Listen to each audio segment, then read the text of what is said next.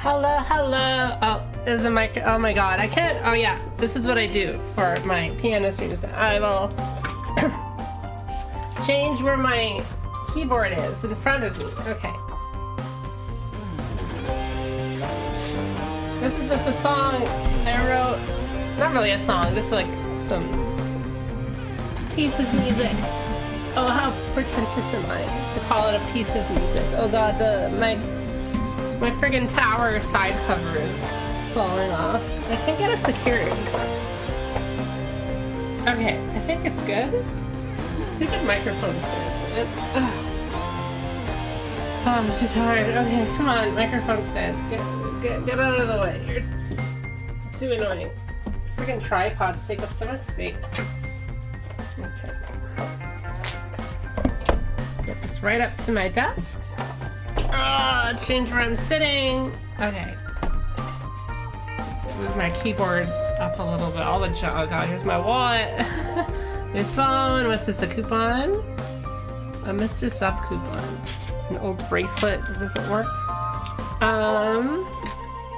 Tape measure. Why is tape measure on my desk? I'm not sure. I gotta measure. Gotta measure things.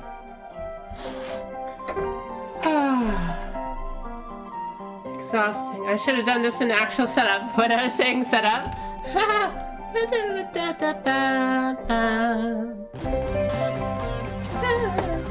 Oh, and now my keyboard, now my earphones are in the way.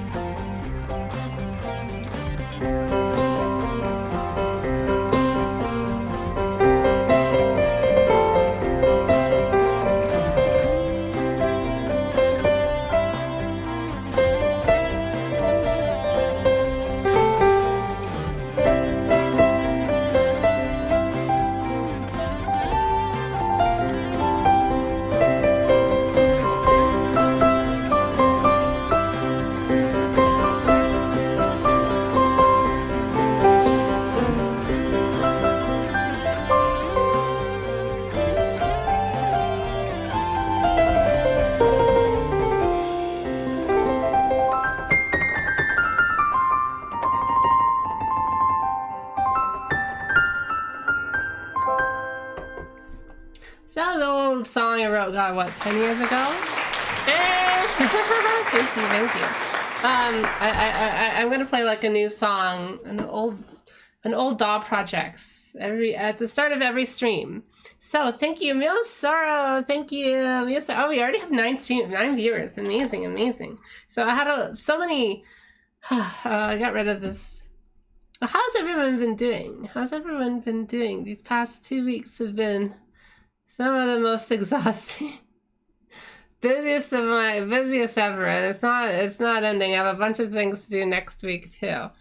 Oh, excuse me. Had a bunch of. So let's center me again. I had a bunch of things. What to say? A whole bunch of things. So if you look up right up there. Look up, I actually got enough for a second monitor. I got a big donation in my Ko-fi, which made me very, very happy. So that's amazing. I haven't gotten the monitor yet.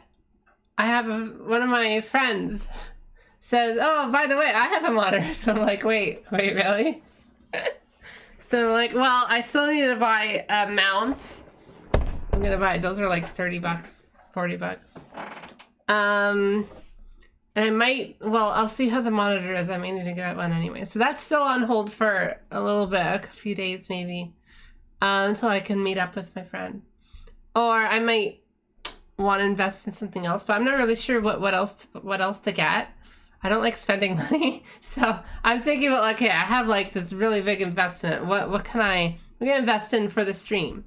So I'm gonna like ask you guys, like, what do you think would be a good idea? Wow! Oh my god! Thank you! I think I got two sound alerts there. I just started to have one of those lying around. The monitor, right? You think like, oh yeah, I do have a thing, something downstairs in the basement, something somewhere. You know, you don't even think about it. A I'm addicted to the Suika watermelon game that's been making the rounds in Japan. I've never heard of that. But I do know Suika, the Tuhu character. I saw a show at Radio City Music Hall on Friday and then saw Lofty yesterday. I don't know who Lofty is, but that's super cool that you went to concerts. I really want to go to more concerts. I haven't had the time, and they're also expensive. They're very expensive, so trying to look for any free concerts. Just somewhere I can like listen to music, people play music live. That would be so cool. I don't do anything like live. I've never like played live before, really. I've never played music with people, basically. I've never like been in band. I've never been in a band. I've never been in that kind of thing.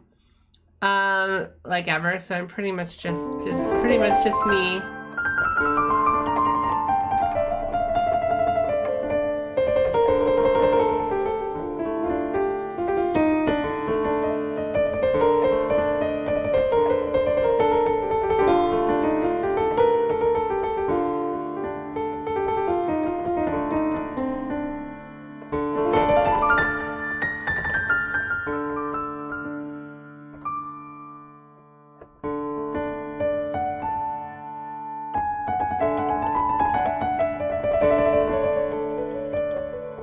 God, once I start playing, I just keep on going and going and going. So, what else has been happening? What else has been happening? I've been making tons of notes, tons and tons of like charts of music theory stuff, and I feel like, I don't know, like I look at it over and it's like, there's something, oh, there's a mistake there. Oh no, I didn't mention the minor pentatonic when talking about Phrygian. What am I doing? It's like, oh, I should put this in here. Oh, I don't have enough room. I don't know. I've been fussing over all these charts I'm making. Sometimes I'll stay up at like 6 a.m. just making these charts. That's why I woke up at 4 o'clock today, which is very bad. This is not good because I don't think, like, I don't know, I might not even release them, or I'll work on them a lot more, or I'll just like get these lessons instead, you know, because I like giving the lessons more. And there's a whole bunch of stuff I want to talk about. There's so many things to talk about with music. I used to think, well, it's super easy. I can explain in 2 minutes, you know, it's super simple, everything to do with music theory. And then I started doing some of the lessons and like making those charts and realizing like, oh, this is actually a lot to explain. I didn't realize how much of that information was stuck in my noggin that I haven't like actually thought about in a like complete way. If I have to actually like explain everything I know, it's like, wait, that's a little bit too much actually. So I feel a bit overwhelmed with myself. 11 subscribers, I'm so happy. I'm so happy.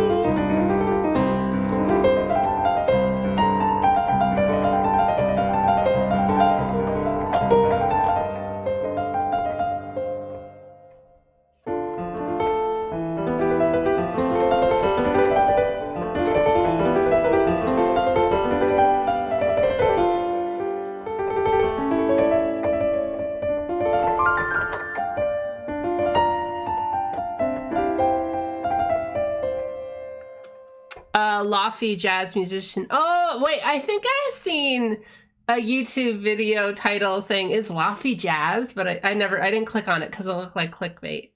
And she's released her albums as actually music books with notes and everything. That's pretty good. Like again, like, you know, it's I mean, it's always been a thing that like most pop artists don't write their own music or can't play really music. They're celebrities. They're celebrity singers, you know. That's been in, like, you know, from the old days, they would just be like, you know, divas, pop divas. In the 50s, from anywhere, you know, they could sing a great tune.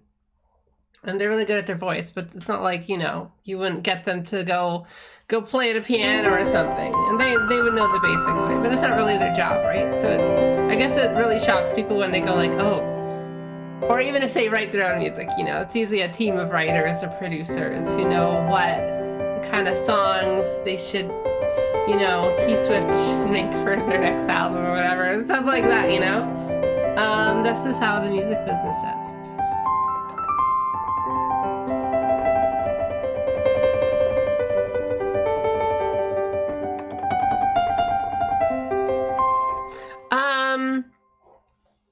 That's cool, that's cool.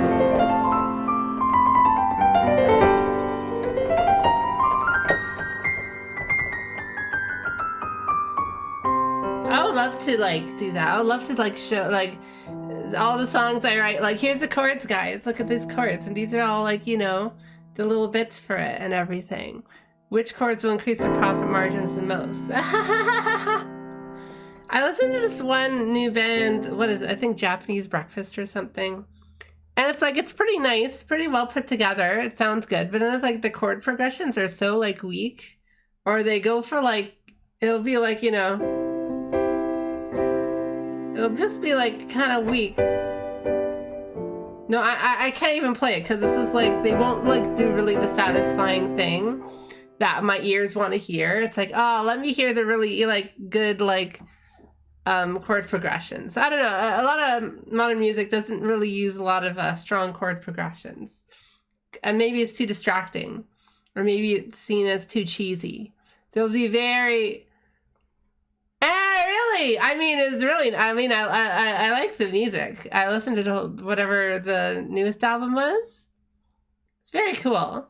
I think I saw some I do watch music reaction channels. I'm very embarrassed to admit, but yes, I do watch them. And anime reaction channels too, because I want to see how people react to the shows I like. I watched like a bunch of like Undead Unluck ones, and like every single Tengoku Daimakyo one, and a lot of music ones too. Which one do I forget the name.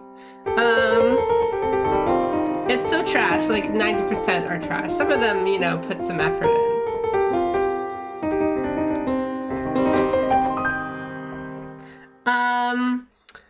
What else? Okay, so we're still in the preamble here, but I guess we were on some green lesson, right? Evening, minmod, random misbrains. Hello, I recognize you. So let's see. I also had a request from a friend, PK Octobot Nano, to play ZZZ, which is a little tricky, but it's also a little simple.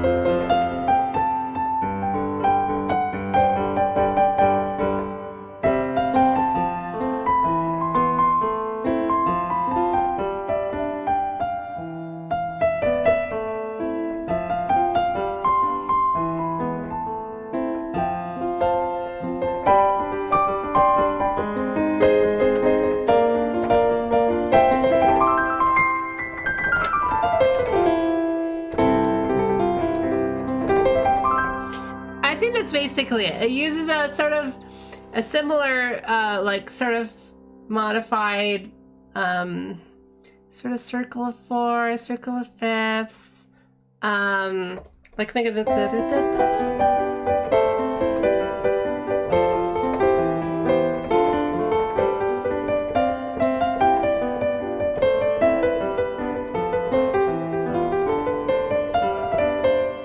Super Mario Brothers 2 ending, like the, you know, the Pachelbel's chords.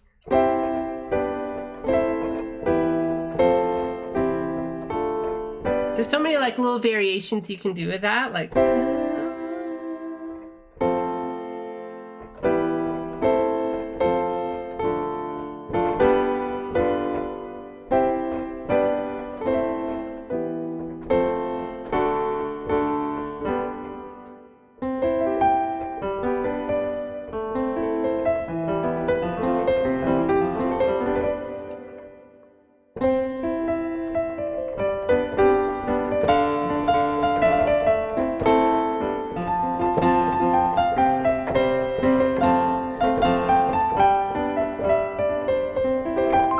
What's the little melody I wrote? You'll hear it in a future album. There's also this little go west, you know you're falling down. Go west, da ba da ba ba ba. Go west, da da da da da da da da da. So, ZZZ and Nichijou, I think by Hyadane, right? Is it by Hyadane, or maybe it's just written by him? His OP themes are amazing. So I do have 2 sound effects going. I'm so sorry. Let's see. I don't know how I'll be able to end that. Awa. Awa!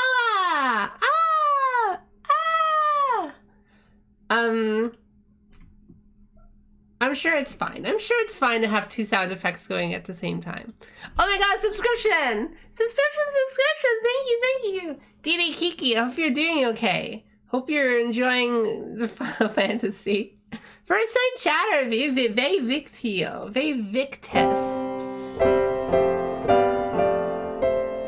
So you see, with this, it's like doing, like with Circle of Fifths, it's doing like this kind of pattern. Dum, bum, bum, bum, bum, bum. And then it has to turn around to the intro again. But basically like this is like going 1, 2, 3, 4, 5. 1, 2, 3, 4, 5. And then it has to go up a bit, okay. But then it goes 1, 2, 3, 4, 5. So it's doing down to 5, down to 5, and then this one, 1, 2, 3, 4, 5. Same thing. And then, so it's 3, like,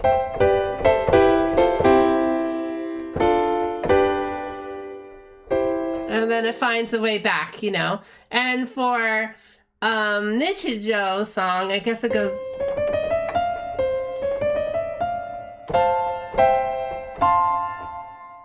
It's doing something like opposite a little bit, but it sort of gives the same kind of effect. Like what is the wait, what are the chords again? I forgot.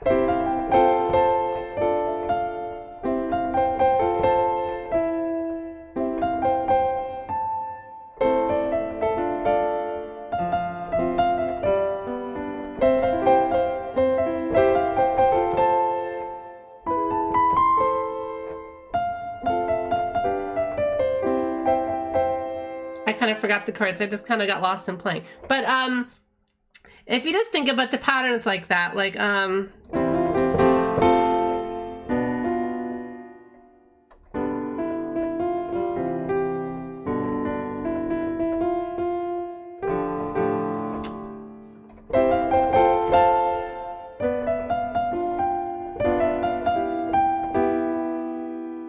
those the chords?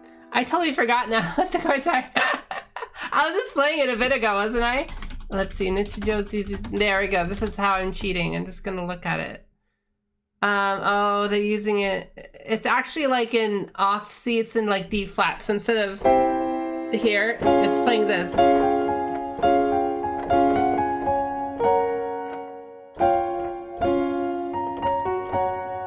Which is a little difficult for me to play.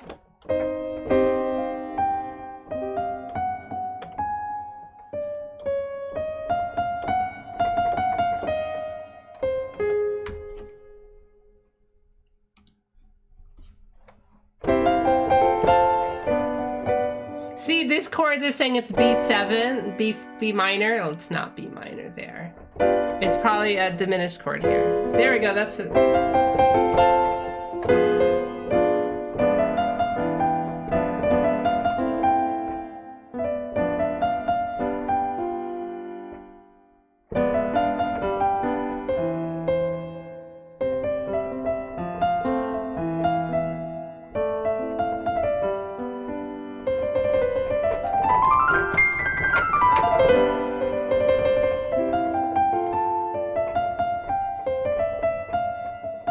Look at the melody. It's just like da, da, da, da, da. So you have these 4 notes, and then these 4 notes, and then these 4 notes, and then it turns around, and then it repeats, and then a little surprise. There we go. Then it turns around again. So that's what I think of like a really good melody. I listen to ZZZ I watched that OP every single time because I loved it so much. Yeah, so he had ended the 2 OPs. I think he also wrote the ending as well, but he didn't sing the ending, of course. So again, it's missing. So let's figure. I was playing it. Didn't I play it right the first time and I forgot? So let's see. So think, what can go over? So.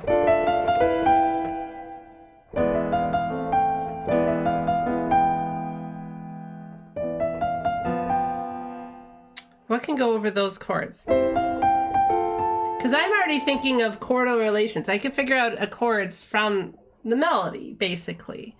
I have a whole lesson on this, and we'll go into this when we go on. We will learn the full green themes later in just a little bit. But I wanted to do this song because it was a request. So when the melody here, so C, E, G. C, E, G is a C major chord. So if I play that, I can play the E note as the melody, because that's already in the chord. Chords always have 3 notes at least 3 notes, and you can play any of these notes as your principal melody.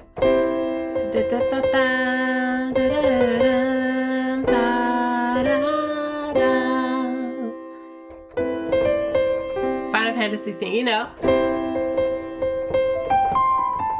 Greens. Look for these 3 colors, red, green, and blue, right? Red, green, blue. So only these 2 notes are off, you know, they're not in the chord, but they still work because you're just traveling between them. Think of like a ball bouncing down to earth, ball bouncing up, down, down again. And then even the last parts of the melody of greens, just again play green and blue again.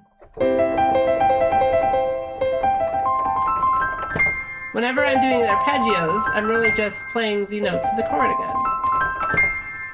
And anything in between, or just add little bits of color. All these other alternate colors, just add a little extra. So, so the first part's a Nichijou, like the green, light green, that's a little off, but we're rounding on blue, so it's fine. You know, we have a little bit of tension and release. We're stretching a little bit on release. If we just landed on this, it would be a bit, not awkward, it's not like weird or awkward or bad, but it's like specific tension. You know, release, relief. Release, tension, release. So even in the simple melody of well, how about, what is the trajectory of that? It's like, you know, you're shooting a little gun, you're like, you know, you're running off. It wants to go maybe a little higher. Well, the next chord is this chord, F, A, C. So we still have the C there, but these 2 notes are different. They were outside before, so we went from bum, bum, bum, bum, bum, bum, bum. And so since we're playing these 2, green and purple, green and purple, green and purple, green and purple, green and purple, you know what it is. Okay, so we're playing these 2. There's still we landed on this blue note before, but it still wants to go up to purple because we're playing a purple now. So we used to play like this, we also have that same tension, that stretching, yawning tension. And it wants to go up. So even in this simple first 2 little phrase, we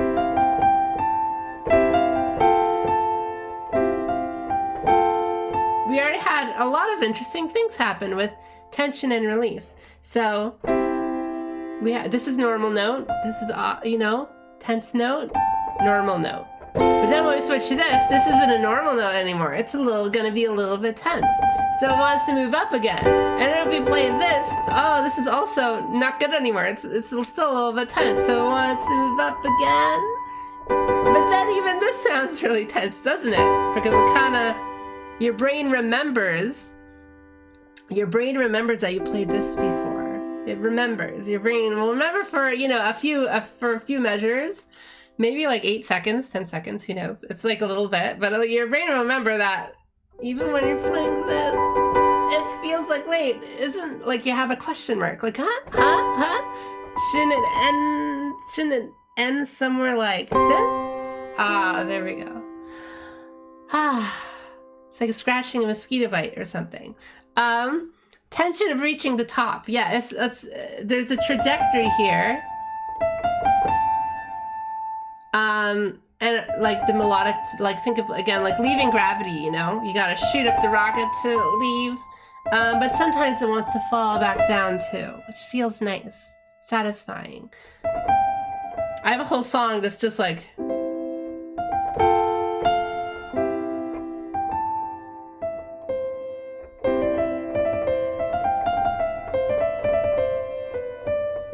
What is it about? Okay, so it's like this.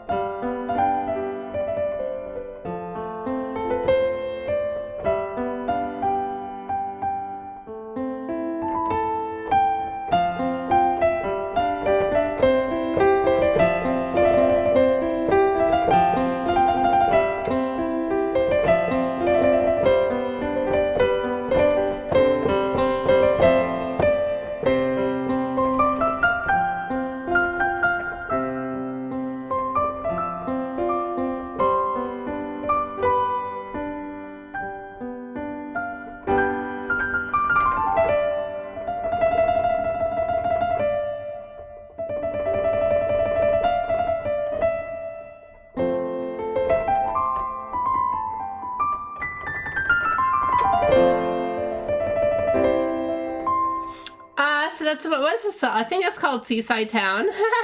A friend was like making a video game, but not making a video game. So I wrote it for him as like the starter town song.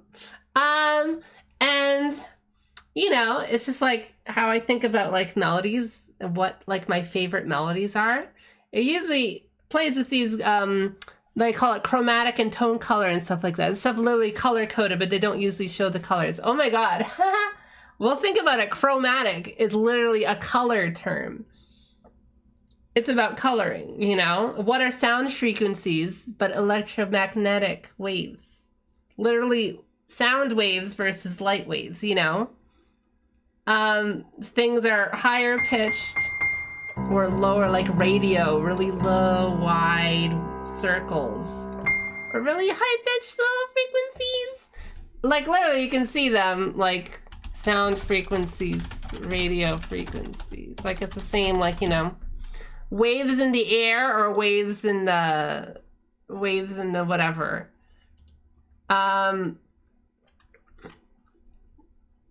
So the way the different like waves, like these kind of waves interact with each other, and you know, the frequencies and how they divide into each other have all like different things on your ears, like oh it's dissonant if they're like right beside each other. Oh it's like two radio waves that are like too close to each other and they interact like during distortion. But sometimes it can sound really cool, right? And what happens if you resolve? Ooh, you know, suddenly this sounds really equal. This sounds a little tense. Something more colorful, really close together. You know, it's like there's different ways interacting. So even in a simple melody like Nichijo,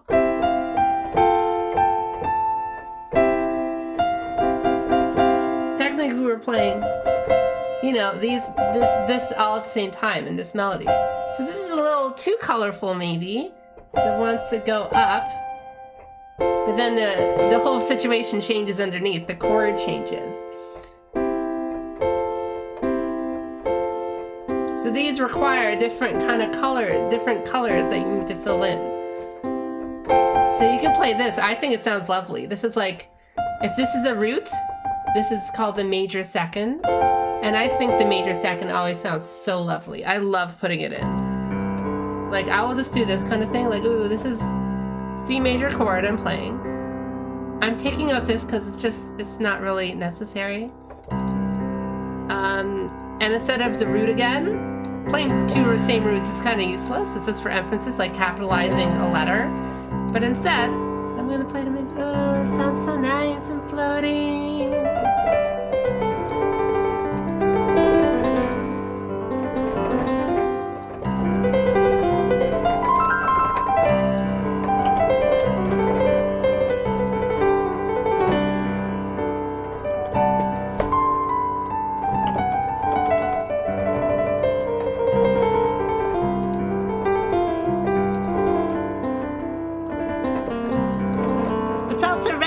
Hello, hello. Hope you're not freezing at a bus stop today. It's getting colder, you know? I was thinking to myself, I always say, like, I realize it never needs to be colder or warmer than 15 degrees. You know, and maybe I will adjust that to maybe like 16 or 17. Because it's been like 30 degrees a couple of days ago, and then like yesterday it was like frickin' 12. And I'm like, come on, give me a break. Somewhere in between would be really nice.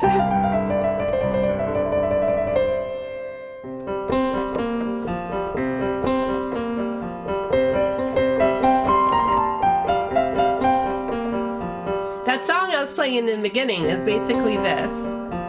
So I'm playing basically this sort of C major. These all go together really well. And I'm also playing this. Oh, the color, it's a color tone. And this is a bit of a color tone too.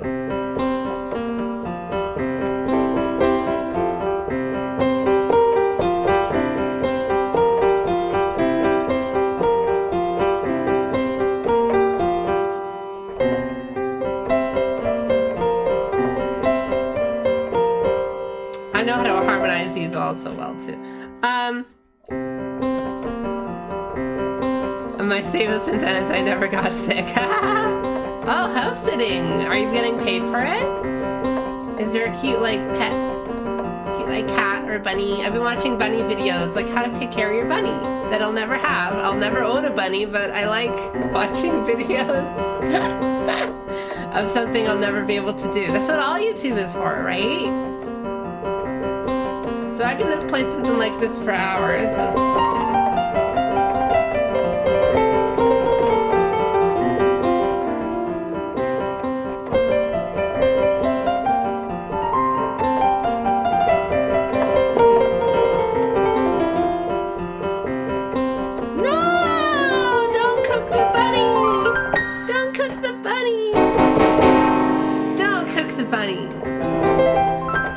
Bunnies are cute. What was I talking about? Yeah, melodic gravity. I have a whole chart on this. It's incomplete though. Maybe I'll just show it on stream. Let's see if I can show it on stream. God, I have so much sheesh in my things.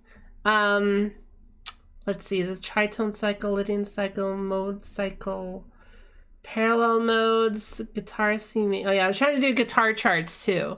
I want to be able to teach guitar theory too, because guitar, it's a little bit easier in a way. It's just that there's a lot more notes on a guitar than a piano. Harmony. Is this harmony?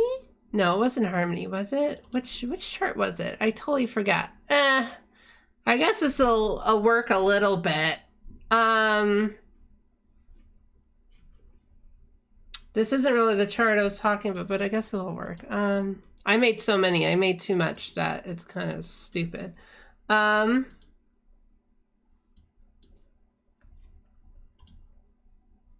Save as JPEG.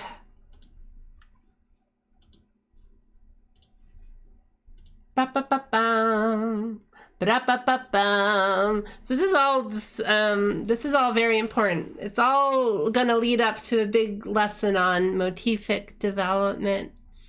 I need to pick up my Bochi Les Paul. Please play your guitars. Guitar is so cool. Guitar is so fun. Back in the box. Like, guitar is my main instrument, I think.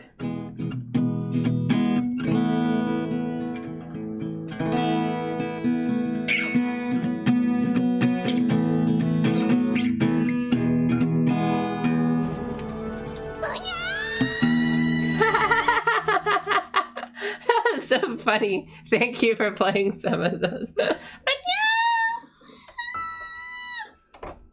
I wonder what pitch that is. I think it's a B. I think she was saying Banya in a B. What is this? B5? Yeah, that's very high. That's a B5 on guitar. B5 on piano. B5 on voice. So that's another thing to know, is that all instruments play all this exact same notes. So anything you play in guitar, I can play that on guitar. If I can know that note, and that note, I can play this exact same notes. So, and once you learn it on one instrument, you know the music on every instrument. You're probably not good at playing it with your fingers, sure, but like the music is the music. Regardless of however you play it. If you want to hum it.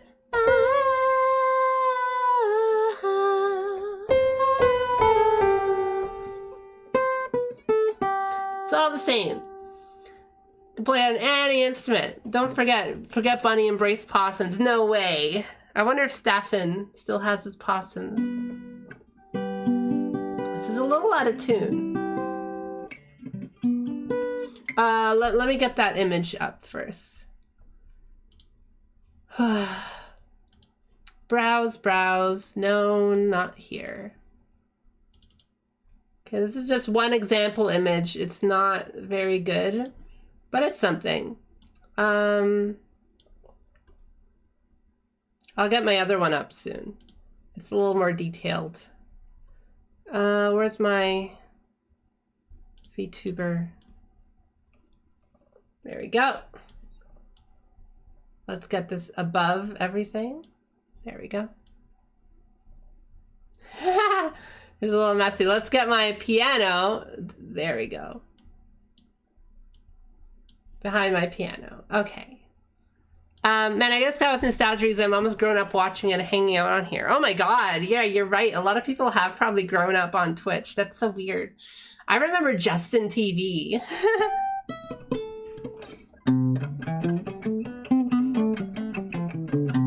It's not the best chart, but see, okay, so the top here, if I had a little, I would love to have a little, can I get my highlighter going? Let's see if I could get my highlighter going.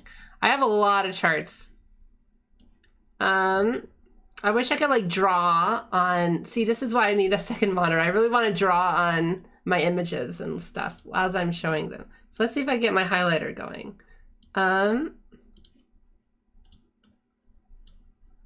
Does it work?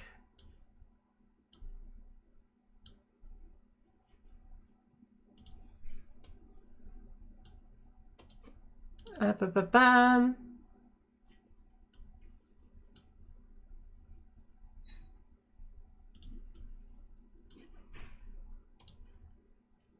Oh, it's very faint. Let's try red. Oh, that kind of works. Okay. I wish I could go thicker. We gotta go thicker. Jesse, we gotta cook. Ooh, that's pretty thick.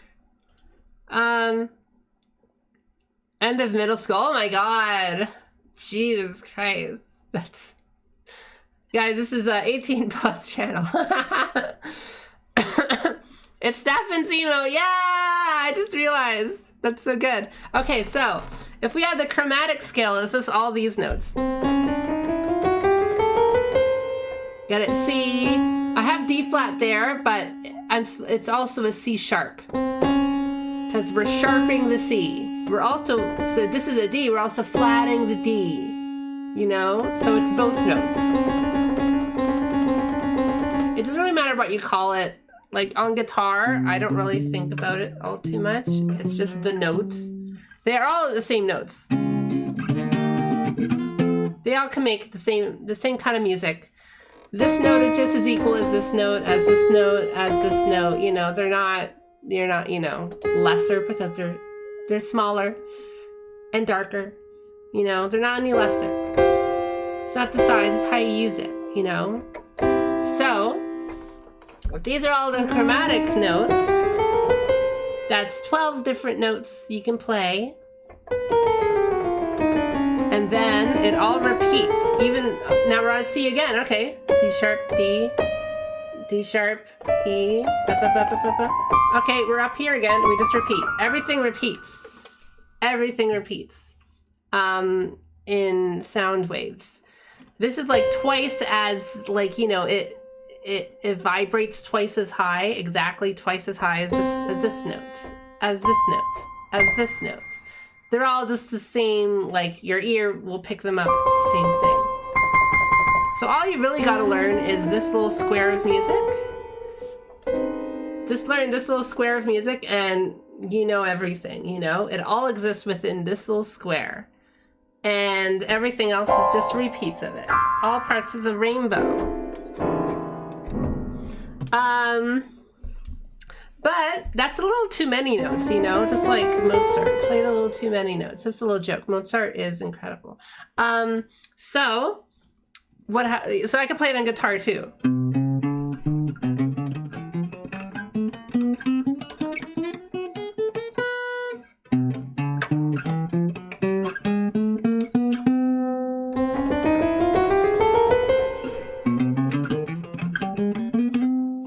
Same thing. And all the same notes, but that's a little too many notes. The thing about music is that it's about what you take away. Like this is a little bit of a reductive model, I guess. Think of it like that. Like you can, let's just take away some things. So maybe these two notes are a little bit too much. It's a little too tense. Oh, that's nicer. So let's just go with these two notes. Ooh, this is, okay, this is our next note, but it's like, it's a little dark, isn't it?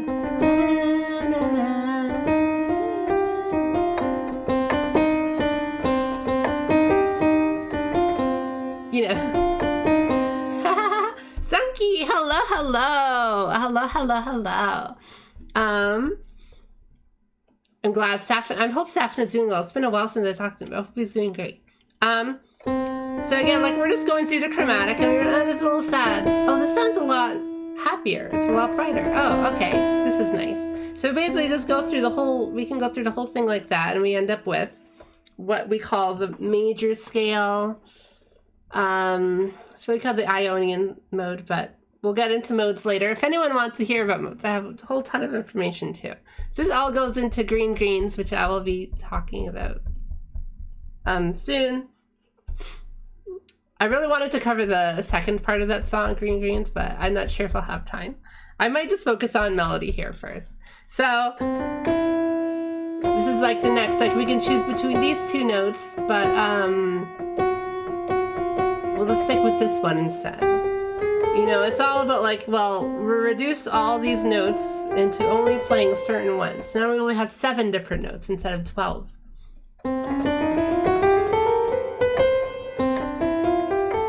Oh, okay. Now it feels like, well, you reduce your palette. You know, if you have a billion different colors to paint with, it can feel a little overwhelming. So we get rid of the tyranny of choice and just leave you with 7 notes instead. Creation of an art in general. Yes, that's what I want people to realize. Art, music is a craft, like painting or sculpting. It's a lot like sculpting, actually. This is a full marble rock. Well, this is your sculpture. You reduced a little bit to create something out of something bigger. Month or so, barely appears online. It seems, yeah, that's a shame, but he's a busy guy. I'm really glad he picked up on that, a renegade. So Just like with guitar, I don't have a pick on me, which really sucks, because I'm gonna play like crap, but like,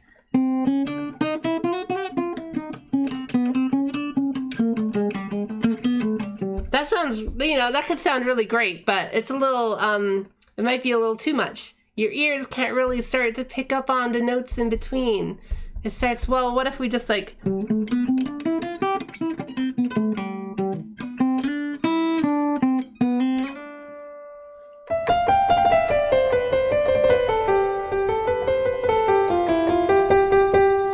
It certainly starts to sound like, oh, it's a little more coherent a little bit. You're starting to slur, you're not slurring your speech anymore. You're starting to speak a little more, with a little more order and cohesion, and structure a bit. So this gives you now the possibilities that chromatic scale didn't really give you. But of course, the chromatic scale is still always present. So then we end up with the major, with the... I can't tell where I'm drawing. It's not like I'm drawing in MS Paint, but it's not like where the thing is. So let's see, here I am. So then we have with the C major scale. Well, what can we do with the scale now? We can play a whole bunch of things, sure, but we could do something, it was a little more harder with the chromatic. We could make C major chords. So instead of, we're going to reduce it again. So we're going to do another reduction, just like we reduced chromatic to this. We're going to reduce it again to just these 3 notes. There we go. That's our C major scale. But it all comes from the same rock. It all comes from the same earth. It all comes from the same pool of water of...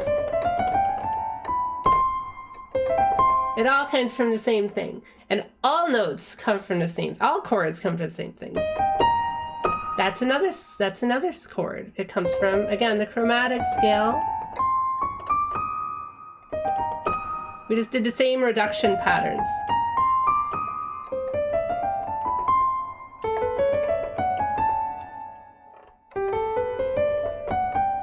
So you can get any scale from the chromatic by just reducing some notes and keeping in some others, chipping away at the marble a little bit. But even when you reduced everything, you still have all these other chromatic notes you could play. Remember I was doing that exercise before I played one note like C and played a bunch of different chords.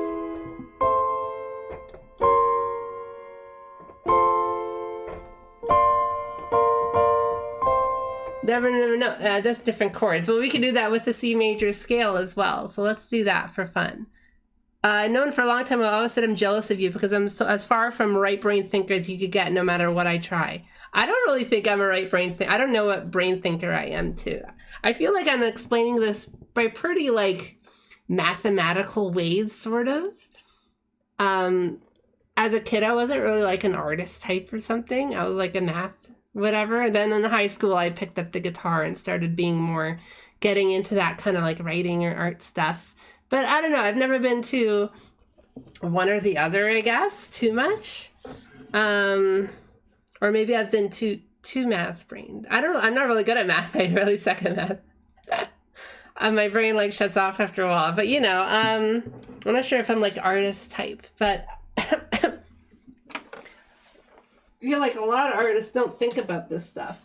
And then the math types who do think about this stuff can't make music. They can't make music too well. They get too lost in the numbers. And art types get too lost in the sauce. And they can't do shit either. It's very hard to get people find music that really like feels super like beautiful, melodic, thing like that. And also really dense, really like super like you could tell they know their shit about harmony. Like Beach Boys was one of them. Brian Wilson, he was absolutely like one of those types who had both. Mozart was another one who had both. Most like, you know, like great composers. But some of them are too like, you know, and then you get too many, you try to sound all atonal and stuff. And it's super cool. They must think, oh, I created the best friggin' 12-tone matrix. You've never heard something like this. And then it's like, I don't really want to hear something like that. It's a cool like exercise, but you know, there's some great musicians like that who really get it, you know. Brian Wilson is of course he isn't. Wait, Brian, is that his name? I forget. I see. I'm not good with data. That was his name, right? Left is logic, rational, calculating. Right is artistic, creative, spontaneous. It needs both. I think anything needs both. Imagine someone writing like an amazing book, and it's like, I don't know, 500 pages long. Someone who's, I don't know, purely spontaneous wouldn't be able to keep all that together. That's a lot of information to keep consistent around 500 pages. What if you have tons of characters and shifting timelines and narratives and going, that takes left brain thinking. You know, yeah, it's probably not even real. It's probably just different neurons are all just doing whatever they can, whatever shit they can before they get Alzheimer's. I think Yakuza is right. Yeah, it's probably not real, but I guess if we just think about someone who's logical and someone who's emotional or something, it is kind of like garbage, I think. Main things mean scientifically proven to be on both sides. MRI showed us kind of activity everywhere. Yeah, that's what I think. Music is the most primal art form or expression form. Like birds can sing little tunes. Or, you know, you don't need language to know music. You don't need to know crafts or have opposable thumbs to play music. Of course, like, you know, like it takes a little bit of brain power, but you know, we're not as defined as people think, not a straight split. These are which parts of your brain tend to be more active during certain tasks. Ugh.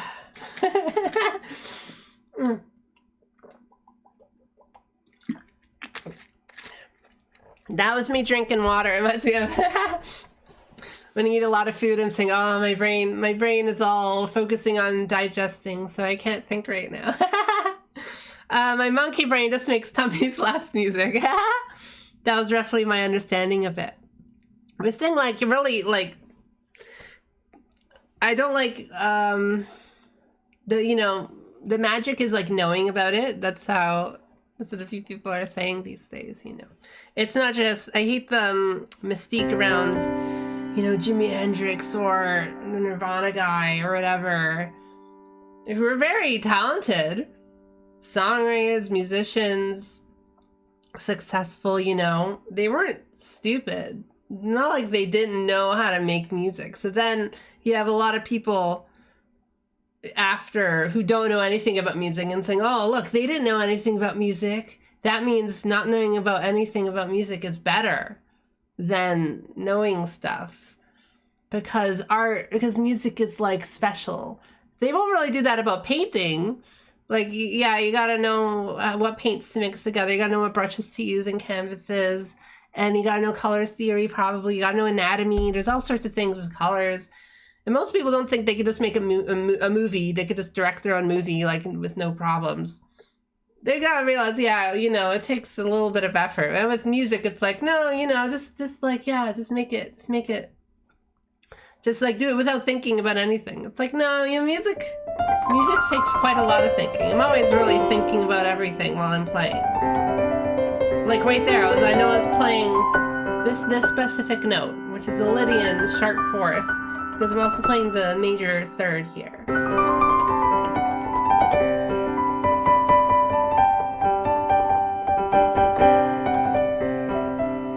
I'm all like this. I was thinking, oh, I'm playing more of a G major sharp right here, which is a fourth or relative Ionian of the C Lydian scale. But then it's like, well, no, I don't want really to focus on this, or else it'll just start to sound like a C major chord. But really, I want to emphasize the Lydian nature. So I went back to the Lydian third here.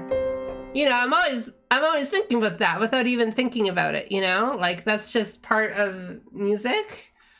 And to me, it's easy because there's only like 12 notes to think about. It's like, it's not too complicated for me.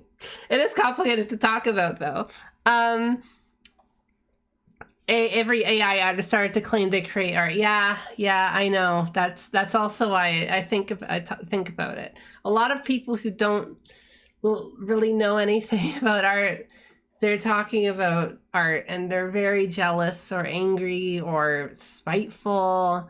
And it's like, even as me, I was thinking like, oh, AI might be pretty useful. Maybe if I want some kind of sketch track to like work off of, or I need some random ideas just to inspire me, just random generated whatever progressions. Let me play over them and get some ideas, because I keep playing the same progressions and I get bored with myself, with my repetitive brain. You know, something, maybe I'll make some like sample like album covers for fun, or maybe I'll do, I don't know. I think there's a bunch of interesting things AI can be used for as a musician.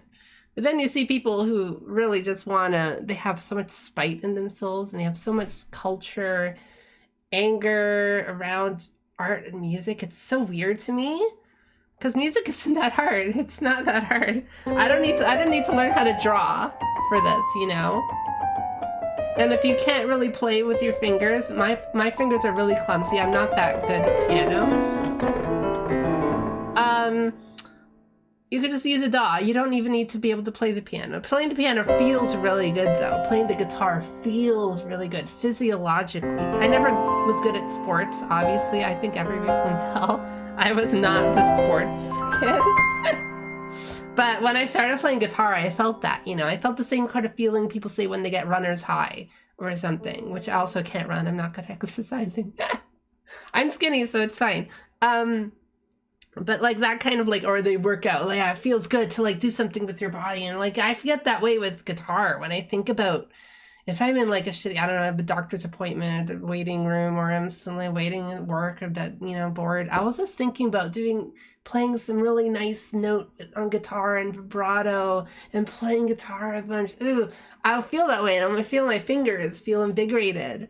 You know, when I like hurt my arm or hurt my finger, the first thing I'm thinking about is like, oh God, will I be able to play music again? Oh my God. I get like panic. Like, it's so important to me physically to be able to play, you know? But you don't need to. You can always play with DAWs. You can play with I used to play with a Tablature Pro, like Guitar Pro, Power Tabs. I used to play with those things, those programs. I would write in little riffs. I would write my own first songs. I wrote all my first songs that way. And I couldn't really play everything I wrote perfectly. I was still learning the guitar, but it was like fun to just start writing music and understanding, oh, these chords go together. Oh, these things go together. I could like do different things at the same time with different instruments and like get everything, be able to understand everything. That's how I transcribed my first music from video games. I would be able to see, oh, the bass is going under this note, and the treble is playing like this note, and the bass is playing this note. What is that? I keep seeing that in like 3 different songs so far. Why does it sound so good? Oh, then I play it on guitar, and it's like, wait, I know this chord. It's a C major chord, you know. Making all those connections on my own really like opened up everything for me, and that's like so fun. Music is so fun that way, because I can just play it immediately, you know. You can just do that immediately. You can do it with your voice. You can just play music with your voice. It's an own instrument for free. You get it for free. It comes with your body for free. You don't need to buy it. Music comes free with your own human body. I do not have the physiological connection. I hope you do. So in school, if I'm ever given a task, if you get to pick your topic, I struggle with really bad. I mean, I'm really bad too. That was difficult for me too, because I could, you know, I get overwhelmed that way. AI art is good for one thing and one thing only: rough TTRPG character. That's good. I'm playing like a cowboy in one of my TRPGs right now. It's really cool. I should get some art made of that. I'm able to make music. However, the thing I struggle with is putting my own emotions into it, if that makes sense.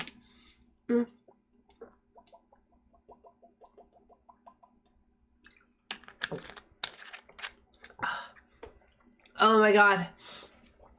Well, see, emotion in music is I was going to say overrated. You have to be able to have the craft first. Like, imagine someone saying, like, what is the emotion in a novel? what is the emotion in a sculpture? There's definitely like certain things. It's sort of je ne sais pas, sort of je ne sais quoi, sort of but it's not something really, really palpable, right? It's not really something you can touch. You can't even hold music. You can't even hold emotion. Really, it's not about what you're expressing, you know. And a way if someone strums some guitar chord isn't really going to be emotional, really. It's just going to be the guitar chord. And then, well, maybe the melody will have like vibratos and really like emotional like connections like that. And that's like where people really get the emotion from. It's how you manipulate these sort of sounds in music alleys. So if I'm like,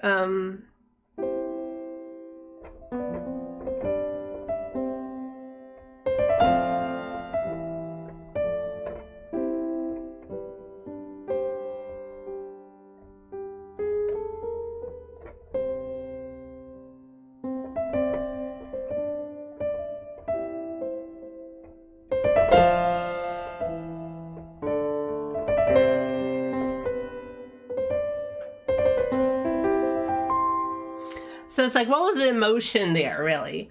The emotion probably came from,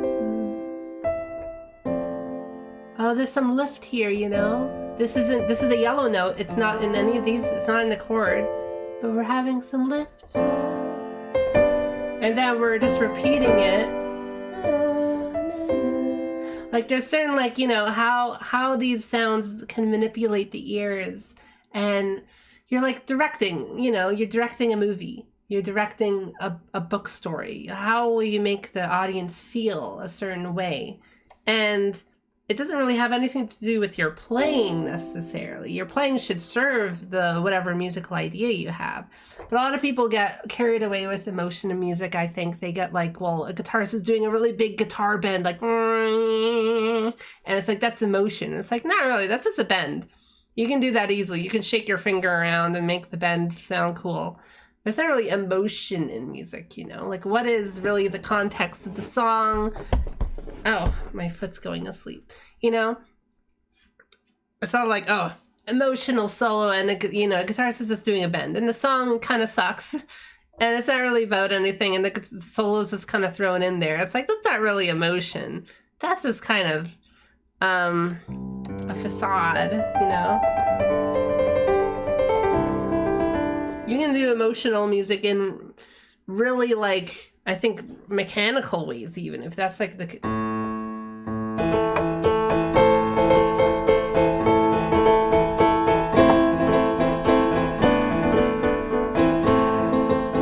not really emotional. It's not like crying or something, but that's like a kind of emotion, isn't it? That's like some kind of like what you can imagine, whatever the music is.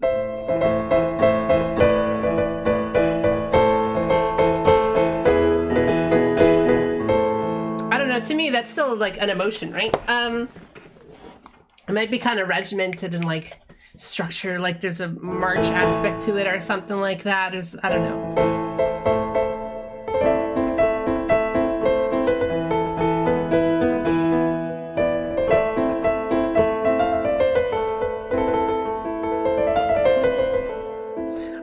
I'm failing to play a certain Mozart song there. But like, I don't know, emotion in art is a little, people get carried away, I think. And you should more thinking about what kind of emotion do you even want to express? Is it rage? Is it just a story you want to tell? There's so much that music can do and art can do that transmits a feeling, even if it's not emotional. Yeah, exactly. That's why I think like learning all this stuff, this melodic colors, melodic gravity of something is really important for the stories you want to tell. And all stories can have a certain emotion.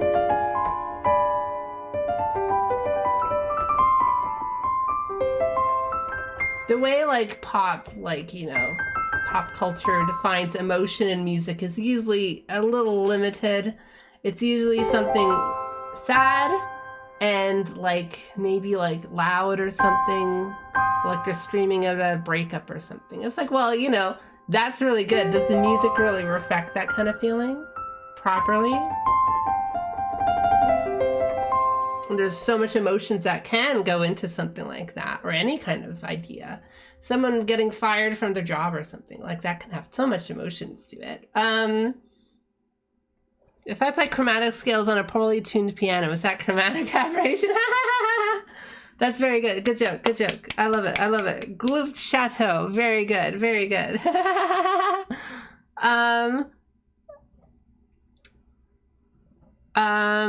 I think I got carried away with the big rant about emotion in music. So we're talking about, so let's say we, from chromatic scale, we reduced it to 7 notes, and now we reduced it to just 3 different notes. Remember, this is just a repeat of this, so it's really just these 3 notes. We reduced the entire chromatic scale into these 3 notes, but the chromatic scale is still useful. Very, very useful. It's still everywhere. So, hello, Cheese Mobile. Cheese Mobile, hello, hello. I'm glad I'm just doing a little lecture.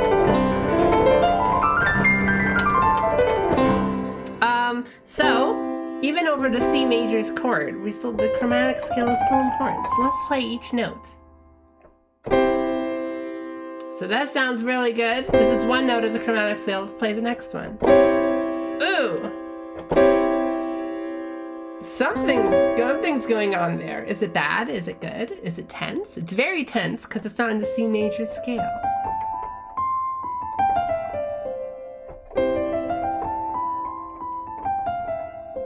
This is off. This is something else, something different. But is it bad?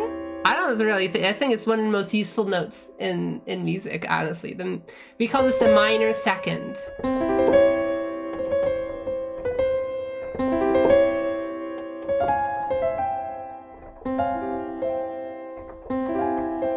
So suddenly I turned this into its own major chord, and suddenly it sounds... Ooh, you've probably heard this before millions of times, haven't you?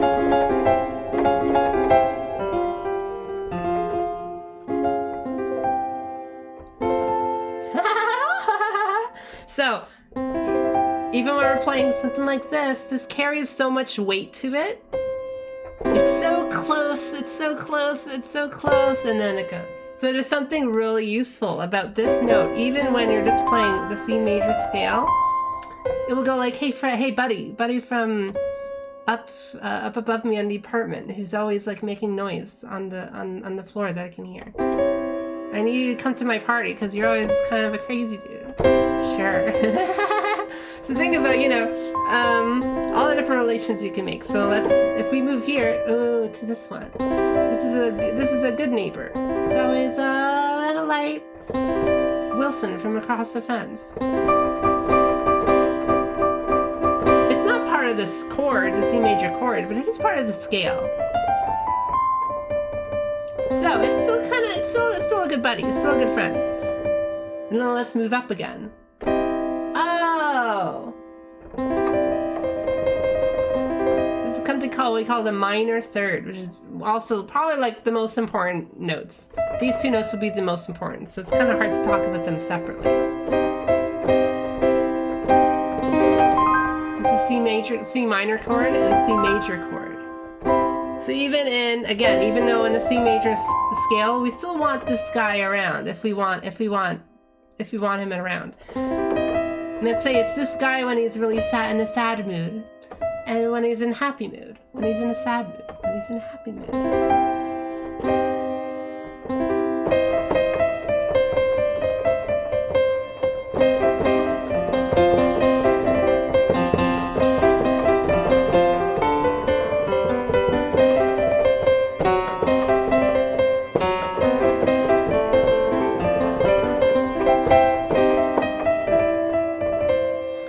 This note, it's off. If we play both at the same time, it's like some Dr. Jekyll, Mr. Hyde transformation. It's too much. It's probably best to choose one or the other, usually most of the time, but it's still a good color, optional color to have in your palette. So minor third, major third. We already covered the major third. It's literally just the part of the same chord that we're in. It's part of the scale, and it's also part of the chord. I'll bring up the next chart I have actually before I go on. Let's see. I will. It's something called tritone, sectritone, melody, mode, step, pattern, visual, tertiary, melodies. Here we go. I made a whole thing just on melodies. So again, these pictures are not complete, but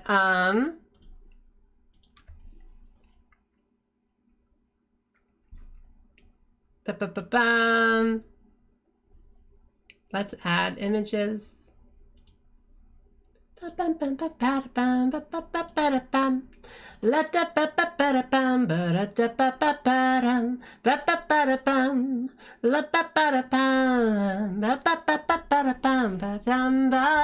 little too, it's maybe too much information. God.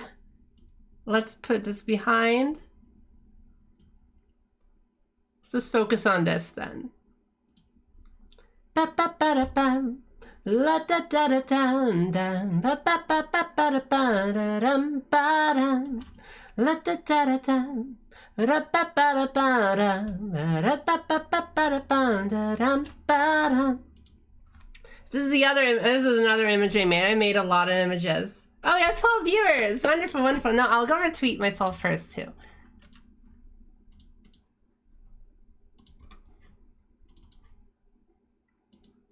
Okay, okay. So, when we have the root, third, and fifth. It's called the major third, right? And perfect fifth, and root.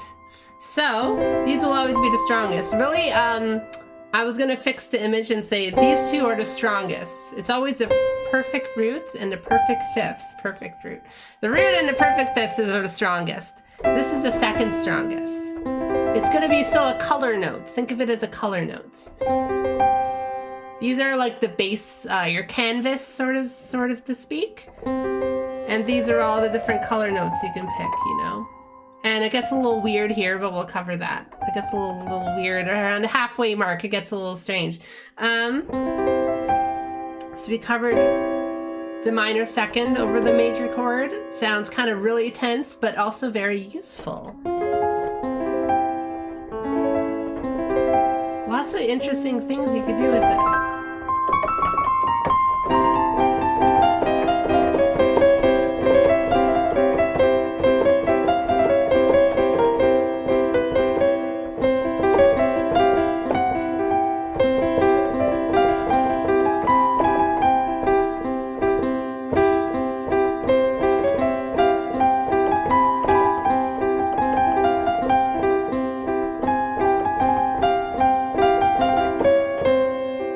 So the minor second is very useful. Yeah. Because again, that brings into what we're going to talk about maybe next lesson. Modes. All the different modes. Because all the modes is basically going to take the major scale and, well, instead of this note, we're going to play this note instead. And instead of this note, we're going to play this note instead. Okay. Instead, like, you had that big sculpture, right? It's all the chromatic notes, the big sculpture. Well, Mode just goes, well, instead of this note, I'm going to play that note instead. And instead of that note, I'm going to play this note instead. Something like that, you know?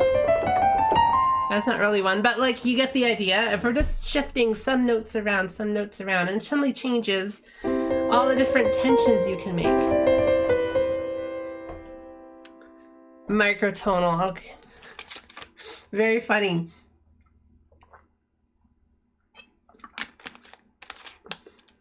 And I should make a meme. Hold on, I should make a meme.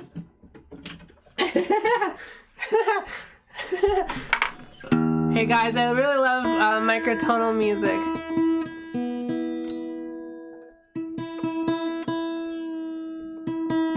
I'm trying to detune my guitar. I love microtonal music, guys. Really, microtonal music is everywhere already. It's not really anything. This kind of melodic color stuff, I don't see them talking about enough, you know? It's really basic stuff. Microtonal soft. So we talked about the minor second, and the major second is right next. So these two are always the seconds. These two are the thirds. These two are the fourths. Perfect fifth. These two are the sixths, the sevenths, and a C. So that's all about deciding which one are you going to choose. I actually went into this last lesson too with the big colorful chart I had, like the little marbles of which one. You're going to choose this one or this one. Let's choose that one or that one, that one. You know, you're just making your choice of what kind of reductions you want to make. We went through the minor third, Jimi Hendrix kind of chord. What would actually be the Jimi Hendrix? Let's see if we could play this. So it would be bum bum bam ba-dum bum bam ba-dum bum bam ba-da-na-na. It would be no.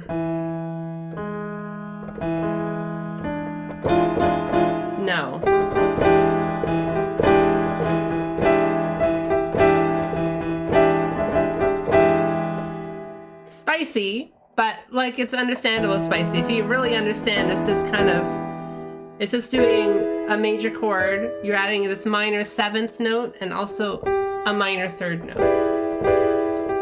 It's a little rough, but you can make cool music with it. So I'm getting off track again. So we went to the major third. All right, we're at the perfect fourth here. Perfect fourth. What do I have written there? This is also. Oh, I wrote that as I think I made a mistake there. Again, this chart has a few mistakes in it still. This is a perfect fourth.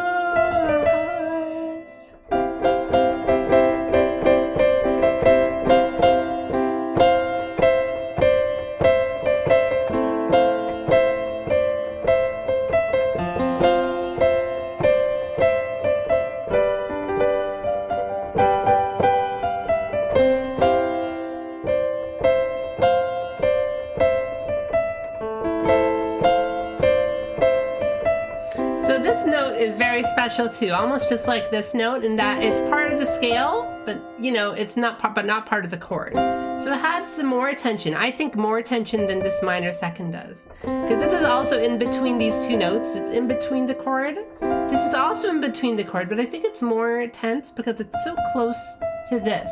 They're right beside each other. There are two notes that are right beside each other. We call that a half step. Half step. And a whole step would be two notes. There's a note in between. It's giving it some breathing room, you know? It's letting, you know, going to the urinal beside the other dude. So, you know, you give them some space. If these two are right beside each other, they're a little tense. Can you guys recognize this theme?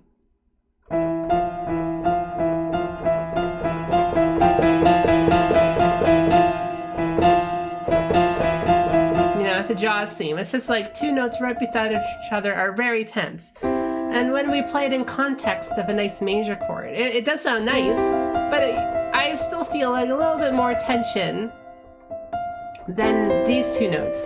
Because these two notes, there's a note in between. There's some space for it to breathe between all the different notes, basically. This is comfortably sitting right in the middle. Blahaj mentioned, Blahaj needs a theme song, I think. And now we're getting to a very special note. Tritone. This is a tritone note. So why is it called a tritone? I don't know, but it is the note in between. Immediately in between. Look at that. Mathematically, it's right in between. This isn't really in between. It's a little off to the side. See? This is also a little off to the side too. It's not halfway through. This is the actual halfway notes. So let's see, let's count, right? 1, 2, 3, 4, 5, 6, 7. 1, 2, 3, 4, 5, 6, 7. It's symmetrical. So it's symmetrically right in between. It's very important. This is probably the building block of all Western tonality versus like pentatonic folk music, traditional music, like when they developed like Western music theory. Really, I think it's all based on the tritone. And I have some mathematical proof I will be posting at the end of the video. Starting 0 minus X. Go, go, go. Have fun. Good luck. I haven't even unlocked the new trials. I haven't finished MSQ yet. I only did Alliance Raid like 2 days ago. It was good. It was good. So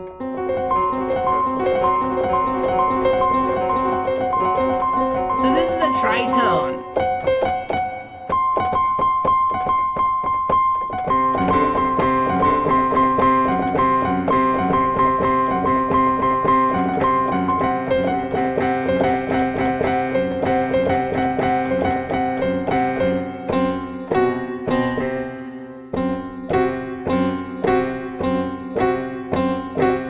had a purple haze, and the other one was YYZ, right? So the tritone is very, very important.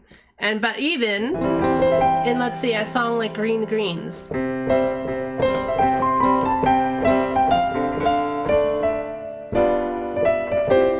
What was that last chord? I played something called a G7. And what is this chord? Let's name all the notes. There's a G, there's a B, there's a D, and there's an F. Well, what is going on here? Something very, very, very, very, very, very, very, very, very important is, if we count the notes between this, 1, 2, 3, 4, 5, 6, 7. It's a 7. And, you know, if we don't count this, it's 1, 2, 3, 4, 5, 6, obviously. And if we count down, 1, 2, 3, 4, 5, 6, 7. It's a 7, it's a tritone. Ah, isn't that satisfying? Like scratching a mosquito bite. Oh.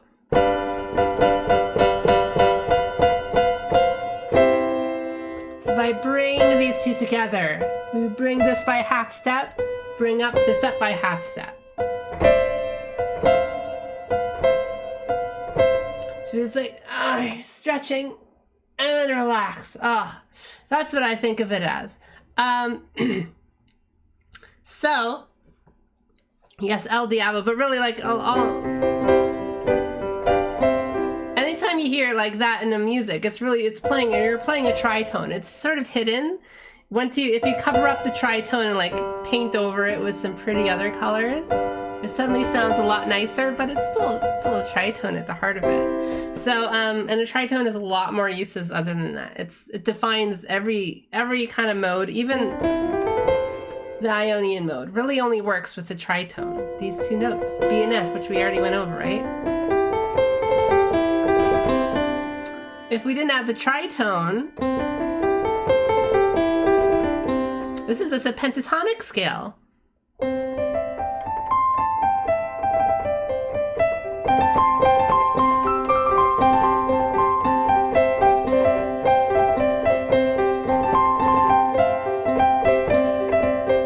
We can't play the tritone here. There's no other tritone in the scale.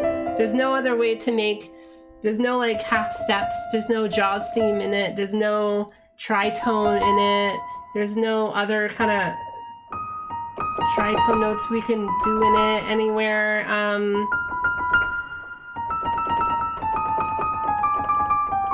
There's really no tension we can have anywhere. It's just gonna be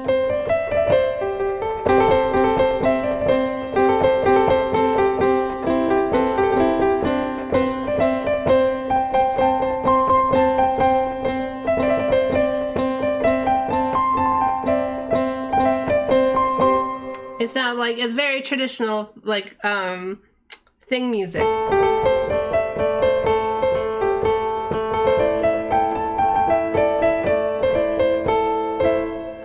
And if you think about it, it's like very traditional, like a lot of, think of like traditional instruments been able to play it like 5 notes. It's always 5 notes, so it's called pentatonic. But it doesn't have these special color tones, so that's why these two color tones are really so important over the C major scale. So we're halfway through now. We got over this. This sounds really, really tense. And also in Lydian, my favorite mode. Even a tritone can sound very pretty.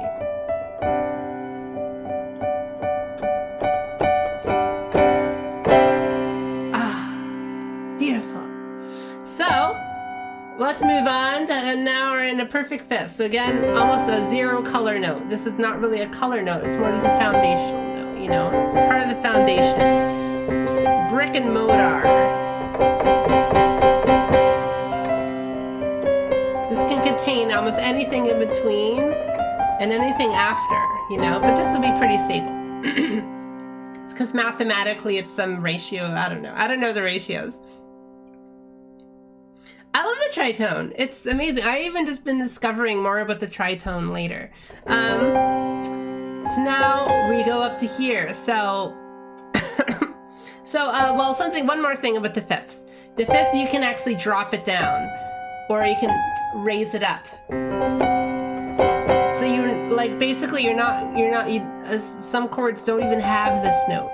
We call them diminished scales or augmented sometimes. Diminished chords or augmented chords. So you want to be able to play this. It won't sound like this. It will sound like this.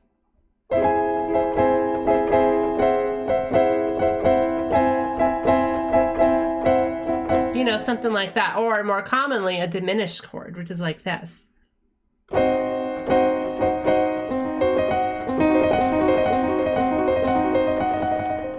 Hit meteors first pull. Rest seems easy.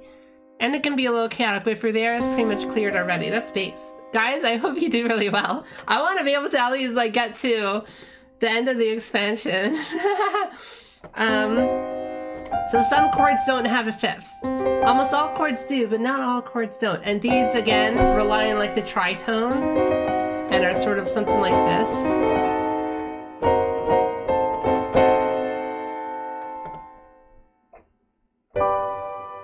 You know, they're meant to resolve somewhere else, basically.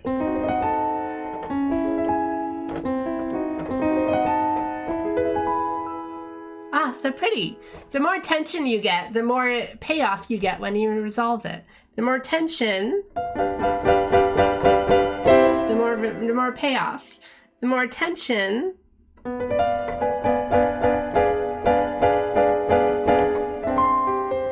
the more payoff. The more tension, the more release. And sometimes you want to stay on that tension. Because it gives a nice... If that's what you want for your story that you're telling for your music, it's good. You have to know like that these notes do give a certain kind of tension sometimes. A certain colors of tension, and some tensions are greater than others.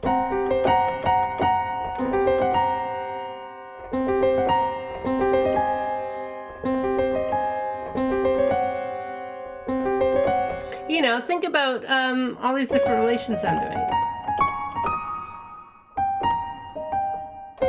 A lot of this is just experimentation and being familiar with sounds. Like if I hear this in a song, I know exactly what chord it is. Like, oh, that's the seventh chord, you know. So a lot of these things just come with familiarity. So we went over the lack of fifth. Sometimes you won't find a fifth in a chord, and that means it's very unstable. It just wants to go somewhere else. It wants to drive somewhere else. It's gotta go to the bathroom. It needs to stop the car. It's on a road trip and you gotta go somewhere. And they wanna go somewhere else. So now we're on this note. Very, very important note as well. I think it's very important because this is something called the minor sixth note. This is a major sixth, minor sixth. So the minor sixth is very tense as well. Again, it's right by the fifth. So it's giving a very tense energy, almost like the tritone. But it's also very, very useful.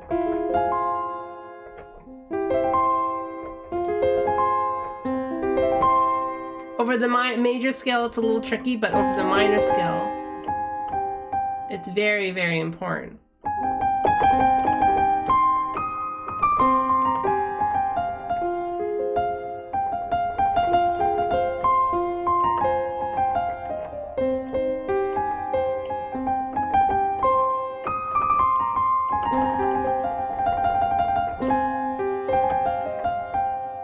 So about the colors that you can make. So we'll go back to major.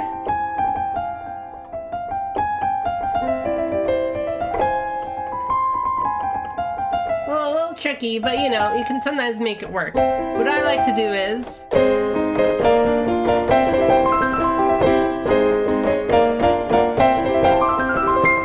so I like to make the chord off of this, like you go by the same pattern.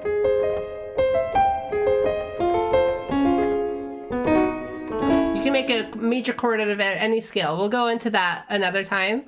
But if you follow the same kind of pattern as this note,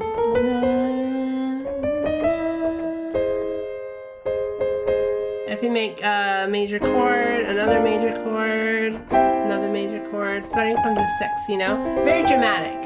You get a nice sense of drama because it's like right close by, but not quite enough. This major six is also, minor six is also in this minor third chord we're playing. No, wait, minor second major chord. It's really confusing. So it's also here, you know? So there's all these like connections you can make with this note. It's a little tricky though. And then there's the major sixth note. It's so fitting.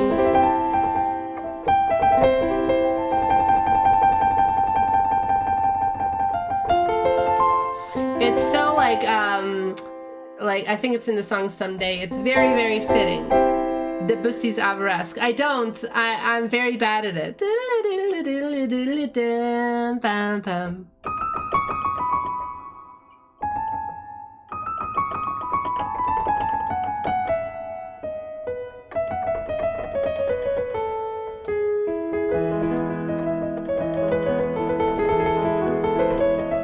I forget how it goes. It's something like that, right? I'm sure I've heard it.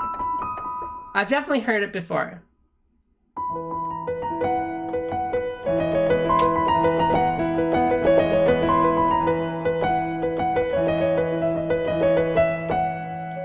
That's not the song.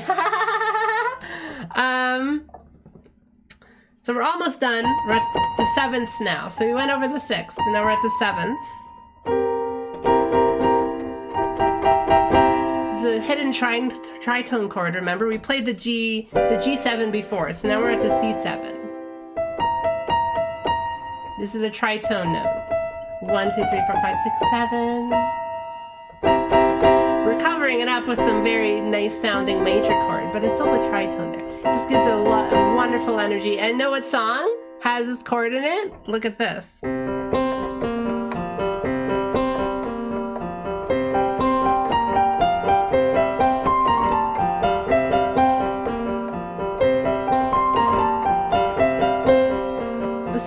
In the middle, in the beginning.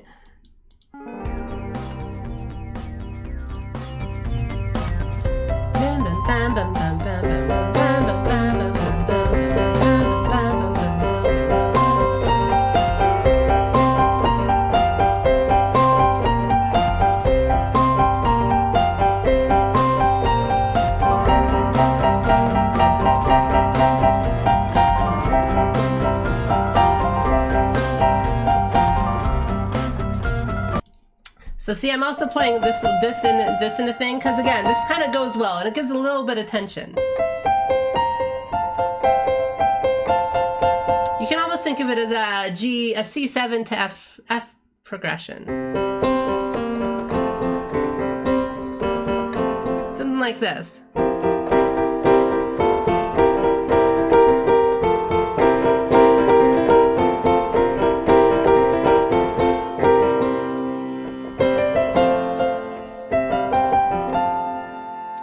C to F, very, very, very important. Z, Z, Z.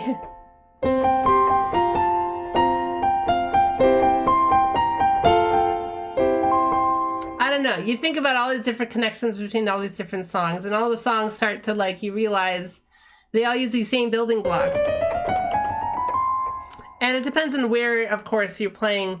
When I talk about major and minor seconds, okay, wait, let's finish up this little demonstration. We're on the minor seventh here. So the major seventh gives a lot of tension because it has that tritone. This doesn't have a tritone, but it has that half note connection. The Jaws theme hidden inside. But it sounds so pretty, you almost forget about it. I'm gonna play this major second too because it's really nice with it, right?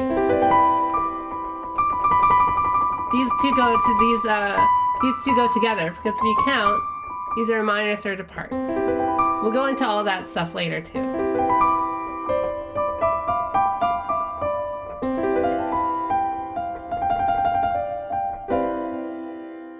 So from all this, we got, and remember how the G, we talked about the G note wants to move up, like melodic gravity. Wants to leave orbit. So even when we're playing something like this, it's almost like stuck in like a suspended animation sort of thing, right? Which gives a really, really nice feeling. You'll see this in jazz a lot, because jazz doesn't want to just sound really basic, you know? You won't just hear a normal chord like this in jazz usually. You want to add some extra colors to it.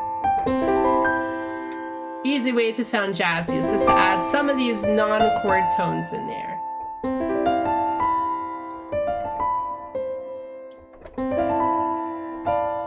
Suddenly it sounds jazzier. So that's a little lesson on melodic coloring, I guess. We're gonna talk about, I still wanted to talk about green greens. So, okay, so like the first chord of green greens is, okay, I'll get rid of this. This is a little, just look at that gravity, right? Like, I wrote a bunch of things. Like here, right? Like, so there's outside notes. The leading tone is gonna be this one. It leads into here. It has the most gravity between the root, third, and fifth. We call it the root, third, and fifth because literally when I'm doing a major scale. So 1, 2, 3, 4, 5, 6, 7, 8. 1, 2, 3, 4, 5. So 1, 3, 5. There we go. So it said, yeah, look, second, fourth, and sixth, right? So this is the second, the fourth, and the sixth. So those will be kind of outside tension, not too tense, not too consonant either. A little dissonant, a little consonant. Use them to your discretion. Outside notes will be just basically anything that's not in the scale at all. It was part of the original sculpture that you left in. A little weird. This is the most tense one, of course.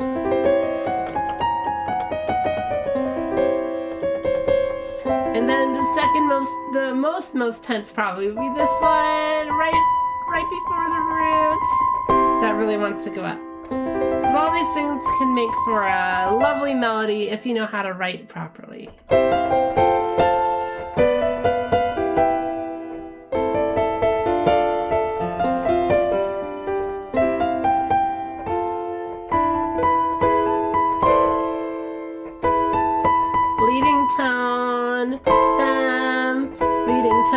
The sixth here too, the minor sixth. So you introduce and then resolve. Not to C major, we're using something else here. See, this is all like, if you're thinking of melodies in terms of these colors. And not just even the scale. Well, how about if we're playing this chord too? Well, now the gravity's shifted a little bit. Not completely, but a little bit. The melodies changed a little bit. Gravity changes. All these count as gravity changes. But still, this still rules. This is why it's called the root notes, the root chord. Because it still has control over all the other melodies you may create. When you're playing the outside notes, sound like a song with staying home with a cold on a really nice day. See, that's wonderful. You can just make a song like that. That's totally up to you. Yeah, I know how to get that feeling in my head that, how do you transfer an emotion into words? Into music, you know?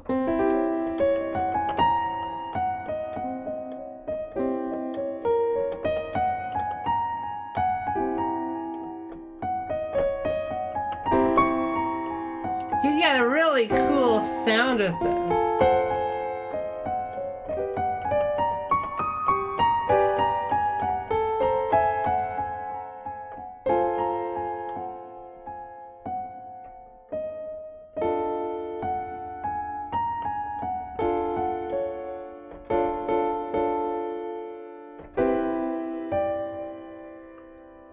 So like, if we listen to those separately, it's doing something like this.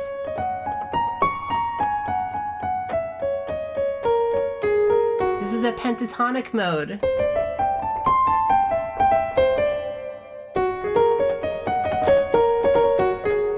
It's the same, 5 note scale with big jumps, no tritones, no leading tones, no half notes, no notes that are right beside each other, and no notes that make any dissonance. You can play these notes in any way and they'll never be dissonant, no matter what. You can't make dissonance with these. Blues artists and obviously actual folk, traditional musicians over the thousands and thousands of years will make little bends, so you know, they'll bend the notes into to make actual like colorful tones. But these don't have much color on their own. They're kind of just starting out notes. You know, blues will do the bends and stuff when they're guitars. And then, okay, so that's one half of the music. Staying home with a cold on a really nice day. And this can be the outside nice day.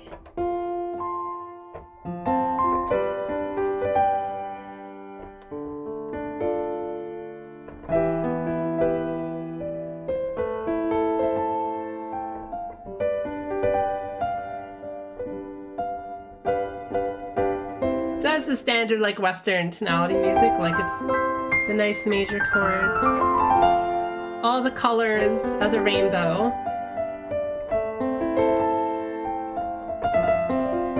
and dissonances. We have certain dissonance. What is this note doing here? This is a tritone note again. We're playing it because it sounds good.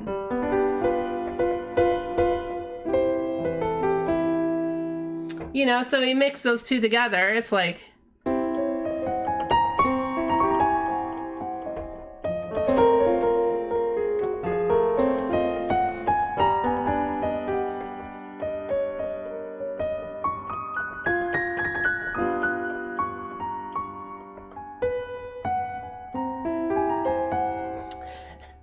So it sounds really messy, doesn't it? Well, again, like this is the quality of outside notes and why they're so like, they could be so jarring, but also very colorful. If you want to, you know, throw mud on your painting, if that's like your intention. So, NPR classical station. Well, that's what a lot of the atonal people were probably trying to make. I probably wouldn't listen to music like that. I like simpler, nicer music, like Green Greens. So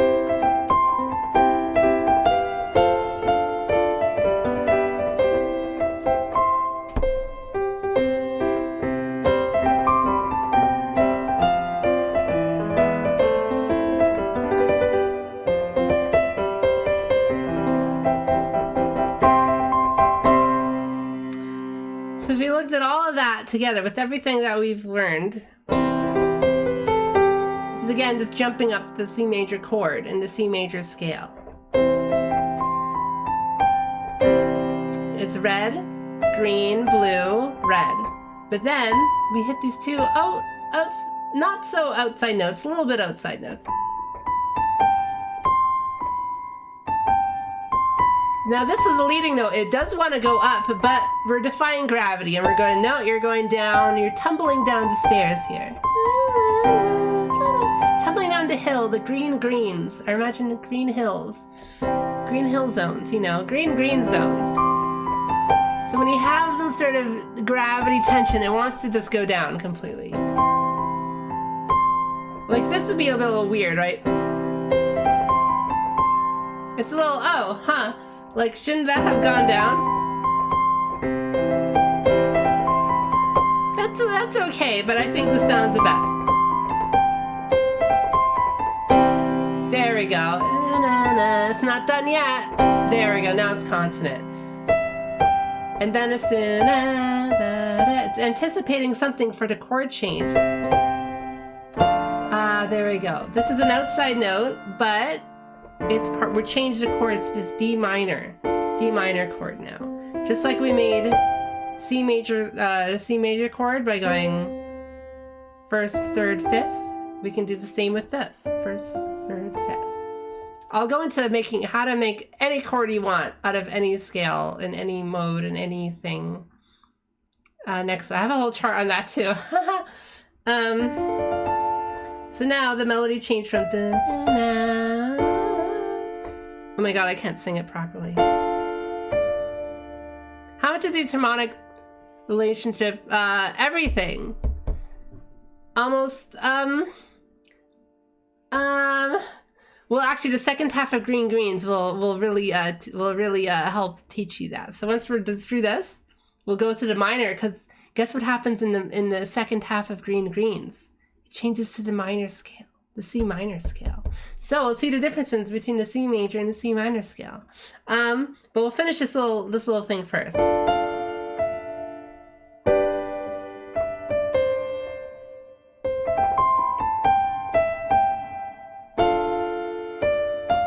So here, na, na. So these two are chord tones. They don't add any tension, but this adds tension. E. This is a minor. This is a major second of the D minor chord.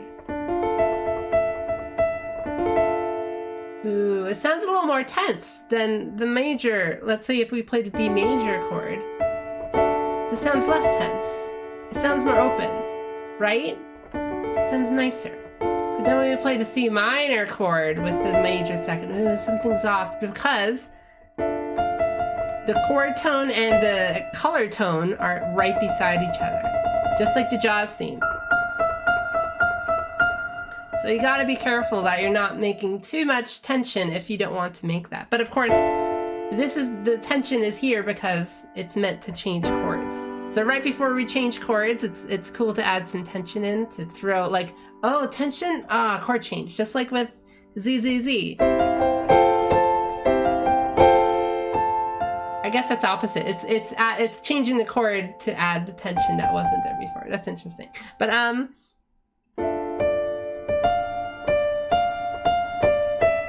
and then changes chord. That's a chord tone, nice. But we're not done. We're at the G. We're at the G. Something's off about this chord, and it really wants to go up because there's a leading tone here. That B, that's the major 7th note that wants to go up. So even when we're here and we feel like we landed home, the melody is hitting a chord tone, right? So why do we feel quite at home yet? It's because it still wants to go up to the C major scale, which still rules over this whole progression, is still commanding us to go. And it's playing a little major 6th of the G major chord.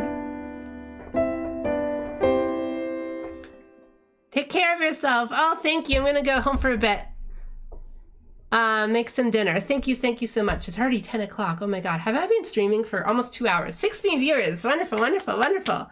It all comes back to green greens. Listen, I've been thinking about green greens for weeks because it's so good for a little Game Boy color, a little Game Boy video game song that lasts for like 30 seconds. It's so good.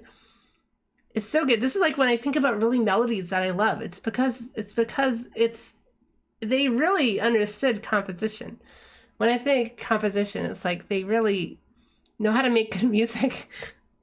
It's just like the kind of melodies I love. It's so like sensible, and it uses the tension appropriately, and it knows how to make the melody flow and go through a process, even the rhythm. I wanted to go into the rhythms, but we really have so much to cover. We don't really have the time.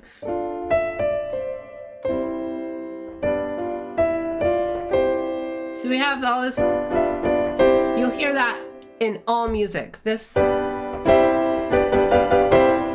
what is like,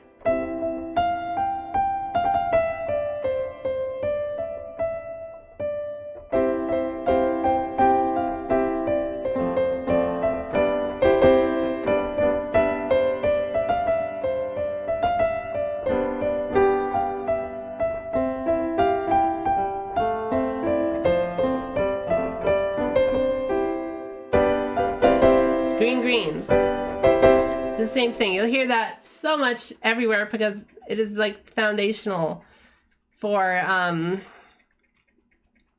Western music. You won't really get that in pentatonic music because it doesn't have the leading tone, and it doesn't have the tritone.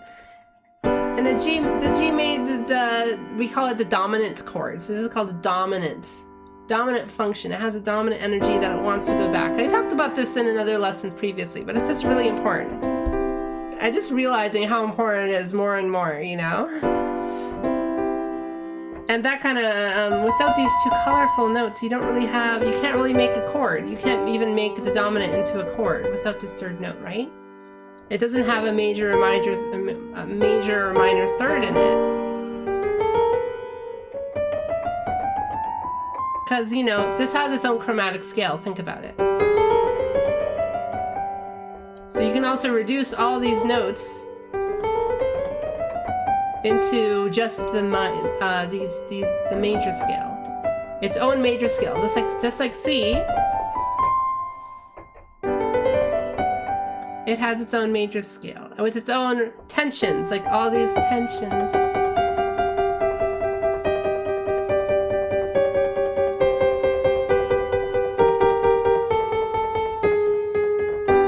It's all the same thing, just like C major.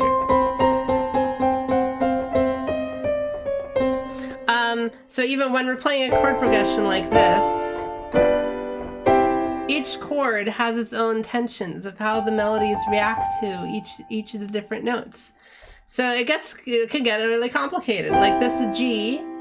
No, let's play a B. This is a really tense major 7th note. It wants to go up. And then we're playing this. So now this has become the major 6th of D minor. So let's count, you know? Hold on 1 second. I had a brain fart. So 1, 2, 3, 4, 5, 6. 1, 2, 3, 4, 5, 6, 7, 8, 9, 10, 11, 12, 13. So, you know, this is a 12th note. And it goes up. But if we just keep playing this and then we change notes, oh, well, our ear memory still remembers the tension here, but also this also serves as the major 6th of this chord. So 1, 2, 3, 4, 5, 6, 7, 8, 9, 10. It's not 12 anymore, right? So this is a new energy. A little different from the last. It still has tension to it, but a little less because it's part of this sort of pleasant major 6th energy, you know? And we're still playing this melody note, and now we're changing chords to G. Oh, so now this is the major 3rd of this note, right? 1, 2, 3, 4, 5. From G. So this has got a new tonal center. A new chordal center, I guess. But the scale still rules over this, all these chord gravities, and it still wants to go up to the C. So as you change,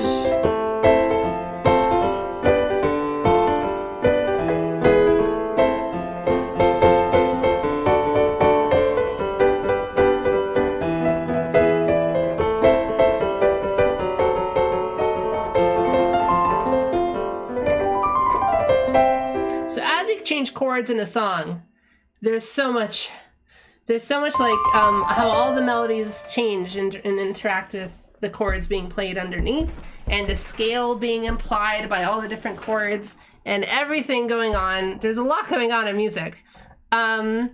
We saw in Rage. Good luck. Hey, that didn't even take too long. That only took like a little bit, 10 minutes or so. Congrats. God, I'm sweating a lot. I'm just gonna take my sweater. No. Okay. I need a fan or something. So, let's get rid of this now. Let's have some fun. Where's my Kirby dance? I lost track of time.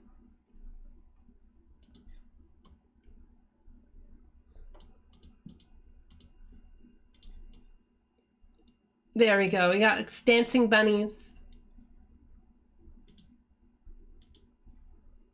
This is called dance, but it's not a dance.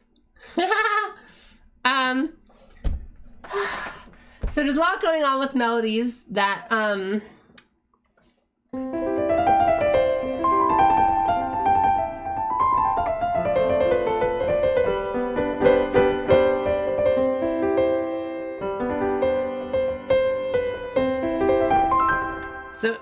all the different chord changes after missing a few streams. Hello, welcome back, X Minor CD. You didn't miss too much. I just kind of went over. I already went over a lot of these things last lesson. I just kind of wanted to re-go over them again because I like talking about them. That's why sometimes I kind of just stay on a single chord and play with chord colors. Play with all the different colors I can add to it. Because it's a little simpler. Because if you're constantly changing.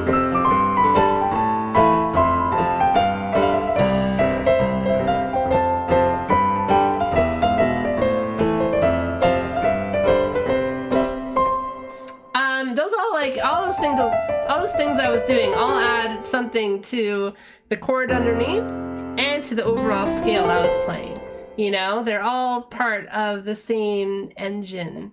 Car parts in the same engine. Wow, I really use a lot of analogies, huh? So we're almost to the end. We only got to one bar of friggin' a few bars of green greens. So the second half of the melody also goes through. It does something different here though. This is all the same.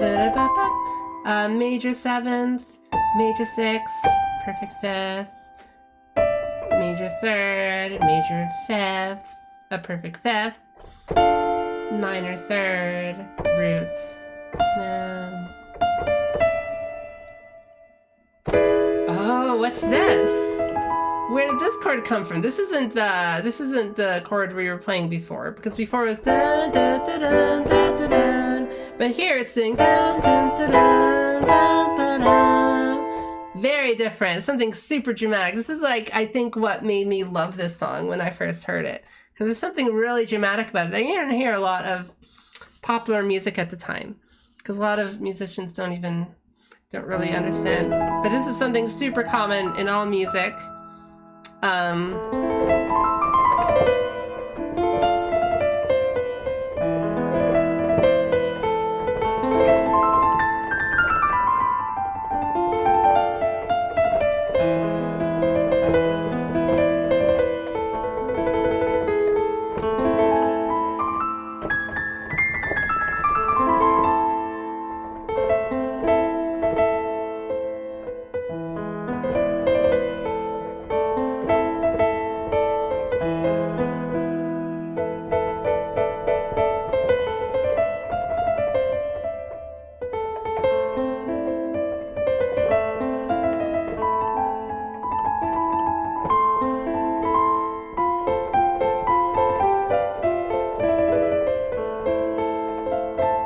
So what we're playing here is we're just using a leading tone. Think about it like that. Like, you know how I said the leading tone here wants to go up to thing.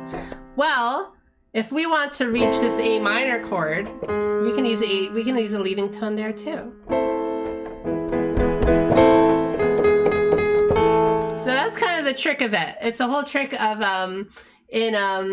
minor scales that you can do, because if the major scale has a special tone that you can use to add tension, why shouldn't a minor scale have the same? So you basically just throw that in when you want to increase tension. This is a E major scale, and this was supposed to be this whole stream was supposed to be an Aeolian scale lesson.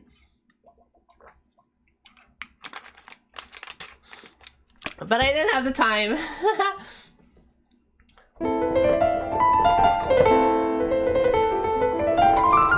Because there's so many things you could do in the minor scale that you can't really do in the major scale. I think the minor scale is more flexible than the major scale. But anyways, we were playing.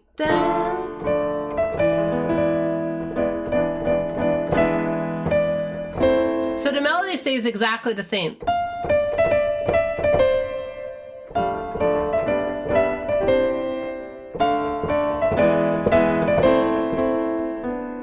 It's so beautiful that they're able to keep this melody the same, because it's not interactive, because these notes are changed. We have this note changing in here, but these notes aren't affected. These notes can stay the same. So it's very smart melody writing. If the melody was like over in one of these two notes and they had to wonder, should we have to match up with this note that's changing in the chord because it'll add some tension or something? No, they're just whatever.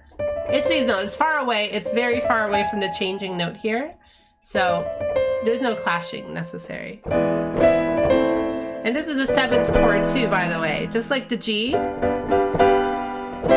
is a 7th chord. It has that 7th, the minor 7th right behind the roots. The G is the roots, major 7th, minor 7th. So we call it the 7th chord. So just like the G chord, this is also a 7th chord. Has a major 3rd. And if this is a root, the E, we're going to go down a major 7th, minor 7th.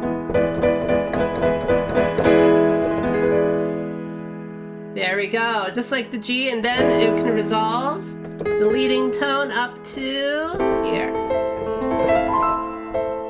There's a lot of debate, like, well, why is that the leading tone and not whatever this note is? But it does, because this also goes up a half step. This is a Jaws theme. This is the Jaws theme. So in a way, it's actually more powerful, right?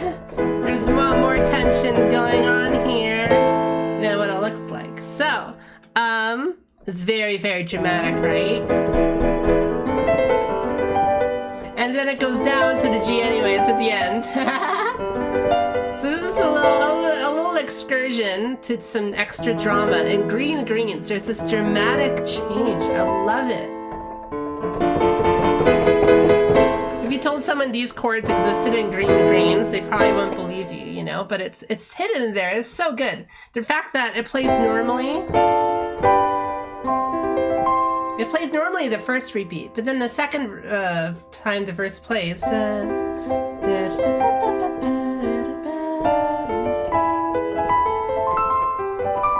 And then this.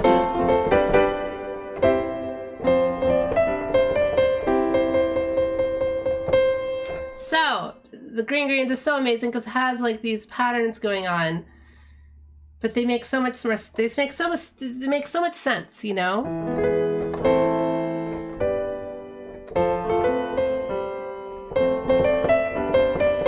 So the last melodies. So this is of course the fifth, the perfect fifth of the F major chord that's being played. And it's playing the major sixth as well. Which, as we've, you know, gone over it, the major sixth sounds very nice. And then it goes up to the major sixth of the G chord being played underneath it. And it just does this sort of thing.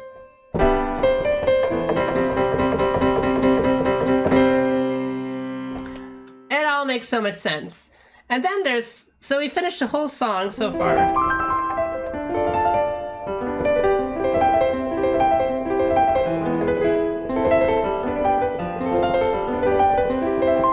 So we finished the whole song so far, but there's a second half. Almost all video game themes have two themes that they play back to back to back to back. A lot like variations in classical music, which I really wanted to get into. If I could get MuseScore to work, I like tried downloading it and it just failed. It can't find a fucking installation. I don't know. I really want to get MuseScore to work or something like that so I could show like classical scores and play back in MIDI so people can hear how classical music, some Mozart songs I know would be really useful for lessons. Other than Green Greens every single time. Then that would be great. I don't know if I could cover the second half of Green Greens. It's a lot. But we'll just go over shortly. I'm getting a little tired. Okay, so we have it finished. And actually it's funny, a lot of classical music like Mozart songs will end on the 5 and do a major perfect fifth to major 6 trill. Just like Green Green. So I think Green Green is very like classical sounding. No, I'll play with this major 6 of it. It's very cool. Anyways. Is it just gonna repeat what it does? Da-da. What is it gonna do? It plays this note.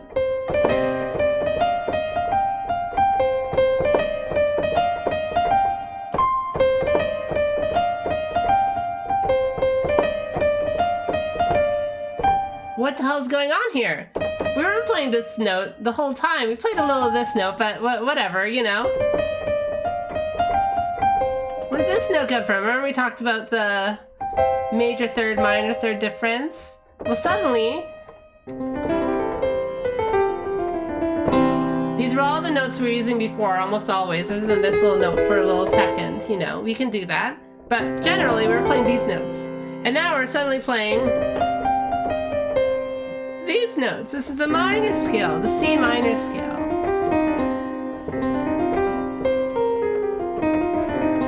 And the chords underneath are basically this.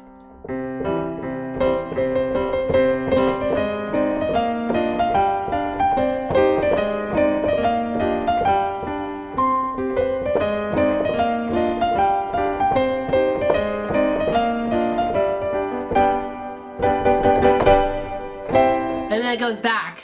So there's a lot of stuff happening there, but it's basically just the same chords repeated, right? So when the song ends, it makes you think it's gonna play this, but it's not. It's actually gonna play and it's gonna play this chord. Remember I talked about this chord before? The minor 6 chord, the minor 6, the major chord we're playing. So it's on that minor 6 note. Now we're gonna play a whole major chord off of it.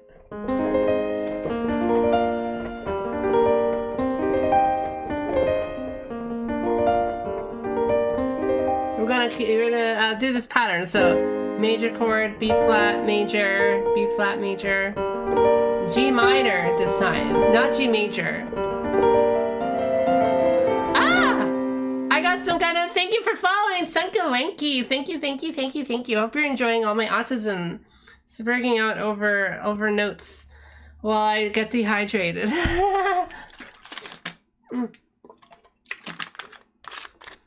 I hope everyone's having a nice night. It's already so late. It's already 10:30. I was actually thinking, my friend gifted me Talos Project.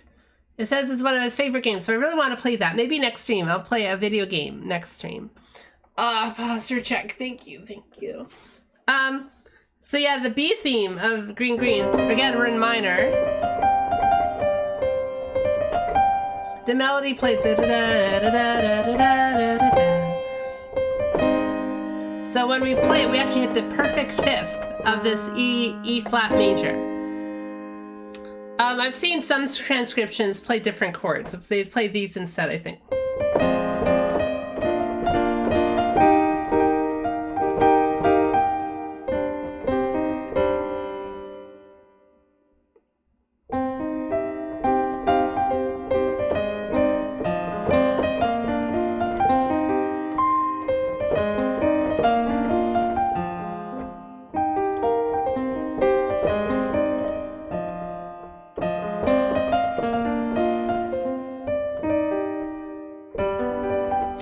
Clumsy at playing it, but let's go through it slowly, I guess. I'll actually change the chord. So it's playing the F minor chord. So F. I might be too tired for this, but basically it's playing the minor seventh of a F minor chord. And now we're playing the perfect fifth of a B flat major chord.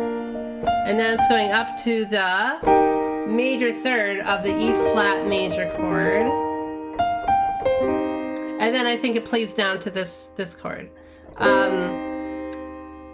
The root of the C minor chord. Very good.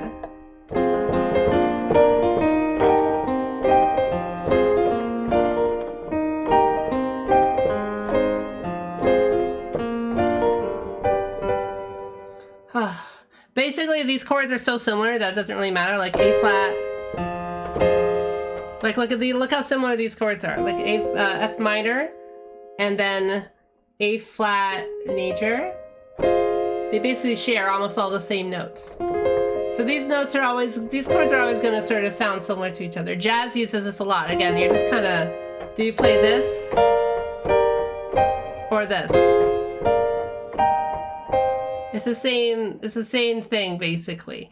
That's getting into that's too complicated, though. I didn't want to really get into too much chord theory stuff. After I do a whole lesson on chord theory. And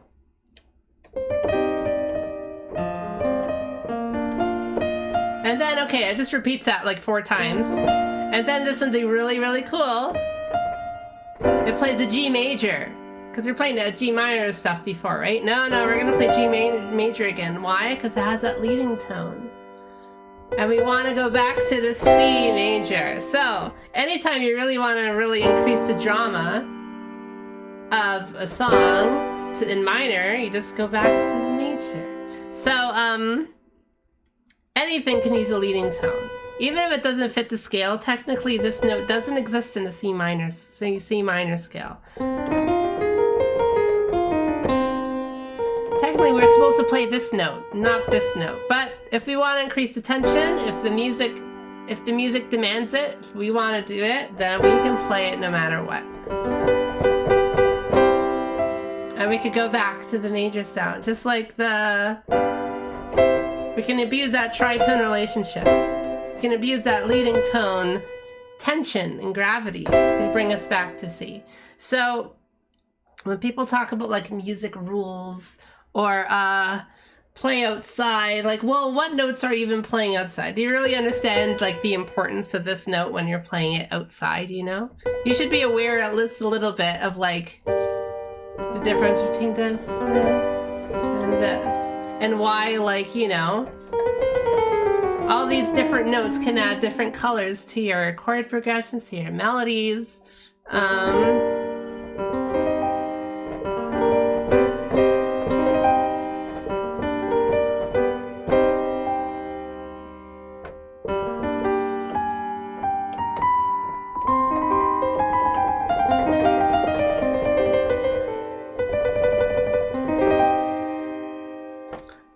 And so all these things, it's like, you know, add so much possibilities and potential for so much cool music that so little music uses nowadays. When I say music nowadays, I don't want to sound like some boomer, but it's like, you know, Green Greens in the friggin', when was that made? 90s or something? Early 90s? Has all these cool little ideas. It has at least 3 cool ideas, you know? And a little 8-bit sound. And the way 8-bit music is done is so cool too, if anyone knows. It only has 3 tones. So 3 musical tones. It'll have the melody here basically, a middle tone, like one of the middle tones, and the bass, you know? It will have almost no real way to make more than a chord, because it can only play 3 notes at the same time. So it can only play 1 chord at a time. And it's doing all these cool things. You know, it's doing bum, bum, bum, bum, bum, bum. The way to do this polka rhythm is really you're just playing the root and the perfect 5th of every chord.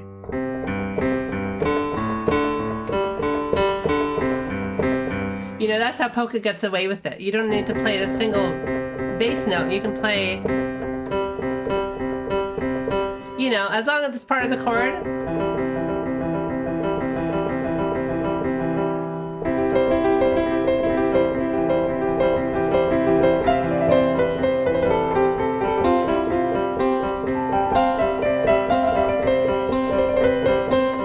So all this time, like if I'm playing these notes one at a time, I'm not playing more than 1 note at a time. So that's how 8-bit music has so many arpeggios in it. That's really just playing 2 notes at the same time, right? So it's kind of cheating. So they're able to do so much with so little, and it's all based on like the composition. And it's not like the melodies are played very emotionally. It's not like you have bends and cool ornamentations they're really able to do with it, but just like the composition itself has a really cool emotion to it. It really feels like Green Greens, you know? Even has a whole minor key section.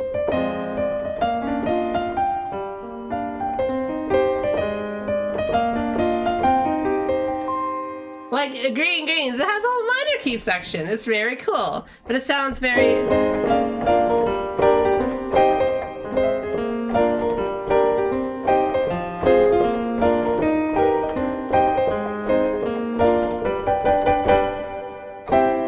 It feels very triumphant. So, we will go over how...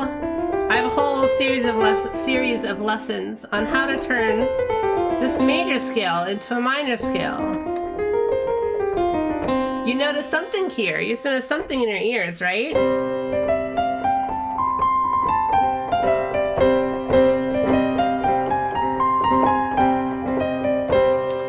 So much color has changed, but you have so much more possibilities here as well for cool music.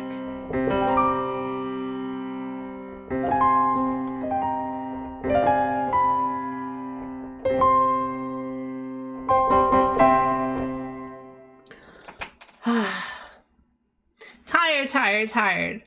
I guess I finished Green Greens.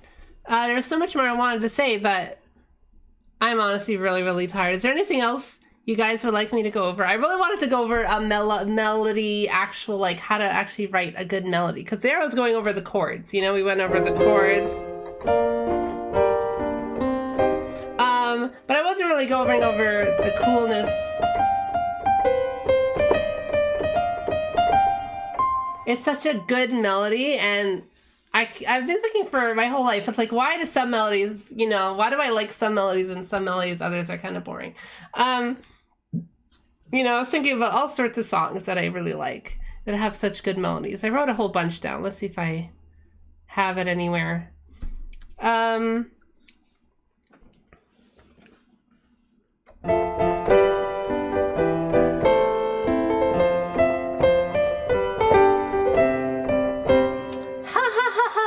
Guys,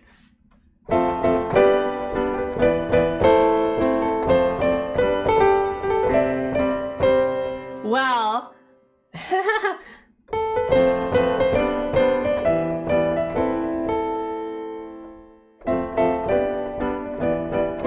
same kind of idea to the chord progression. Never gonna give you up on green greens.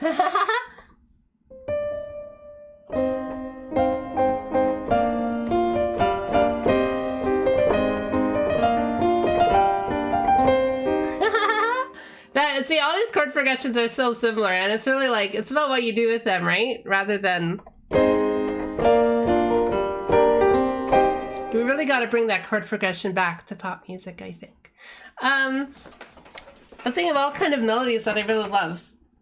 Let's try to analyze green melodies a little bit then, if anyone's still interested. Cami Moop, hello. Welcome to my little music stream. I've been... Ah, the group died. What percentage did you get?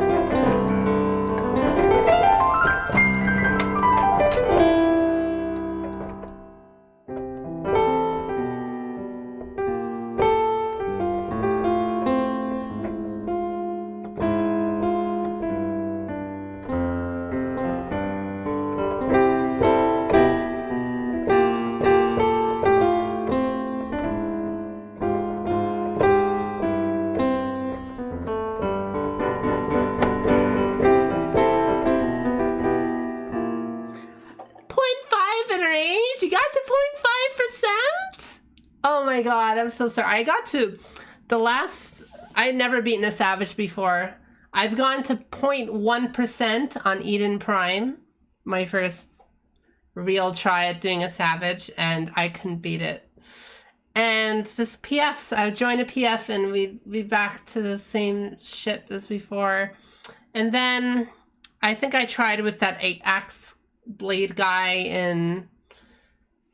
I tried a few times in Pandemonium, and I also didn't get anywhere. So it's like, all right, whatever. I got to like 10%, 5%. It was just too annoying to deal with the PS. I feel like I could do it. I was doing great, but everyone else was messing up. No, I mean, I'm not that good, but I feel like I would be able to get it if I had a good schedule, but I don't really want to commit that much time to Final Fantasy, so whatever.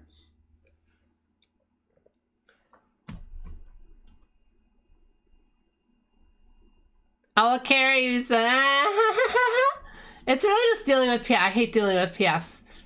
It's so annoying. Once I had to join like a Discord for the person's group chat, but they muted us. So they muted everyone else in the chat. So we had to be typing. And then they realized half an hour in, it's like, oh, sorry guys, I was muting you. I didn't realize. It's like, it was so miserable. We were trying so hard to communicate, and we don't know why. Ugh, so annoying.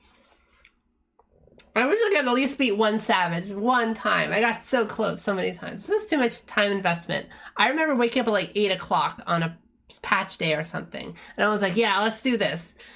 People were like 8 o'clock doing, you have to know these half dozen strategies, you need to know this strategy, you need to watch these videos. Like the thing came out like 2 hours ago. It was so annoying. I kind of just wanted to jump in and like learn to fight a little bit. So annoying. Is it the real minimum modulator? Hello, hello. It is Demon Noises. I was just gonna go over, maybe I'll go over melodies next time. I have a whole thing with another song in Aeolian I really want to cover.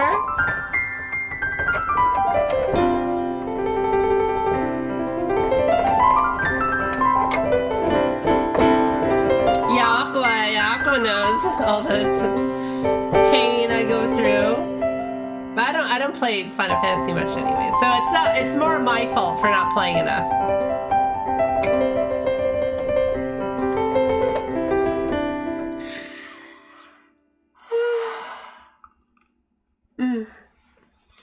Let me get another chart up. This chart is going to be all about parallel modes. Where's my parallel modes chart? Oh, this looks like shit. Oh,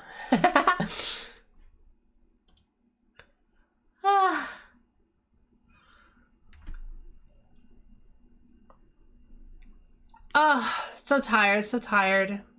I want to talk more about music though. Music is so cool. Too much time into things. There's not enough time in the day. Do you know how much like I feel so bad streaming sometimes, like, oh, I could be doing this, I could be doing that, I could be doing that, but so much in my head. I have no idea.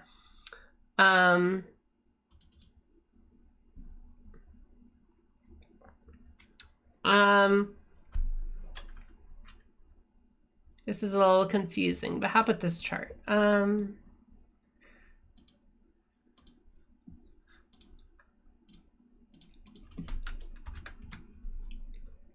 No, this won't do. This won't do. Let's do this one instead. Let's get rid of these underlines.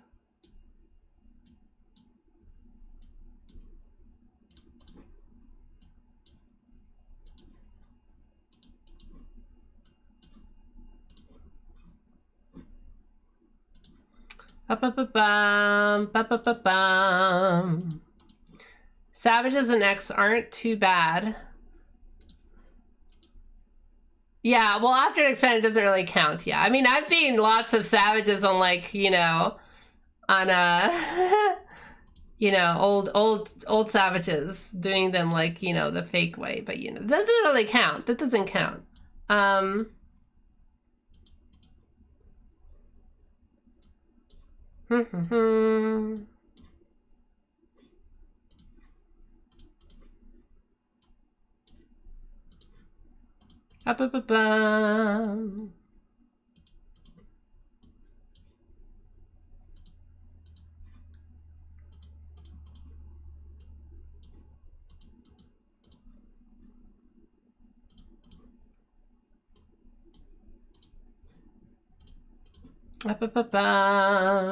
currently doing a lot of clicking. I don't know.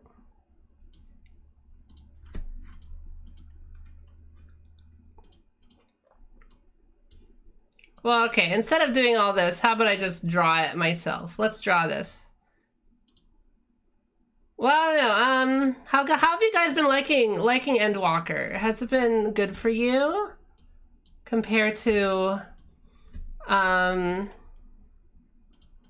the actual cool expansion Shadowbringers?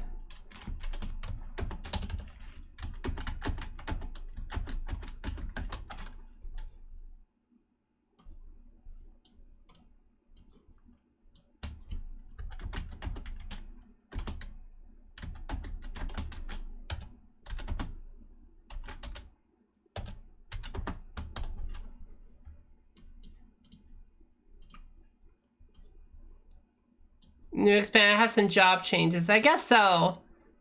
Everyone kind of wants. I don't know. I haven't liked the two. I don't like the 2 minute. I don't like the 2 minute burst window thing. I don't even care. I kind of just do it whenever I have the thing, anyways. So why do I have to care so much about burst windows? Why don't they just keep it the same way as before?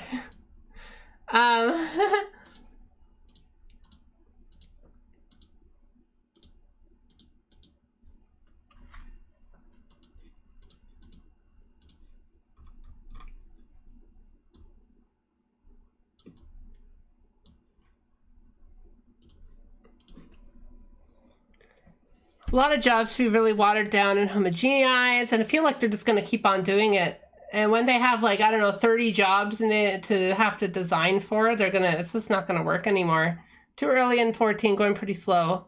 Just have not much time and chaotic attention.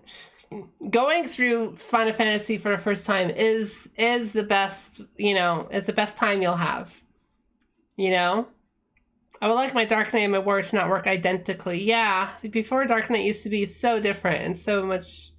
I knew someone who loved it because it was so edgy and had, like, you know, the mechanics were edgy, not just the aesthetics. Yeah, the alliance raids were pretty nice. Nightmare. Yeah, the gods are pretty nice. I feel like if the Nier raids were like hot garbage. So the story, well, the fights, you know, at least are a little interesting, at least. Probably more interesting than these fights. But, you know, I don't really go for alliance raids for hard fights.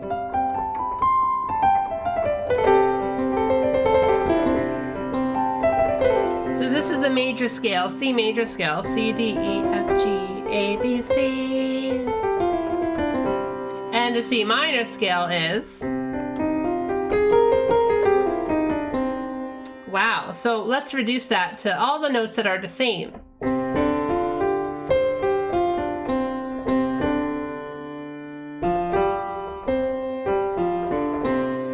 We're changing 3 notes. We're changing this major third into a minor third. C, D, E to C, D, E flat. Or D sharp. We don't call it a D sharp because we already have a normal D. So we can have both a D and a D sharp. So since there's no other E's right now, we'll call it an E flat. That's why. Because it's too hard to... A notation, how notation works is that you can't really have an E and an E flat at the same time, or else it's really hard to read. There's only enough room in the little bars, this little bar lines and notes and everything. Just so little space. It's all cramped together.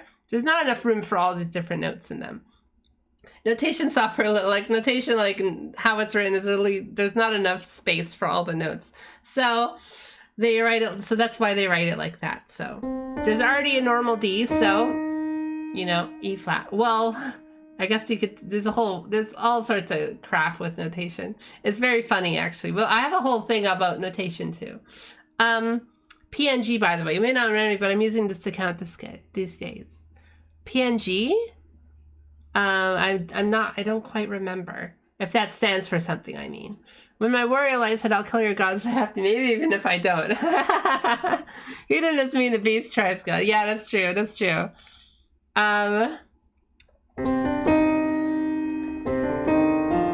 So these 2 notes stay the same. So we still have this basic motion, but everything else has changed around it, right? We don't have this note or this note anymore. We have these 2 notes, which are quite darker.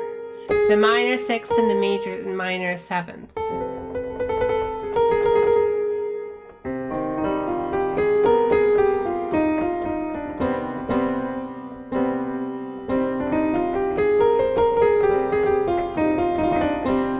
So these are the 2, again, like we choose one of the 6s, either minor or major. We choose one of the 7s, either minor or major. So we chose to go with both minors here.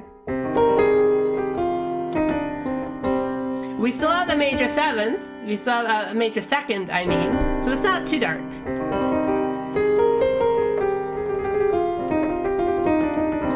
There's 7 modes in total, so these are just 2 of them. Ionian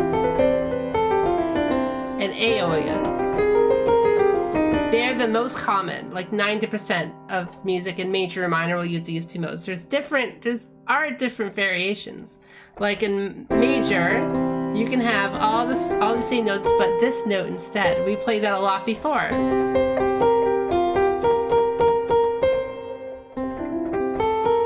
We're choosing this minor instead of this major, right? This 7th instead of this 7th.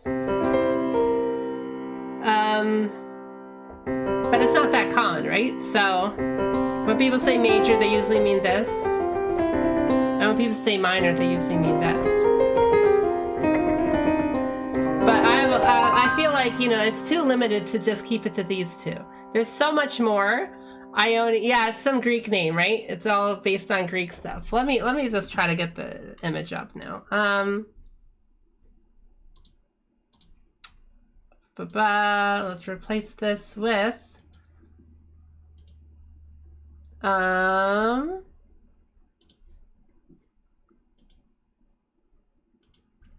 so again, it's not done. I'm still working on these, but I'll post them somewhere when I am done.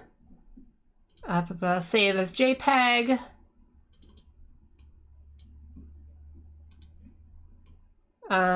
Here we go. Let's shrink this. I have a bunch of like extra text there I'm working on. Oh God, it's too big. I'm getting blocked. I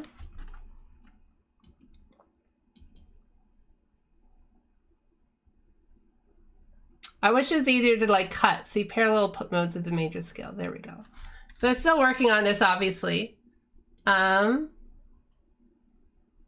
see if I can transform. Edit, transform, crop right. Yeah, we don't need all of that. Here we go.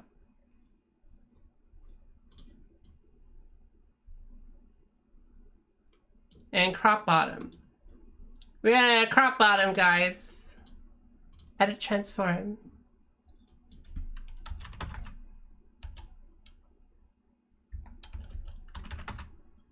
Here we go. Nice and short, nice and small.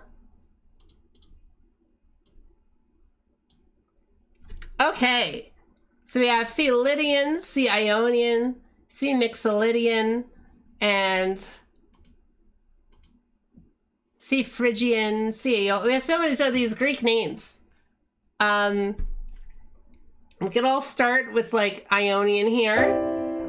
C, D, E, F, F, G, A, B, C. And then we just make a change, again, from major to minor. We have this Mixolydian mode instead.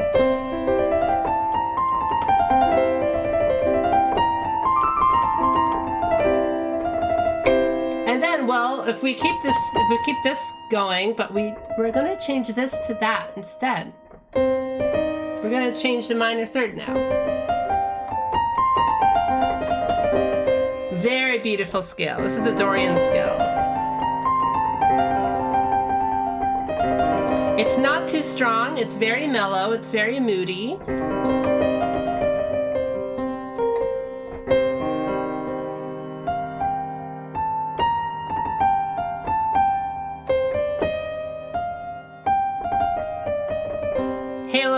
Halo theme, or Song of Time. Think of like Gregorian chant kind of stuff, or churchy music, or jazzy music.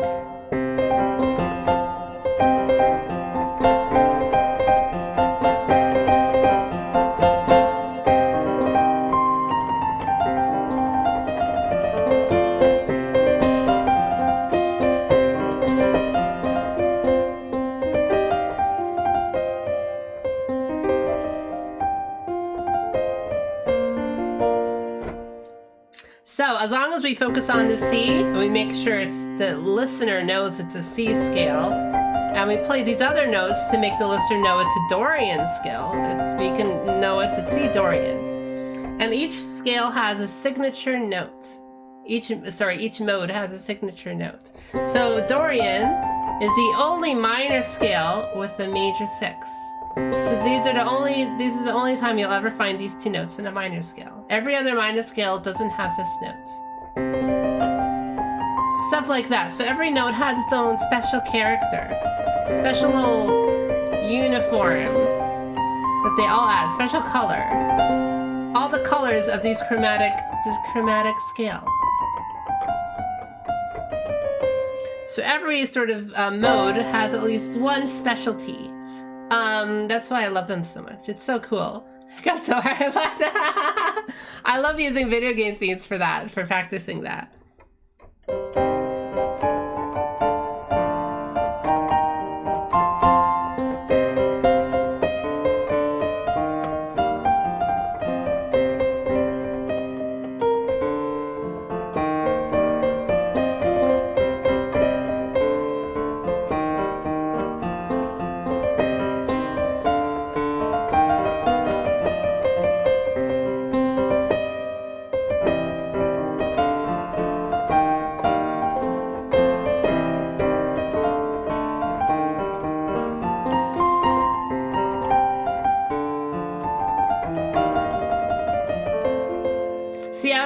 green greens there.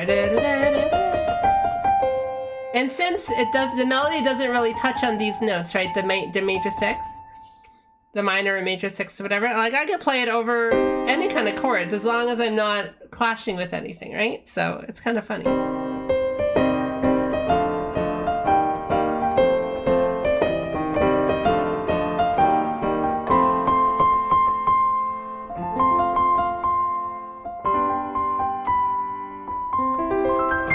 There's all sorts of connections. You can go from one mode to the next, to the next, to the next, stringing them together by using like the same notes that they all have. Like some of them all have similar notes. Like see, almost all of them have the F note in them, except the top one. Almost all of them have the G notes. Half of them have the A note. Like, you know, some of them have the D note, you know. A lot of them have the E flat. So a lot of shared connections between all of them. Which ones are minor? So the minor ones are all of them with the minor or major third. So that's why the minor or major third is the most important color note. All these others don't really matter as much. You know, the root matters, the fifth matters, but this matters the most in terms of color. Like these have foundational. These provide the foundation. And this one provides the color. The most important color. So this will say if the major third is in the scale, it doesn't matter what all these other notes are. It does not matter at all. This makes it a major scale, and this makes it a minor scale. This also makes it a major chord and a minor score and a minor chord. All these other notes don't matter at all. All that matters is the major and minor. So that's also how all scales are constructed. Actually, can be constructed using major or minor thirds from each other.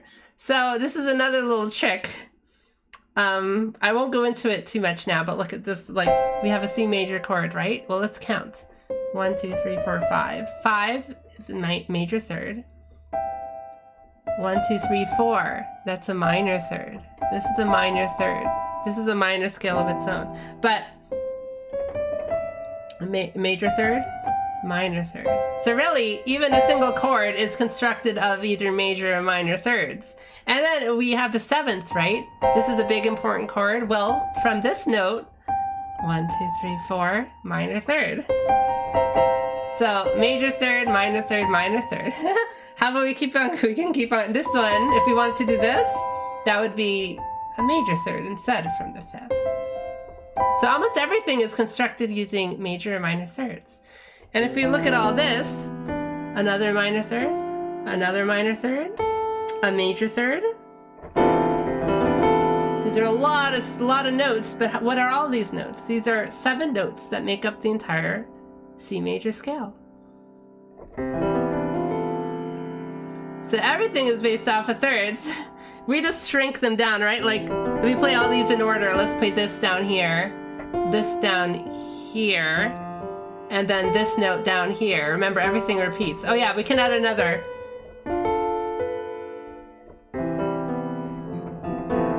We're basically playing all the notes. So there's that connection too. So everything kind of is based on major and minor thirds. And they're the most important color. Even if you think about, let's say we have this, oh, this is the 6, the major 6. Is it a really major 6? Or is it, this is a minor third difference? So really, if you think about it, this is more of like, a minor 6, a major 6 is really a minor third in reverse, like upside down. Like you can think of everything in terms of thirds like this, major and minor thirds. So it's just one way music all just makes sense with each other. It's kind of incredible. There's one more chart I wanted to show that I promised I would show on stream, on Twitter. I don't know if I will. I probably will, but in a little bit. I kind of wanted, the modes are like why I wanted to start these lessons. Everything was sort of preamble to like modes and motifs I wanted to talk about. So we have all these modes. So,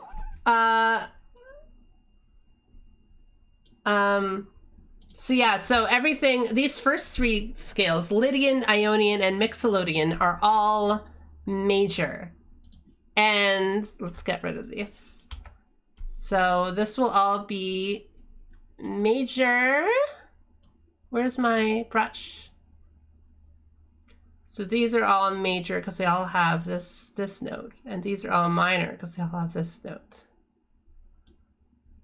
So major and minor. Small m. It's not the best.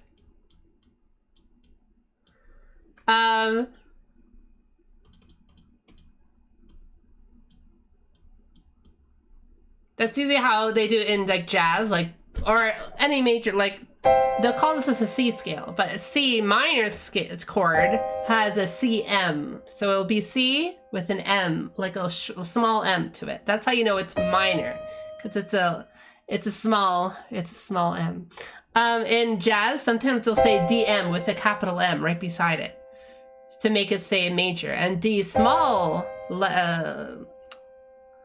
lowercase. That's the I forgot the words for uppercase and lowercase. So lowercase m for minor, uppercase M for major. I was gonna go over all chords at some point, chord names, because they're kind of confusing, especially sevenths. Like, how the hell is this chord written? It's a little stupid. So Mixolydian, Lydian, and Ionian are all the major scales, major modes. And Dorian, Aeolian, and Phrygian are all the minor modes. Locrian is a little different. It doesn't even have the fifth, see? Like, look at this, it doesn't have the fifth. No fifth.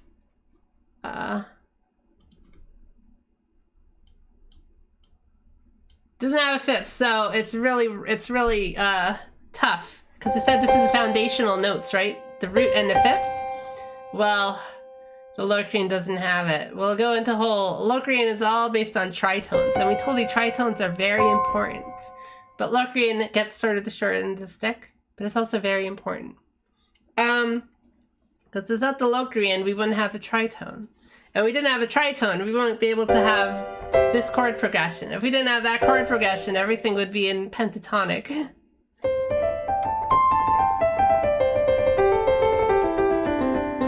Even like exotic, like again, like Miserlou or something. You're just basically playing, like...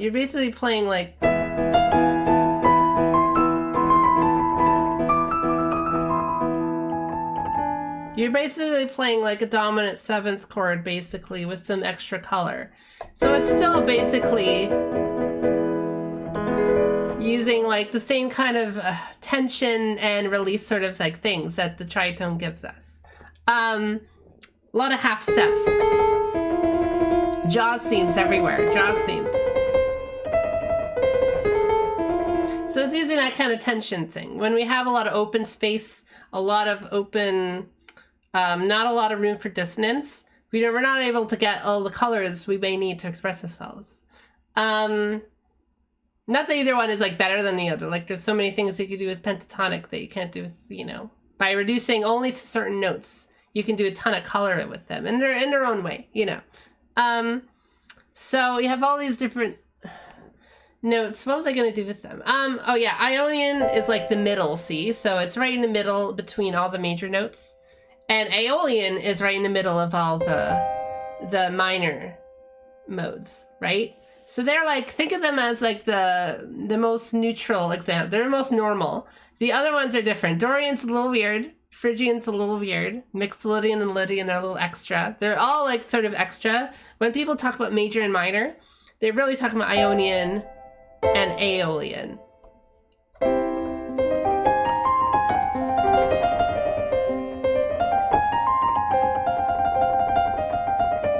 Most of the time, you know?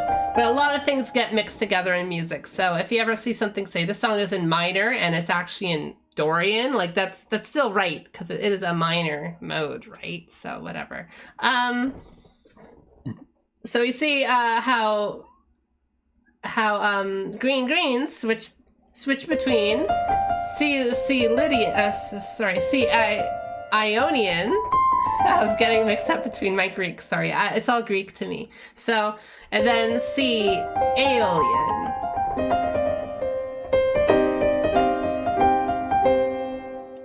And the chords you can make with them are all different. Because again, if chords are all roots, third, fifth, well, if all these notes are all changing around, then all the chords you're going to make are different too. You can't really make a D minor chord anymore because you're not able to play the fifth. This is some different chord, right? It's called a D diminished chord. It's like, think of like Locrian or something. You're not able to play the fifth, so you're not really able to play the same chords you're going to be able to play in Ionian or Mixolydian or Lydian. You're not able to play in Lydian, it goes like this.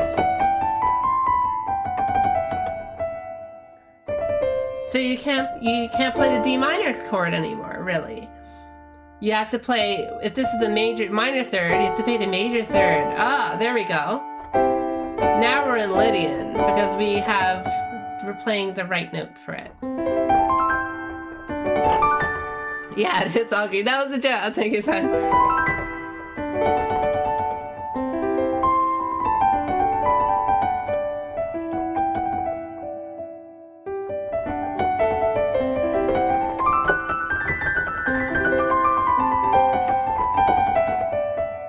And sometimes melodies just don't work. Songs just don't work in some of these notes because you don't have the right things going on. Let's just sort of say it simply. Like let's try to write green greens in Lydian, C Lydian instead of C Ionian. How does the melody go again?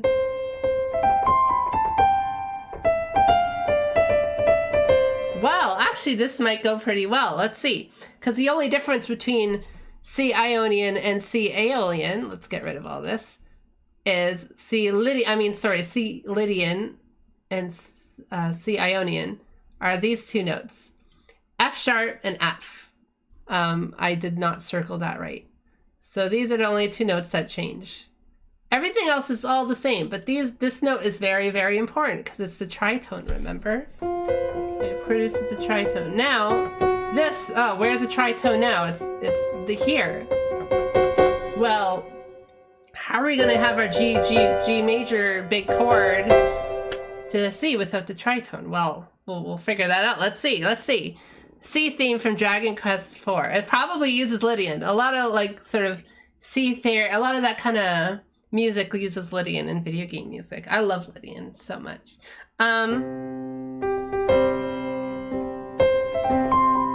Good so far. We haven't had to play either of these two notes, so everything sounds the same so far. We still get the major third, we still get the fifth, we still get the minor seventh and the major seventh and the major sixth. So everything. Now what are we gonna do for this? Oh, we can't play this. We have to play this instead.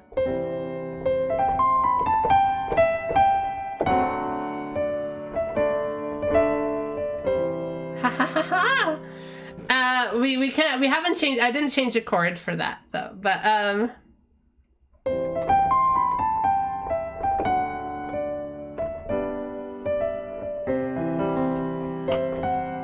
something's wrong there, right? So what, well, let's see, I'll play it both again, both ways. One with the G chord and one without the G chord.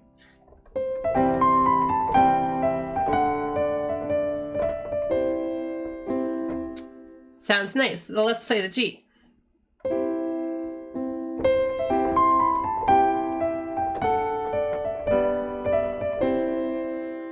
What scale are we in? It sounds, I'm supposed to be in Lydian, but it still just sounds like Ionian, right?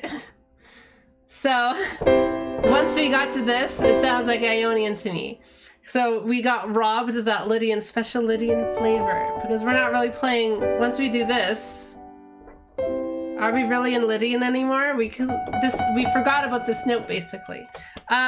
So each of these different modes have such a unique color to them that if you don't emphasize them enough, you just lose it. It just reverts back to Ionian basically.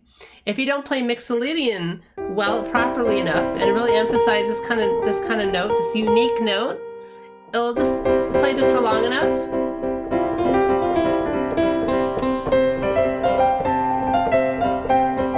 Ionian. Like you're not really taking advantage of its unique color, so it's eventually just gonna feel like Ionian.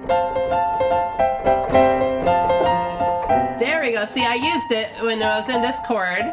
I was using the special color of the mixolydian. So if you don't use it, you're going to lose it, especially to your ears. So it's up to you as the directors of the music to really remind the listener of what actually the character of the song is supposed to be. If you're showing a character in a movie, he's supposed to be a painter, but you never show him painting. You never really show any interest in painting. They're just going to forget. It's kind of useless, right?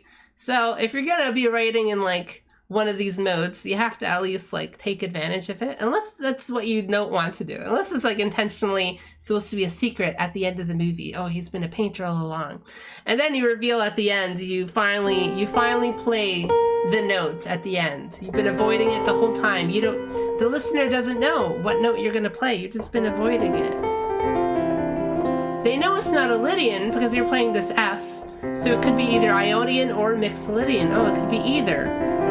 If only you played one of these notes, then we'd be able to find out, but you're just leaving it alone. You're even playing this extra chord, but still not playing either any of the B notes. All these different chords you're playing, and you're still avoiding these two notes as much as possible. And then finally, maybe you play, there we go. So now we know it's Ionian because you're playing the G. So all these sorts of things are ways you can play with all the different colors of the different modes you have. And I'll be going into all these different modes so in depth because I love them all so much and they're so cool and useful. Like, let's try to play the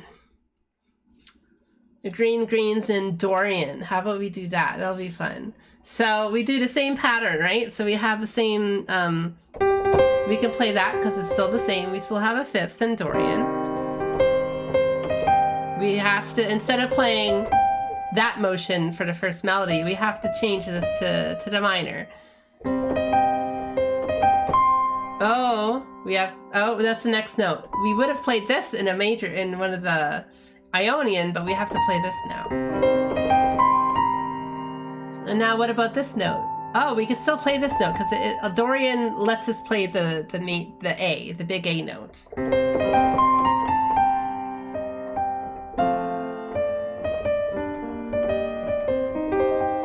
A little unique. Let's have a Aeolian. This would sound pretty cool.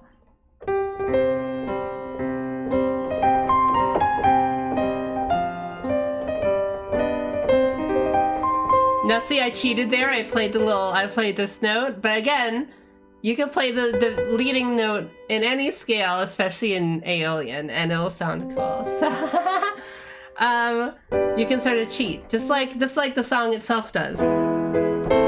Or at the very end of the scale, where you know, it's in C major, it's in C minor the whole time, and I played a little G major to bring it back to the C. So I cheated a little bit. Let's play that again.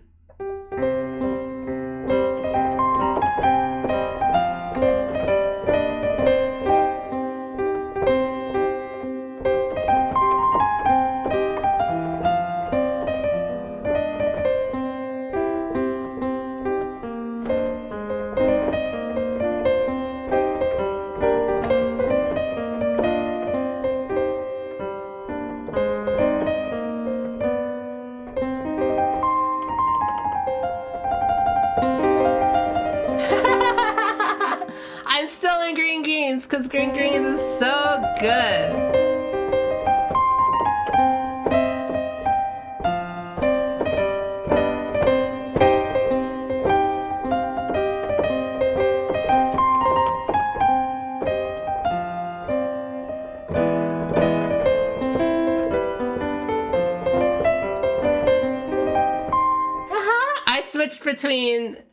I switched between a couple of different things there. That was cool. So this is so fun. There's so much things you could do with modes that you could link one to another through all the different chords and the shared chords they play too.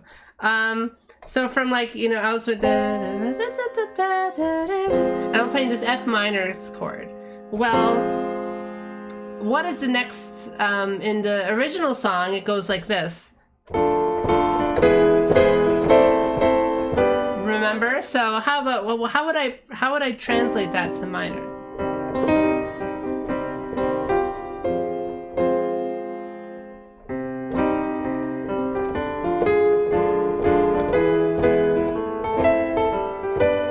because I just switch it. We're going from C Aeolian.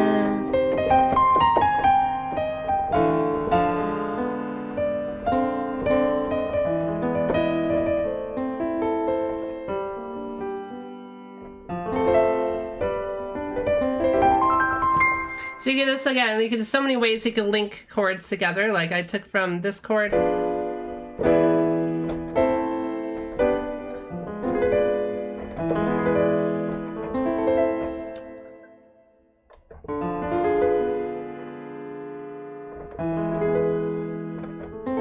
Realize these chords are actually very, very similar. So you can go like this weird diminished chord to that E major chord, and then the E major chord back to A minor. So now we're in A minor. We're in the original key to song now, C Ionian.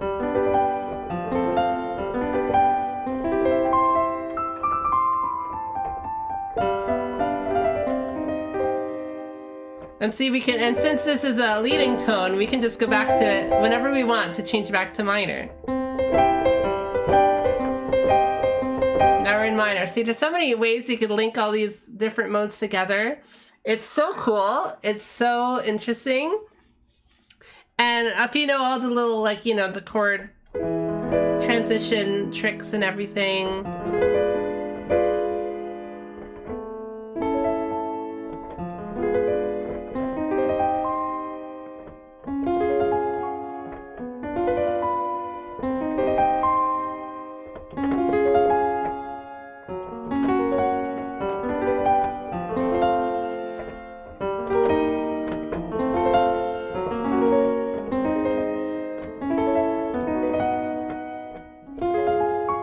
There's all sorts of cool chord progressions you can do to link one scale to the next, to the next, to the next.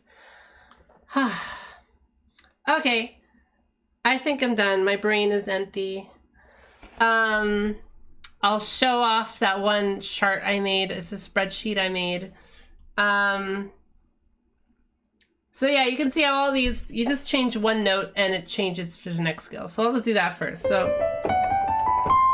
So from this is Lydian. Well, we're gonna change this high note to the F. There we go. There we go.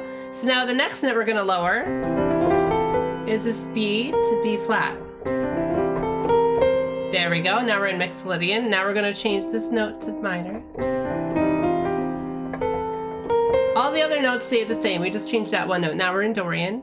Now to change to Aeolian, we change that major 6 to minor 6. There we go. We're in Aeolian. Now we're going to change one more note, the second to the flat to the minor second. Very powerful scale, Phrygian. So now we've lowered all these notes. The only note left to flat is this one. So let's flat. That's Locrian. So from Lydian, we flattened all the notes basically down by 1. And, well, what if we flatten this root note down? We keep all these other notes the same. We're gonna flatten the root now. We flattened every single note. We flattened the second, the third, the fourth, the fourth, the fifth, the sixth, the seventh. Let's flat the root.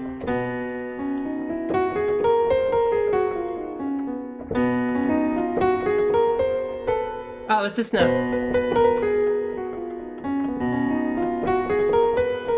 We're in B Lydian now.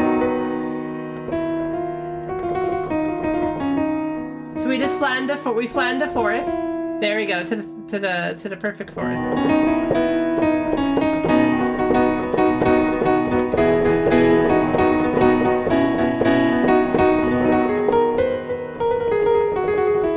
We're in B Ionian now. Now we flat the seventh, the major sevenths to the minor sevenths.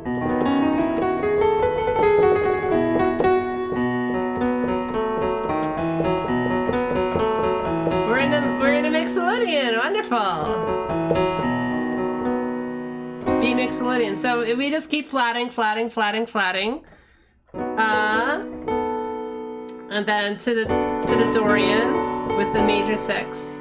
And then to Aeolian with the minor 6. And then to Phrygian with the minor 7th, big rough note.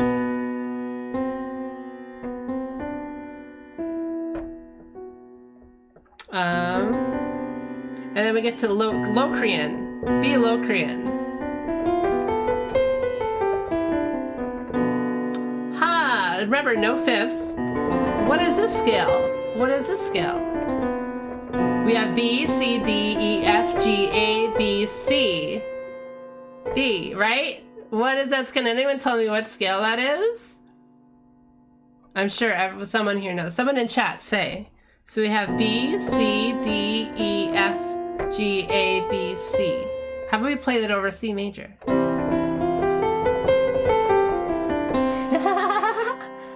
We're in C Ionian. Really in the Locrian kind of mode of C major. Relative. It's called relative parallel. So everything on this chart right here is parallel because we're all using the same notes. But we're all using the same roots of C. But all these different notes have their own scale too. If we start F and use all the C major notes, we're suddenly playing a Lydian scale. Major 3rd and sharp 4th.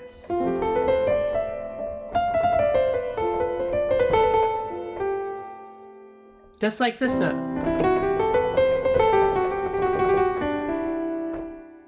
12 divisions are not all by exactly equal. B Lydian and C Lydian aren't just... No, they are. They are exact copies. Yes. With a shifted... They are exact copies with just shifted pitch.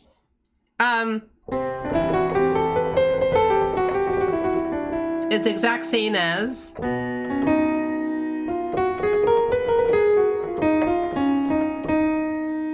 Exactly the same. Just like C Ionian is the same as G Ionian, is the same as A Ionian, is the same as E flat Ionian. They're all the same pattern of notes. So we'll go into the patterns next time because the patterns are so. I have a chart on patterns too. I have so much patterns I could go into. The pattern's also really, really useful. Again, what separates it from the pentatonics, which don't really have much color to it. The special whole half, Jaws theme or a roomy notes. They have a room in between it or notes right beside each other. So either have a note separating or a note right beside each other. And all these rotating, using this pattern of notes always creates a Western tonality scale. So like whole, half note. So whole note, because they have a space in between, right? So whole note, half note, no space in between. Then another whole note, half note. So it's always whole, half, whole, half. Whole, half, whole, half. Doesn't matter where you start, it's always going to follow that same pattern, whole, half, whole, half. So let's start on the half. So half, all right, so whole, half, whole, half. We still do it. Even in C, let's say C. So it's whole, half, whole, half, whole. It's still the same pattern of 2 wholes, 1 half, 3 wholes, 1 half. How do sharps ever happen? There is one sharp. Technically, everything is either a sharp or a flat. Like if you start from the bottom and go, let's say Locrian, let's say Phrygian. How do we get from... Well, I want to make this an Aeolian. Well, take this thing and sharp it. There we go. Sharps is just the reverse of flats. Sharp is bringing something up. Flats is bringing something down. You just reverse it to do the reverse function. Yeah.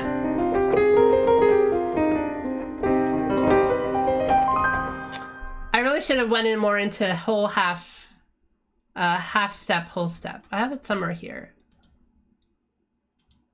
I'm not sharp enough to understand. I have it somewhere here. Step pattern visualizer. Oh God, I made this whole chart. It's kind of autistic. Oh my God, this is too. I have a whole step pattern wheel. I'll go into this next time. I'll show you a little preview, I guess.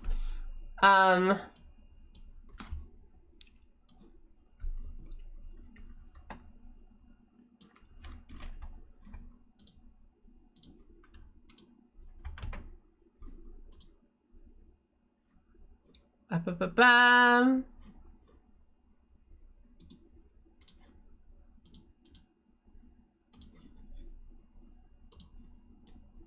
So I wrote this whole thing. It's just too confusing. I tried to visualize how the step pattern works. So if you start from C, you skip the note D. You do a whole step to D. You do a whole step to E. You go right to the next note F. You skip a step to G, skip a step to A, skip a step to B. So it's always whole step, half step, whole step, half step. That's how a piano key is. That's how a piano key is organized. Look at this. Whole step, half step, whole step, half step. These black notes are supposed to be the spaces in between. So whole step, half step. Whole step, half step. It's how piano. That's why it's like this, that, this, that, this, that. That's how I think of a piano key. It's split in between these notes, this note, these 4 notes, these 3 notes, these 4 notes, etc. Because it's all the step pattern. Whole step, half step, whole step, half step. This is what musicians actually believe. FF diagrams that look like shit. That's why music. I don't even know if I'm gonna post any of these because all of them have some dumb mistake or they look stupid.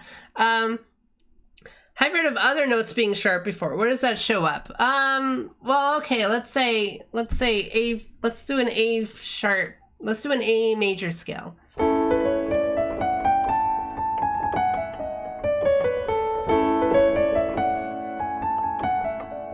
There we go. Yeah. So we have A, B, C, C sharp, D, E, F sharp, G sharp, A. So why don't they call this A flat, right? It is also an A flat, right? But we already have an A. We can't have an A and an A flat in the same time. We don't have a G though, so we call this a G flat, a G sharp, I mean. This is a C sharp because we already have a D, so it has to be something.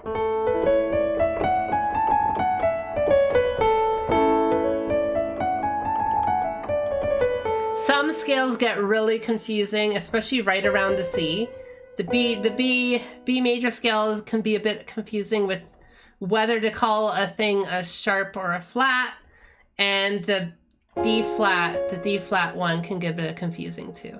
But in general, the notes are the same either way. If you say something's that, you know, oh yeah, play the C sharp or a D flat, they'll know the notes. They know it's this note here, or on the guitar, they know it's that note. It'll be a little confusing if you're reading it on notation, but it's just part of the thing. So this follows the same pattern.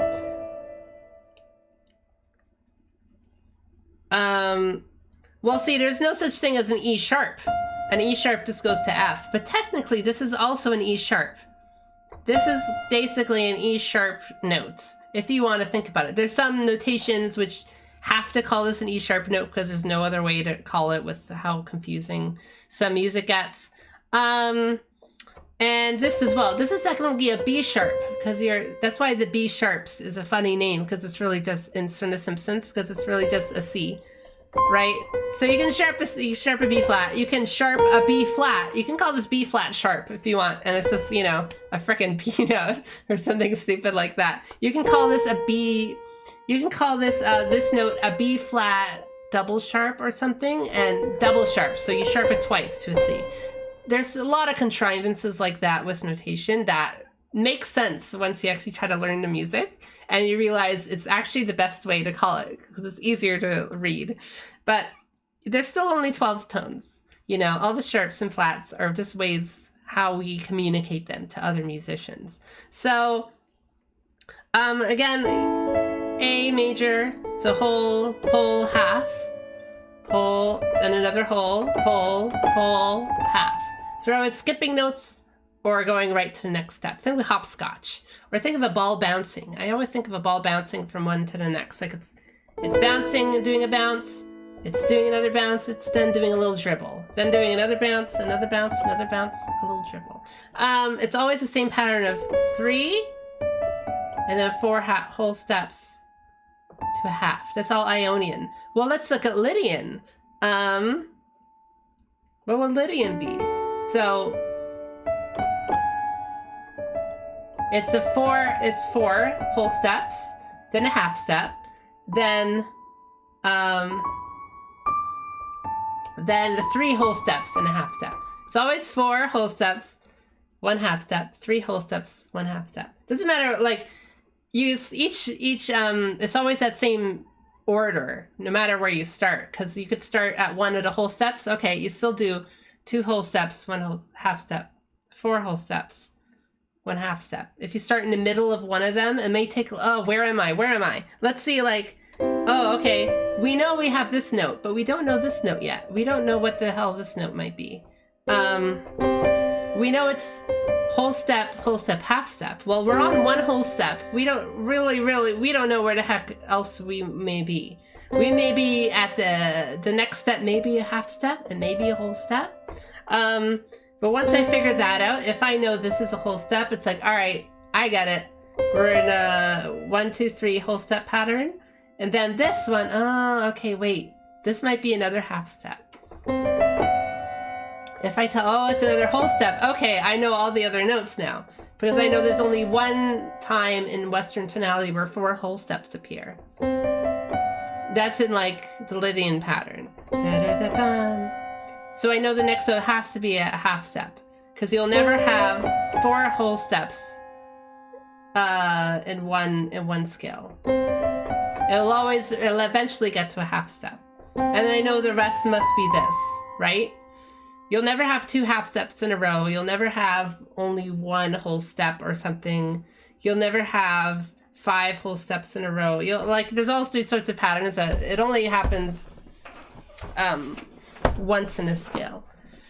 So it doesn't matter where you start. You can start at like D. So again, if you want to do Ionian, you know, whole step, half step, whole step, half step. You know, that's where, if you want to do the Lydian, you know, it starts with 4 whole steps in a row. Like 1, 2, 3, I guess 3, but you know. And then it does a half step. Then you do another 2 whole steps and a half step.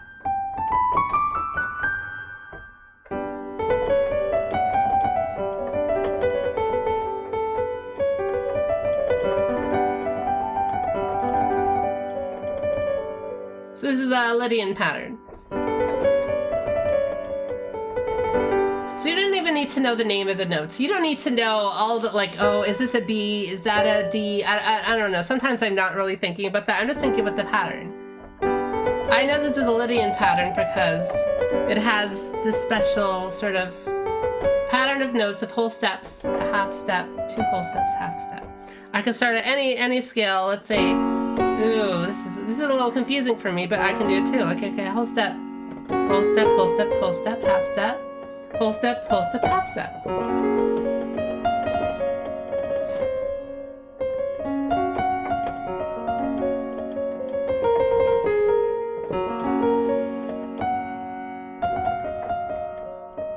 And if I want to change it to like minor, I know, like, all right, it's different. It starts with 1 whole step, 1 half step, 1 whole step, 1 half step, like that. 1 whole step, 1 half step.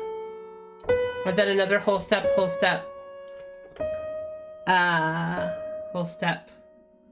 half step, whole step.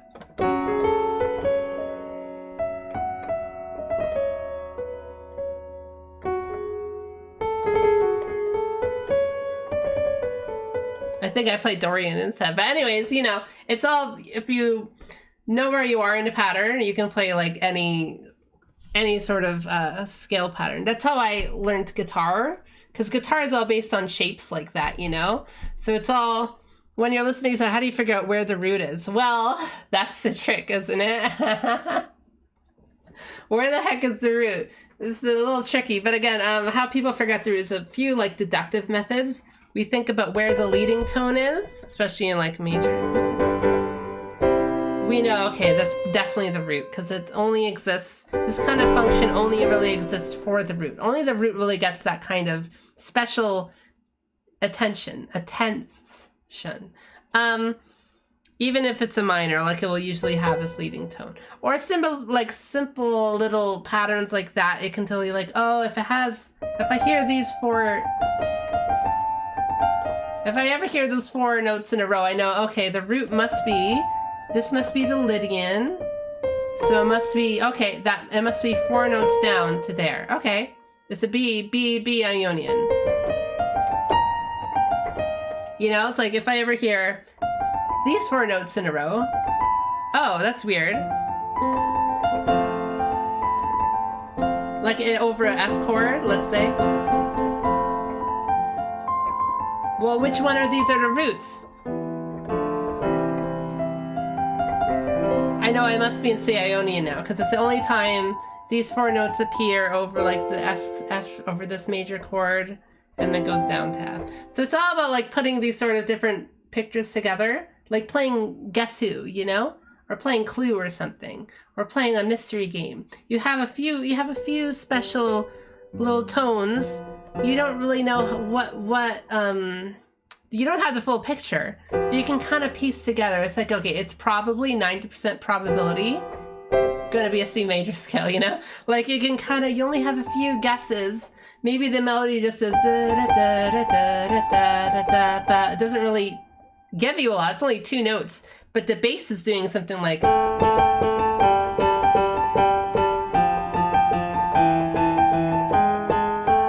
something weird like that in some pop song. It's like, okay, well, if it's doing this sort of thing, if I turn these into chords, okay, this is probably an A minor scale. Like you kind of like put it together, and this is like, okay, this is the roots, this is the minor 7th. It's probably doing something.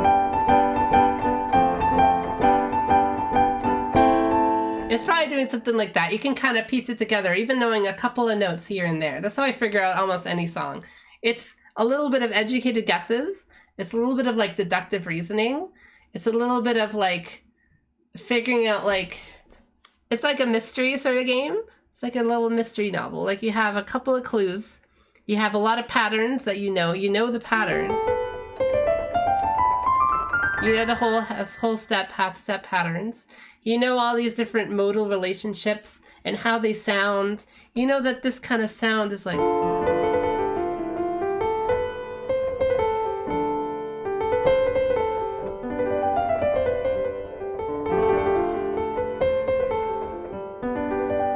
is Dorian. I know immediately, oh, it sounds Dorian, even if I wasn't looking at what I was playing. I'm making some mistakes because I'm literally closing my eyes.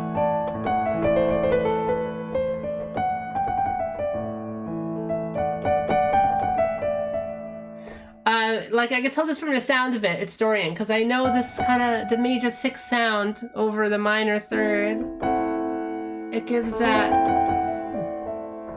that kind of lifted feeling, but it's still kind of moody and dark. So the moodiness comes from the minor 3rd, and the upliftingness comes from the major 6th. So it's like, oh, okay, I know that specific mixture. It's like eating a food. You could tell, oh, this has salt and cream in it. Like you can just tell just from the flavors. It's like flavors. You can tell from looking at a painting. Oh, it's blue and it uses red.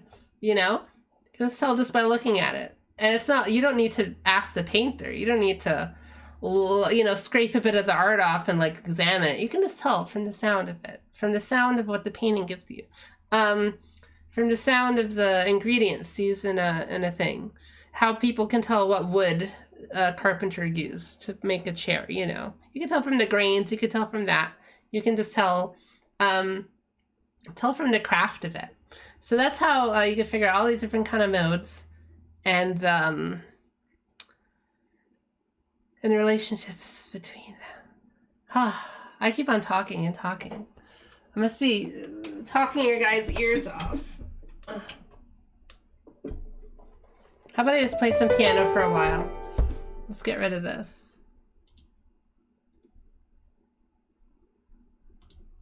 Let's get everyone together for a big party.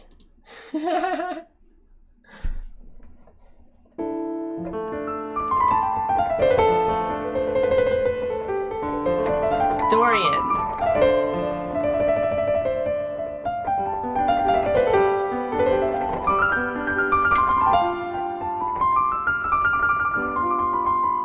Mixolydian.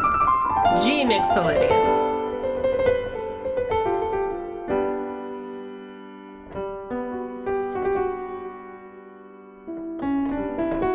G Ionian. G Lydian, I mean.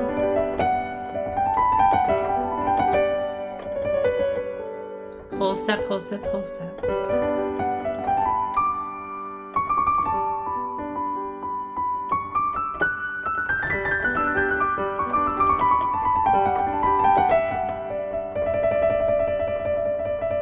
Back to G Mixolydian.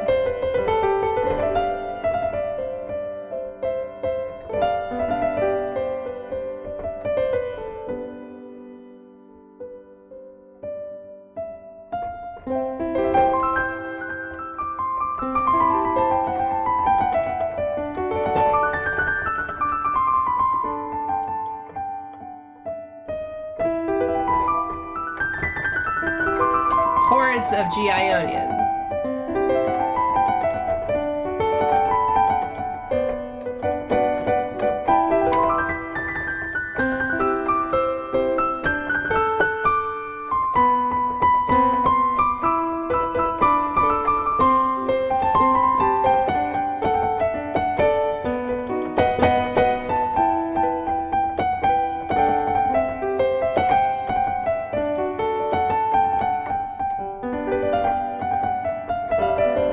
G Mixolydian again.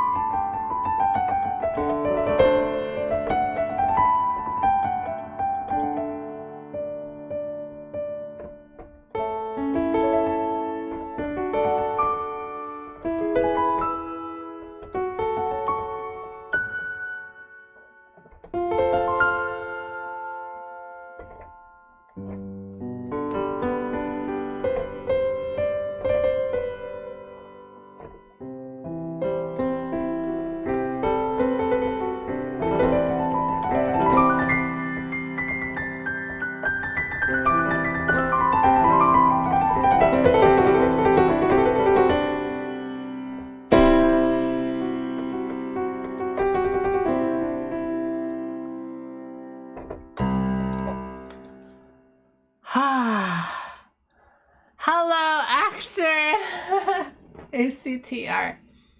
I'm just noodling. I'm just doodling. Scribbling, bibbling, scribbling.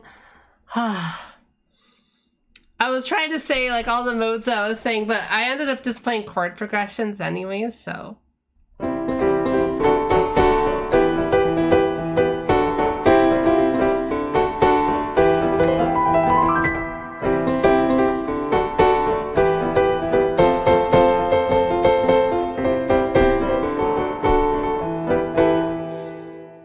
Your music say one of these days.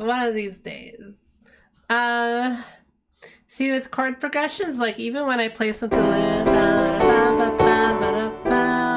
I know what scale that is because this already gives you 6 different notes. And we already know the pattern, right? So whole step, whole step, whole step. Oh, it's the Lydian pattern. Okay, we already know 4 notes down from the Lydian pattern is a G. Okay, that's the Ionian then.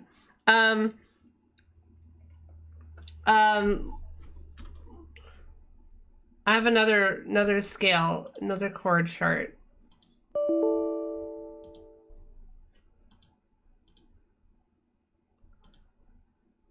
So there's the relatives modes too. God, I'll do this next lesson, but basically, like, you know, this is a Lydian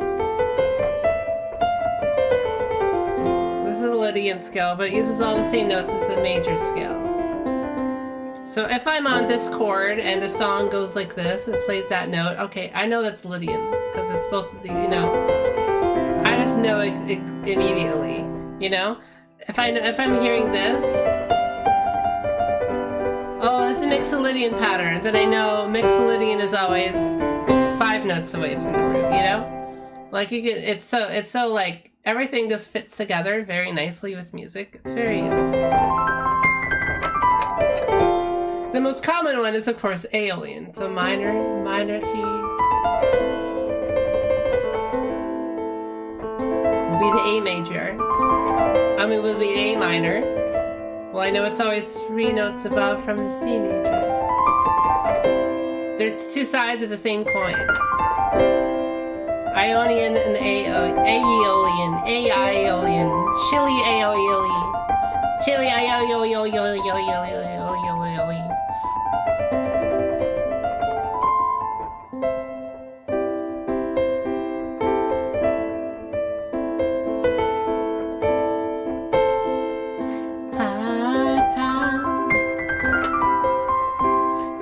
Star time, living on the ways you came.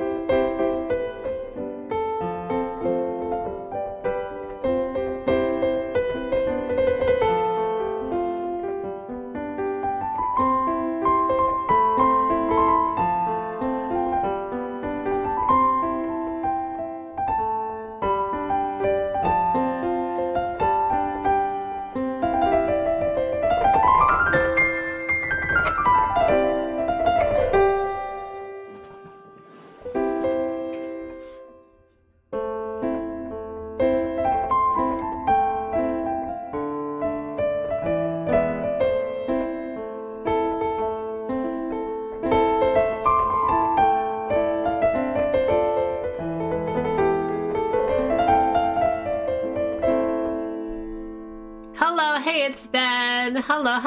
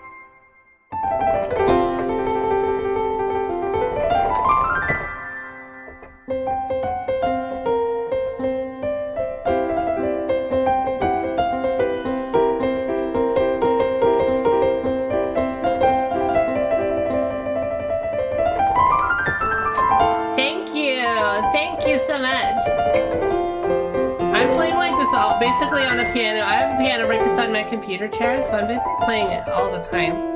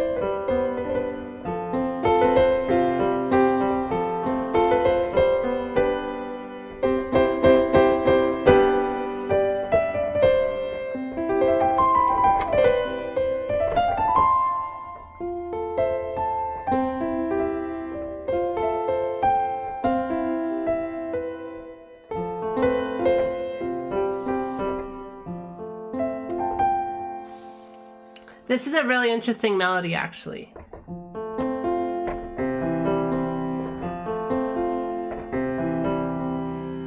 Gymnopedes. So the chord is the fourth note of the major scale and the first note of the major scale. So basically just repeats.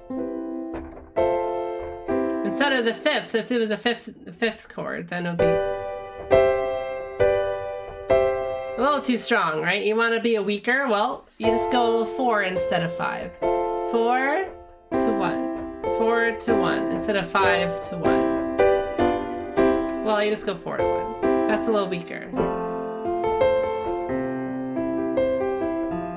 You add their own little unique colors. I like adding the major 7th, the major 2nd.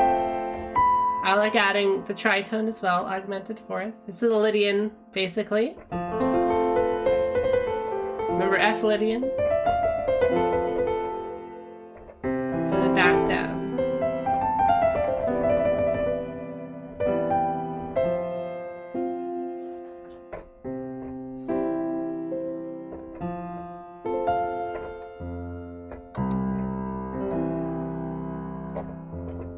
The melody is very interesting because it goes from the F major chord, it goes to the major 7th to the major 2nd. The actual root note is F, but it avoids it. It just goes around it. Look at that. When is it gonna play it?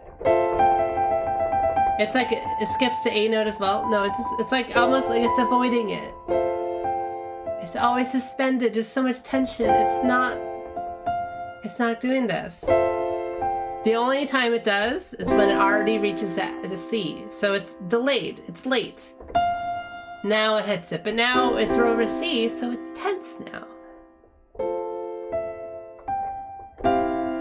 So it's a little tense, a little floating. There we go. It finally goes down. So it goes to... Okay, so it's the one resolution we have right now. But it immediately goes right back down. Goes really down. 4 whole notes. Really big shift down, which is really rare in like a lot of melodies. Usually it's one of these 2 notes will go down. But now we go all the way 4 notes down. In one leap, so. Now what are we gonna do? Something very, very special. We go back to the F. So we hit an A, that's another resolution. But we're now gonna do something we're gonna hit that Lydian 4th, that Lydian, beautiful. Now we're fine, now we're relaxed. So now it just does it with no melody for 2 times. You know? So this part is so interesting. Remember, this is a leading tone too. This is a note right before the real root of the whole song. the whole scale, right? The root of the chord is a little different temporarily, but your ears still remember that we're supposed to be here, kind of, you know? So even here is not only the tension of the F, that Lydian, you know, this is a tritone, 7 notes, just like the Lydian, like, you know. And then back to C. So even though we're not hitting the big tense sort of G chord, the big resolution, we're still getting we're getting a resolution this way. You know, it's a little weaker, but still, it's still a big resolution, you know. And it's very comforting and calm. It's all fourths, you know. It's the fourth note, just like a Z, Z, Z, you know. There we go.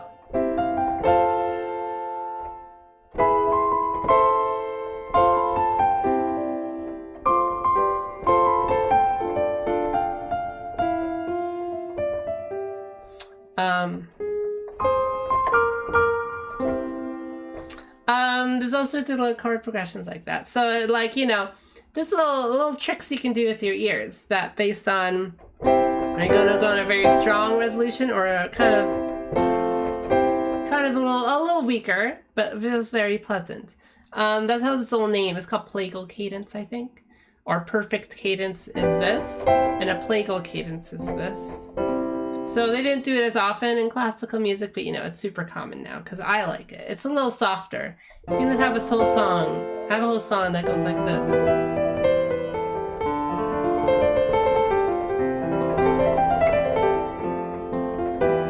This is a very common chord progression.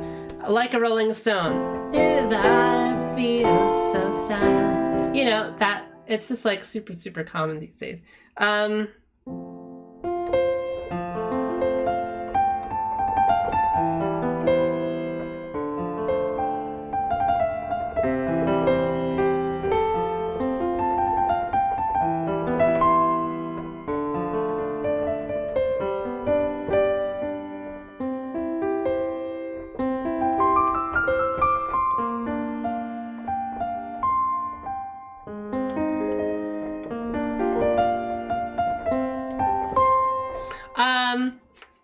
So that kind of chord progression is in gymnopedes. We just skip these middle chords, right? Let's say gymnopedes with the middle chords. So.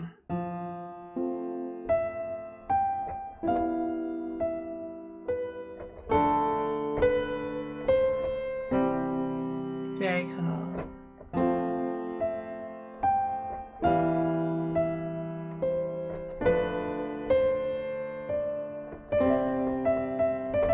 I wanted to go up there.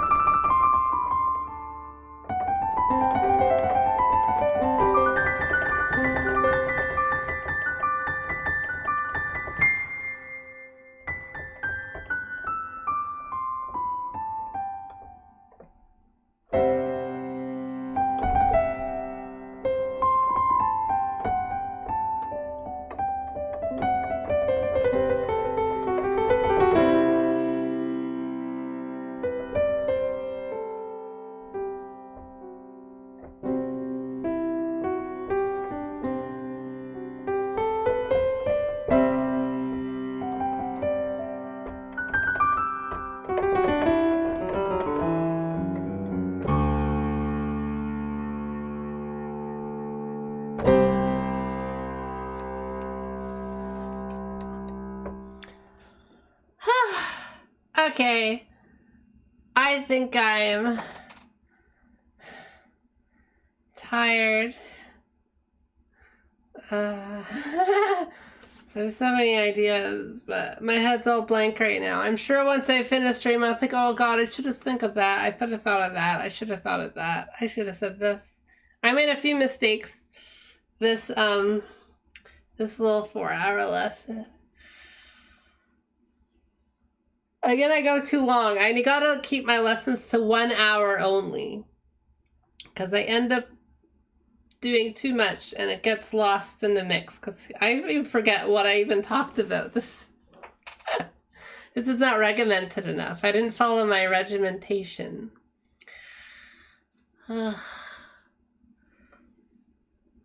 Next lesson, we'll go over more of the Aeolian mode, and I will be looking at melody analysis more, because I'll be looking at exactly what I like about melodies. Whenever I like a song, it's like, oh, that's a good melody, you know? I'll show you what I like about melodies. And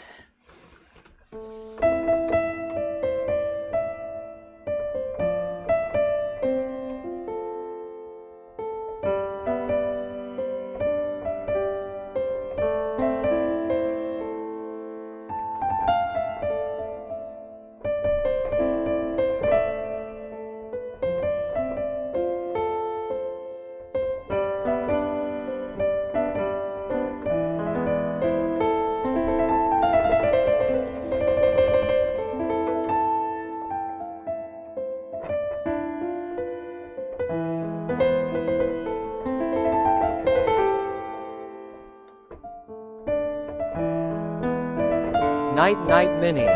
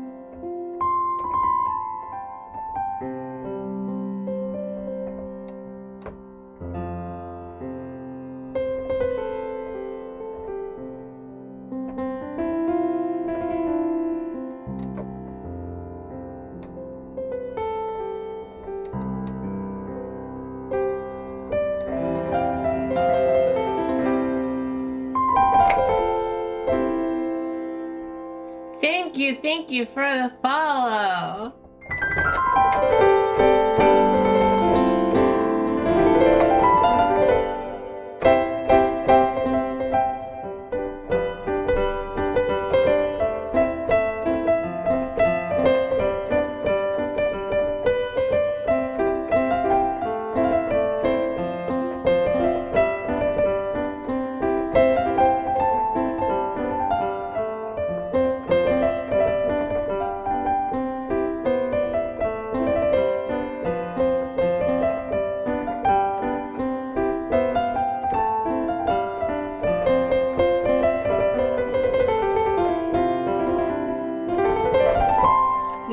different melodies I wrote.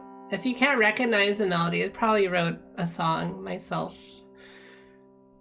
And haven't published it, but it's still, you know, here in my head, in my noggin, and in a text file, and in some MP3 files.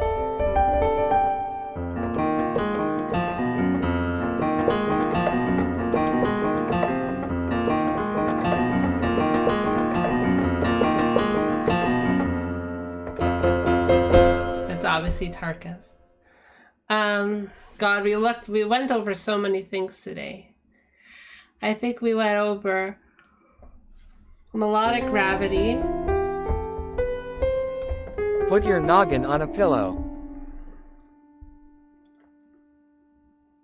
I want to like play Final Fantasy or something. I want to play a video game. I'm still not sleepy enough. I woke up at 4 o'clock.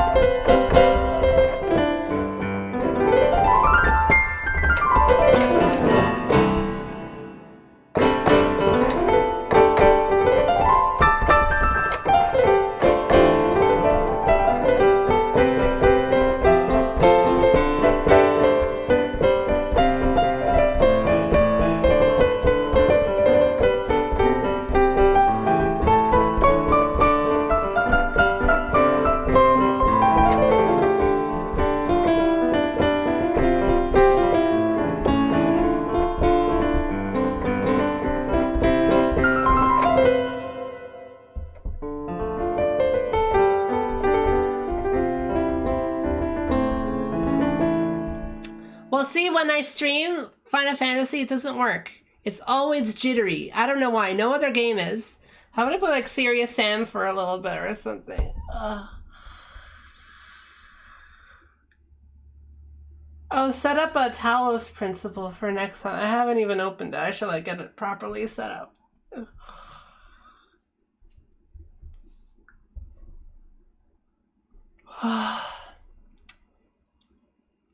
Ah.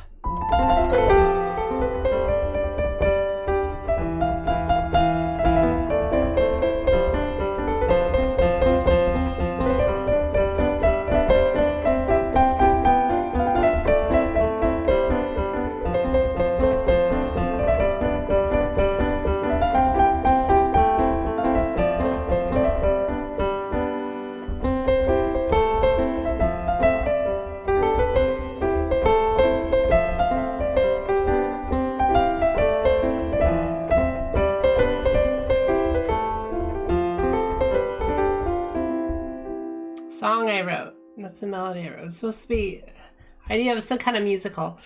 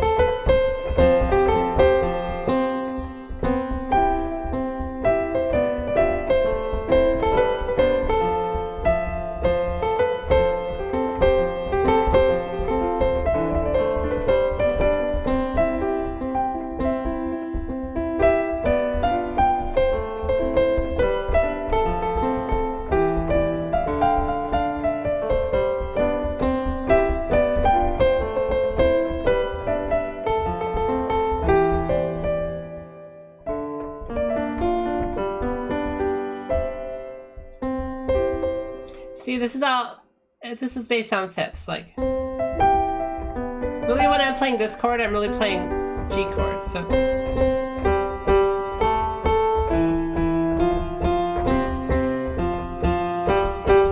You know, sometimes people do.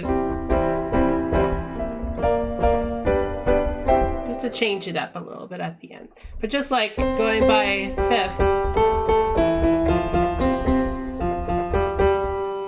It's like going down by four.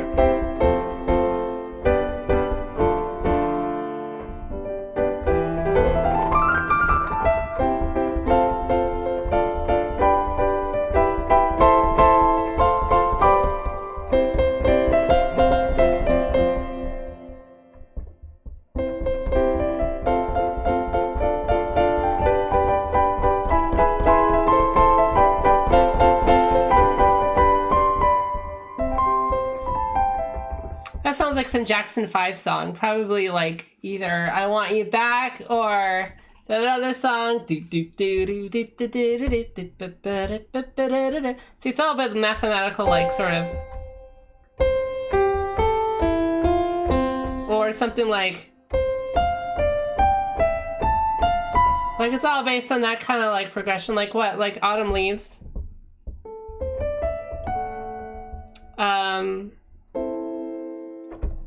Oh no, what's that song? What's that song? Fly, fly me to the...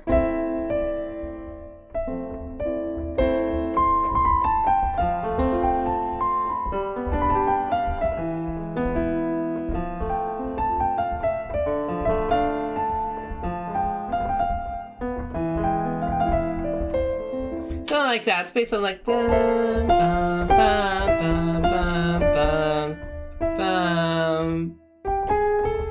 Like something doing something. It's usually like dun, dun, dun, dun, dun, dun, or like dun, dun, dun, dun. It's just like it's all kind of chord patterns like that. Really good chord progressions, I think, that stick with you. Have that kind of big pattern to it. Sometimes they're just small.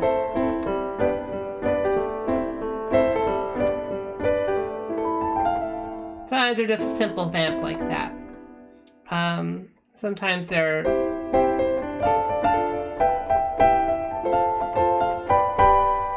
Sometimes there are 4, 5, 1 sort of things, like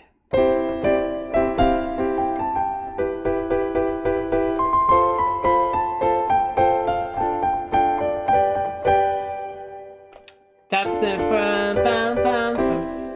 we call it 2, 5, 1. I think I'll go into chord like progressions, melody. So I'll write this down, God, so I don't forget.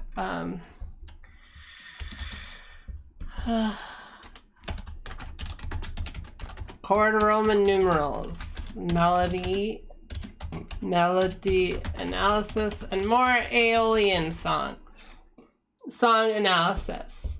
Okay. Have you tried locking your FPS to 1 in my display settings? My display settings? What do you mean? It's more that, like, it's really low. Like, I can try streaming right now. How about I try streaming? Let's see. I'll do it for like 2 seconds. Delta of love and fire and faith. The in-game display set. Okay, let's see that. Let's see. I'll try to do that. So 1 to 1 in your display. Maybe that is, but I'm not sure. And fire.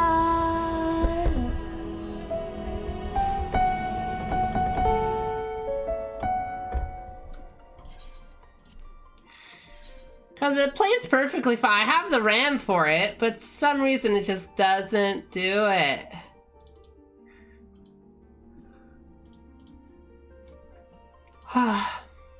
Okay. Video capture source, image source, game capture.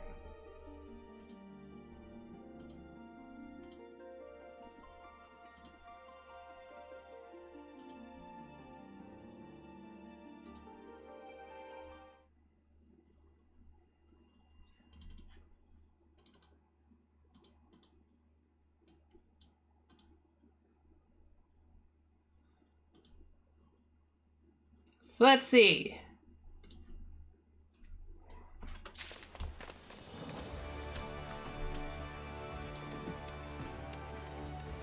This is me. And whenever I play, it's pretty jittery. See like how jittery it is? So it's if it's just a stupid issue, let's see. I'll mute this for now. Where is it? Where is it? We gotta work on something. Thank you for streaming. Oh, thanks. Thank you. Thank you. I hope my frame rate, limit frame rate 60 FPS.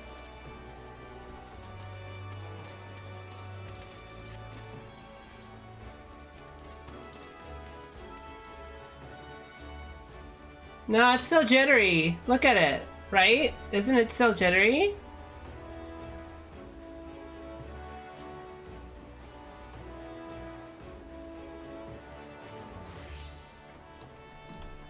Yeah, I'm pretty sure it's still bad.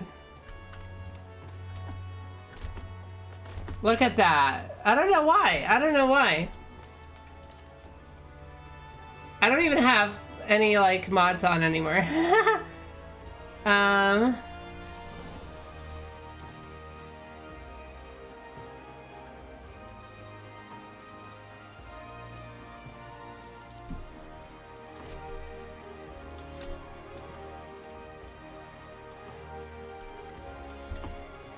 Oh, is it, if I do it by 30 frames per second, is it better? I just have to limit my frames to 30. Or my, like, broadcasting thing isn't to 60 or something. It's not great, but you know.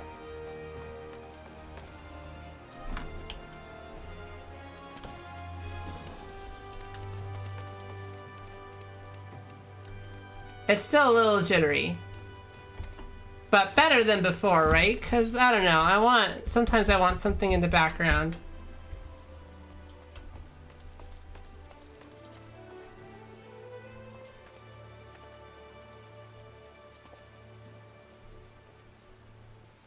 Someone is here.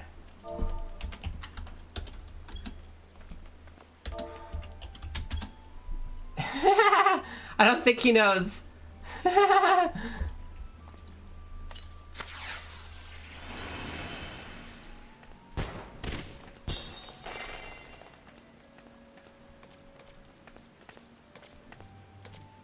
So anyways, I guess it is a little better. It's still not great. Ah, it's you! You're able to find me. It's pretty fast. Wow. I'm shocked. How about we try 15? Let's try really shitting in. Okay, that's unplayable. I'm sure there's some weird fix I can do for it.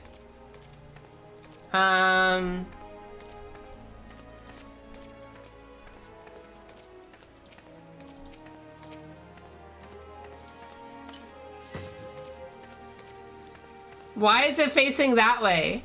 Why is the pumpkin head facing that way? So anyways, extremely late. It stayed for such a short time, but I've got stuff to do. Oh, Pinky Octobot, wait.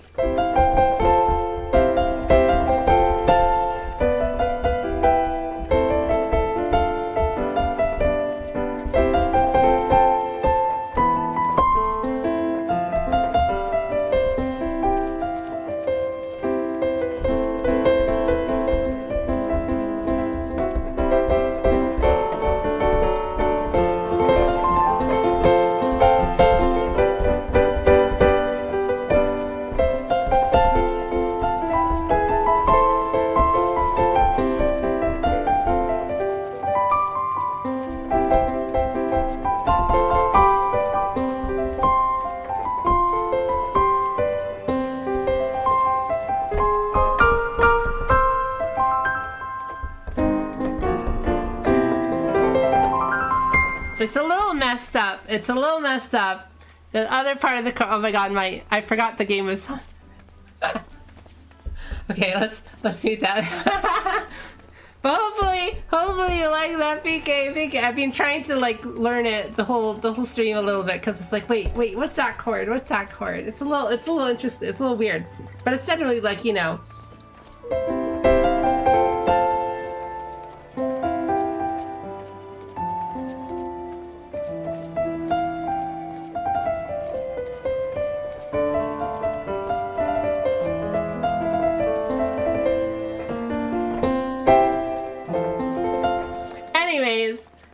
a good day at work. Or whatever you gotta do. I should be doing it. It's already 12:40, guys. 12:40, guys.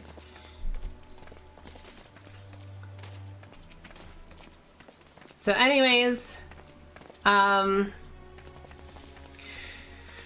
probably won't be playing any video games. I do have 16 viewers still, guys, though. Oh, let's move my piano. This stupid piano always gets stuck on something. I have so many cables. Where's my earphone cable? Underneath. How did it get underneath? Okay, well, there we go. Ugh. And it's hot. Ugh. I'm back. I'm back. 11-hour jet. Holy crap, where were you? Oh, this music.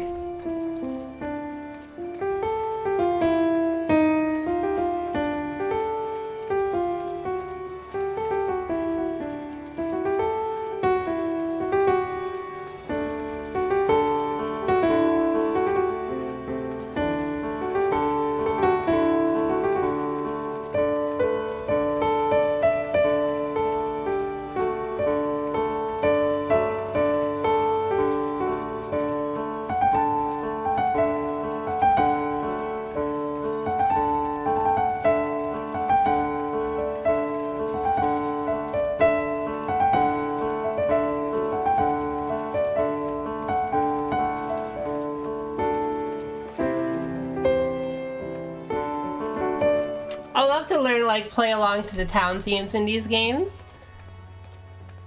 I think OBS may be capturing a game at a different, but why would it be? Limit capture frame rate. Maybe I should do that. But what is the limit? Why can't I set what the limit is? That's a little weird.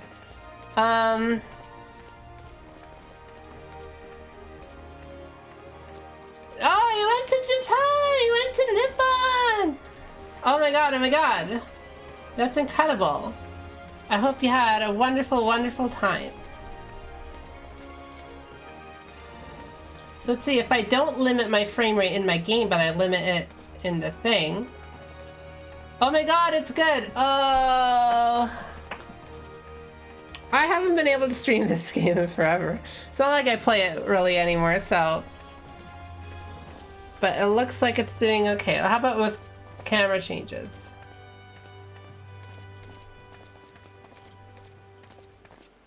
I think it's still bad with camera changes. So how about we still limit it anyways?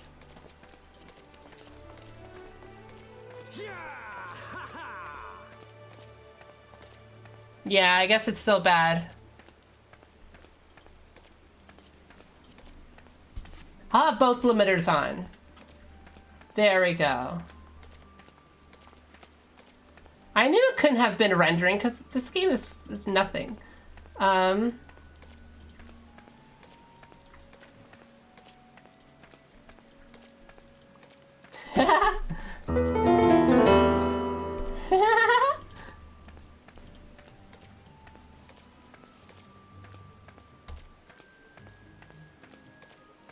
That's my toolbar, guys. This is my MMO toolbar.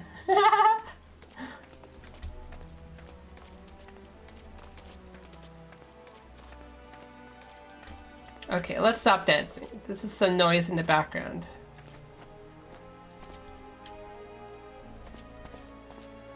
Yeah, no, look at that V-Sync. Ooh. Oh well.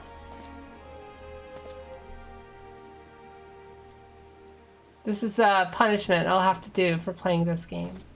Anyways, it's a game not bad in game for you, showing like 40 FPS in games in your option. Yeah, no, it's great and it's perfect rendering it. I ever noticed no frame rate issues. It's only when capturing it on the game capture. That's the only time it does it. Very strange, very strange. It's been like this for a while.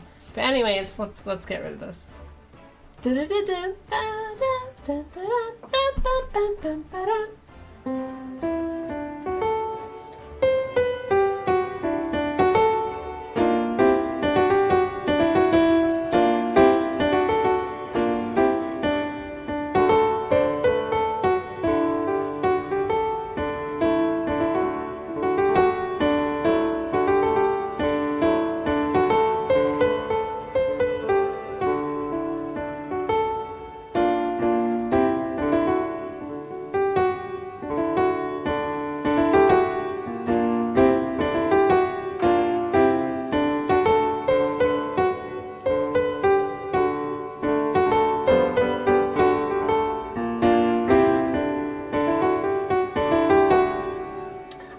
how the song goes. I think it's using D-Mixolydian. See, because I can hear the Mixolydian in it. It sounds like a pirate theme. And that's always, oh yeah, it sounds like some kind of Scottish, Irish sort of a traditional music with like some excitement and adventure to it. Whenever I think of that, I think of Mixolydian. So this sort of thing can always help you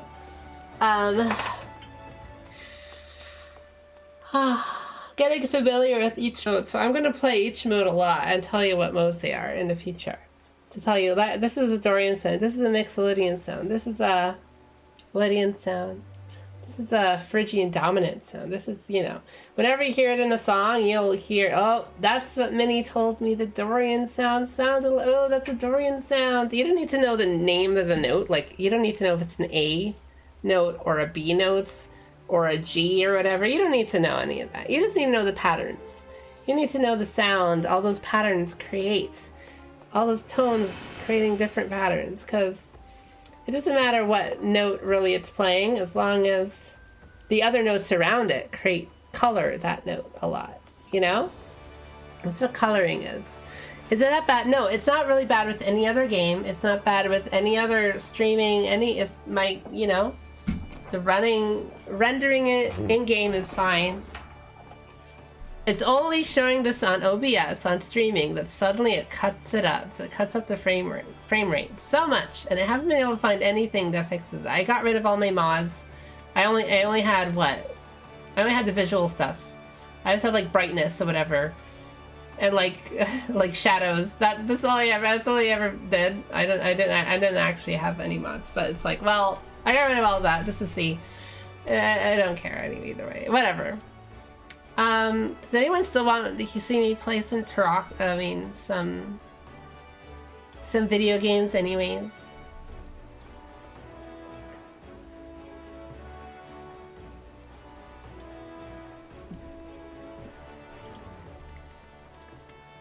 It's so weird. It's so weird that this game's so... I think I'm tired anyways. Guys, should I get into reaction videos? You guys send me some videos I can react to. No, I'd be too scared of like copyright songs that people use. Or maybe like you send me a non-copyrighted song and I could try to figure out the melody for something. There's very few non-copyrighted songs, so I'm so scared of getting copyright strike. Yeah. Everyone wants to see my hot takes and everything, guys, right? I've become a political streamer. I'll become the next Des Tiny. I'll become the next, what's another political streamer? Let's tell you all the tales of minmod, the influencer.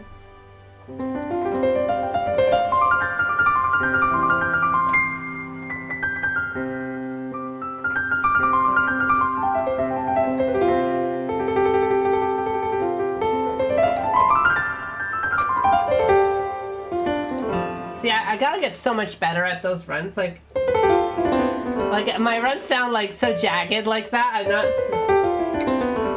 I'm not smooth enough. Like even then, you could tell. Like you could tell when I'm changing hands. I bring my thumb over, then I play. Bring my thumb over. Bring my thumb over. You know, it sounds a little jattered. Then I lose it there. You know, I want to get a lot better at my runs.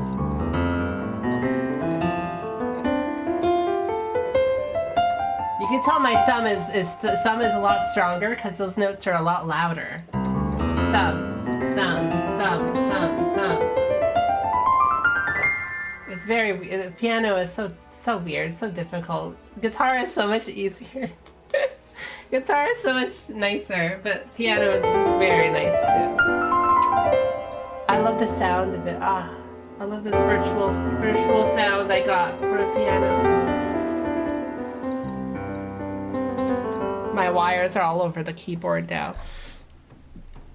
Video game tracks to react to or something. Yeah, but wait, video game tracks wouldn't get copyright striked, right? Those should be safe. Probably.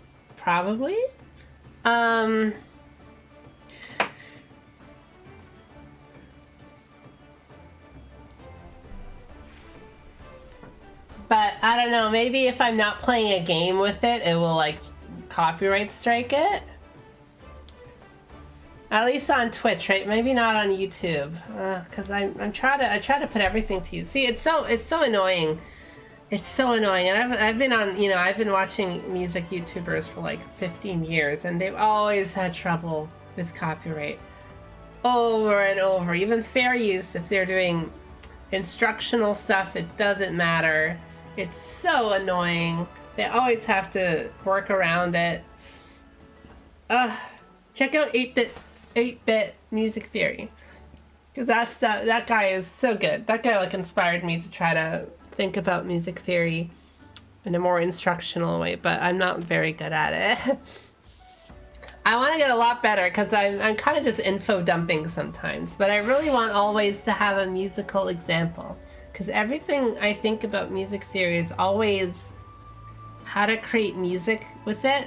It's always music oriented first. I have like cool little theories and patterns and all sorts of things that go with it, but really that's just like, it's just trivia. Like, I learned like the Mixolydian mode or whatever, or like I had no idea what the fuck it was. I looked in like Ultimate Guitar and they had, this is the mode. It's like, I played it, it's like, this doesn't sound like anything. Like, what is this supposed to be? This is so confusing.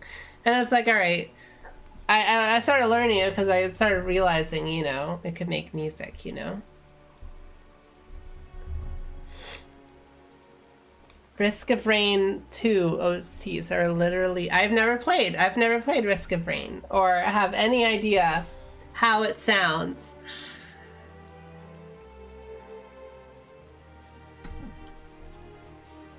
Indie stuff would probably work.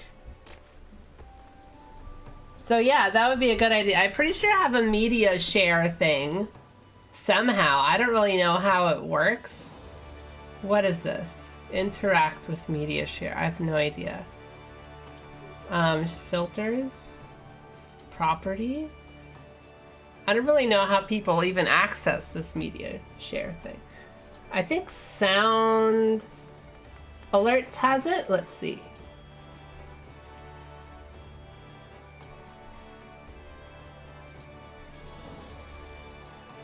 I'm not really sure. Can you tell me what song that is first? I don't want it to like autoplay and get me in trouble.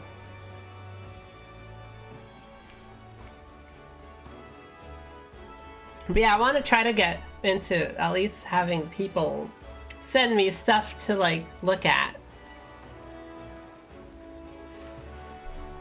Okay. Oh wait, I will mute my game first.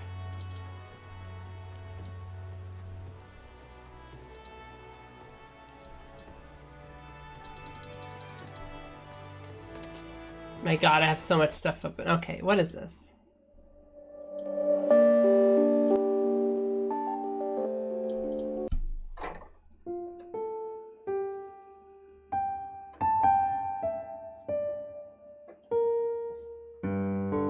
I think that's a G minor then.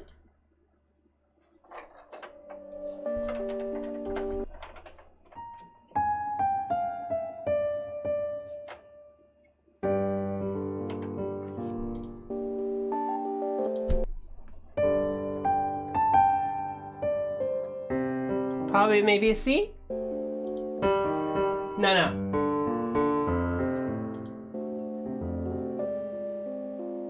Oh. Interesting chords then.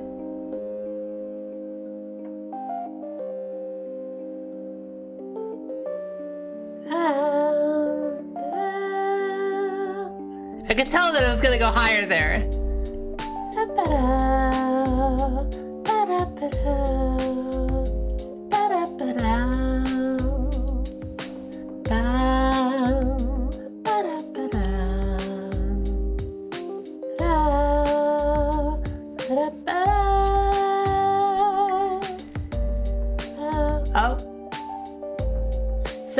So the chords I think have a little chromatic progression or something in them. I'm not gonna be able to figure it out. They're so quiet. The melody is interesting though.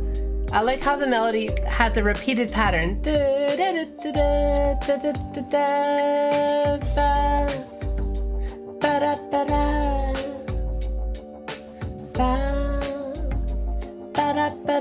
Like it has a repeated pattern. It's a little bit predictable, and the chords underneath are a little bit unpredictable. It's going down a little bit. I wonder what they are.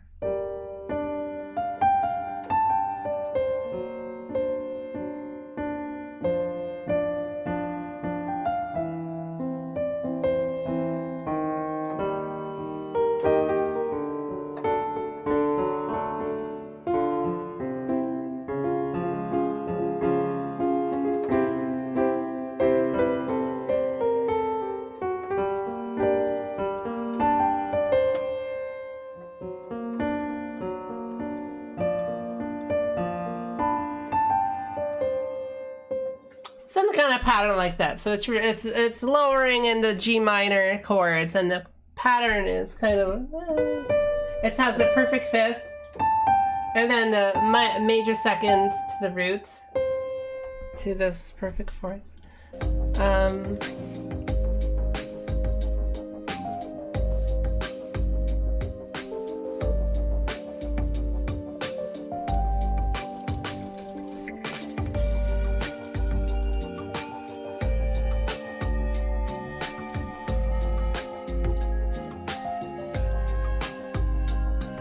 Okay.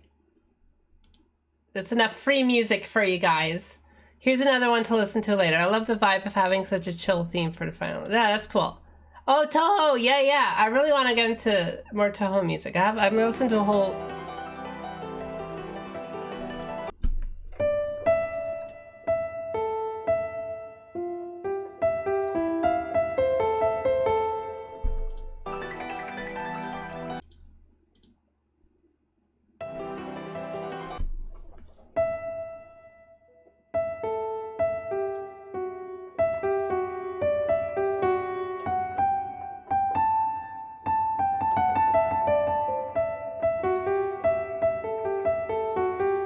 I can tell this is an E minor. It's gonna be a...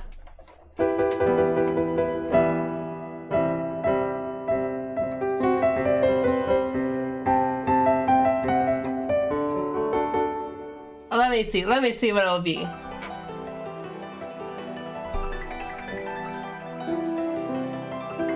Yeah, C major to E minor.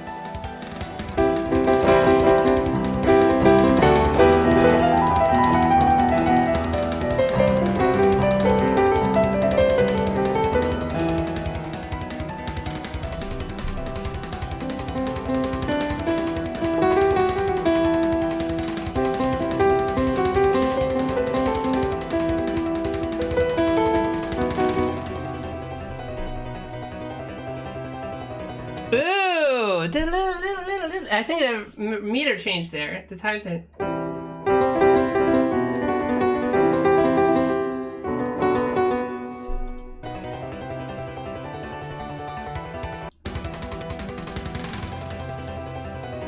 No.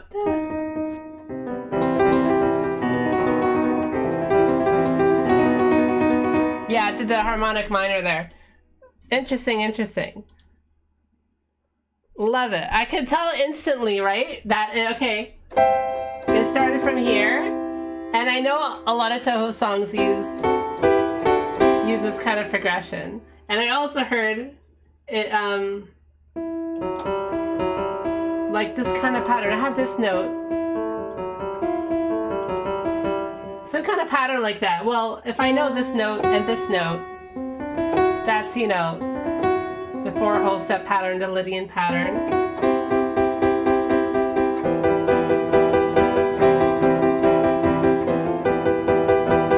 And if you go up 1, 2, 3 to the Lydian, so Lydian, Mixolydian, Aeolian, so E minor, very comfortably E minor.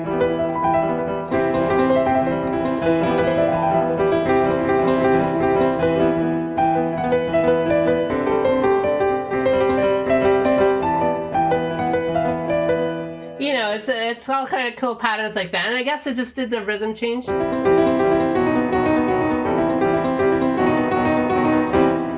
Well, that is a chord we found out in Green Greens. It's also like, so if we're in C major, we play this chord.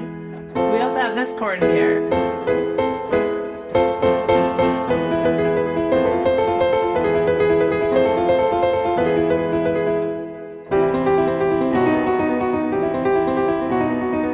So anytime we have two major chords right beside each other, like this, I know like exactly where we are in the song, because that's the harmonic minor, or the Phrygian dominant. I know from wherever like I am that this note here is going to be the Aeolian chord, or this note is going to be the Ionian return, you know? And I know, well, if I know I'm an E minor in this Toho song.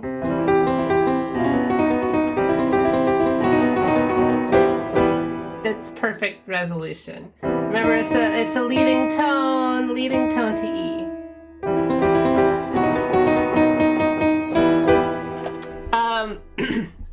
Short analysis. I would love to do more of this. I'm not going to listen to whole songs every time, you know. I will try to have some kind of media share system, because they have that, right? Like a little video pops up. A little video can pop up in the thing and we watch a video together. That would be great. For music only. Music only. Some way to do that. That's not just like doing this on the thing. So if I can do that, that would be great. I don't know how other YouTubers do it though. It's getting a little late. I shouldn't be talking so loud. I woke up at 4 p.m. So I'll probably still be up a little bit. It was media share reactions become oh, come on. I will never get... I'll never... I'm pretty sure I have it. It said sound alert. Doesn't sound alerts have it?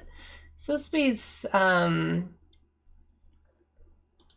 supposed to be in Streamlabs too.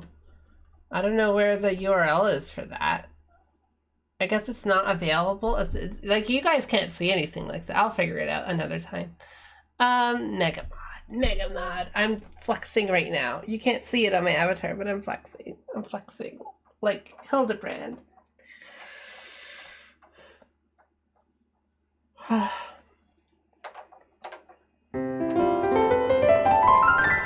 Okay, next stream. It might even be tomorrow if I'm able to, or maybe not. The next 2 weeks will be a bit busy for me. Oh boy. Next stream, I'll do Aeolian stuff if I don't get sidetracked. And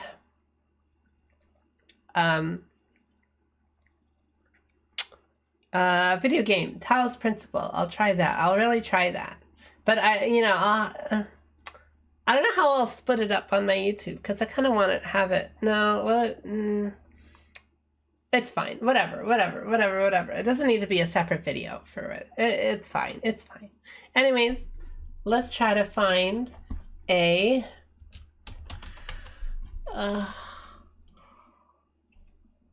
if anyone wants me to raid anyone, I will raid whoever you want. I love raiding. Vine Sauce is currently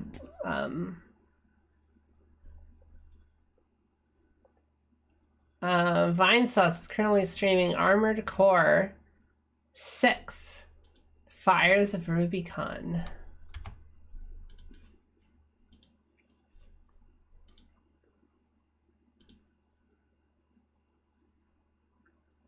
I can't believe we did a 5-hour stream, but again, I had so many things to talk about.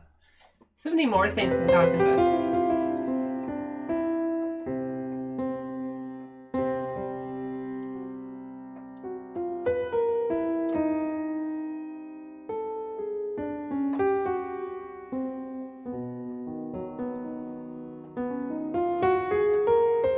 Oh yeah, I was gonna show that spreadsheet I got, right?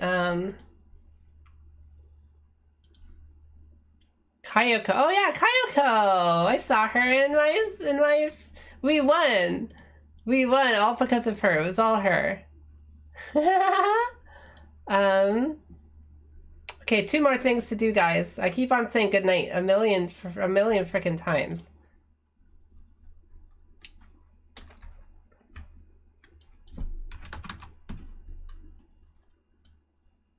So this is my little thing I've been working on.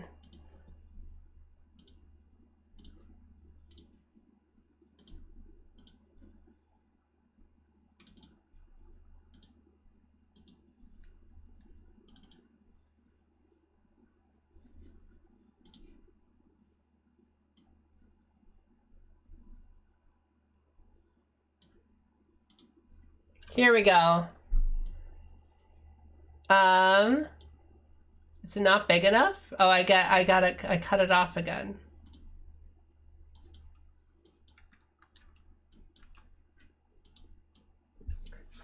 So from see Lydian, see? You can see Lydian, you just flatten 1 note at a time from all the different modes, and you get to B, Lydian. You get to all the different, every single mode, every single scale, all in order, and you eventually can get all the way back to C Lydian again. So this is a big spreadsheet. You don't need this to write music. This is just the little patterns I've noticed. So I'll post that at some point. Probably not. Maybe never. But yeah, everything, all the chords and scales are all related to each other, and everything is connected so easily, and you can bridge one musical concept to another, to another, to another, to another, to help you write music. So I will, I've been streaming long enough. This is too long. Let's do Coaster. There we go. Oh, they're VTuber too.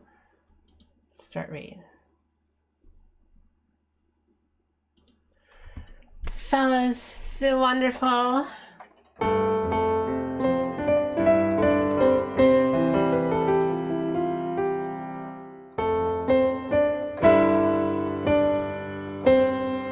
Major 6, 5th root.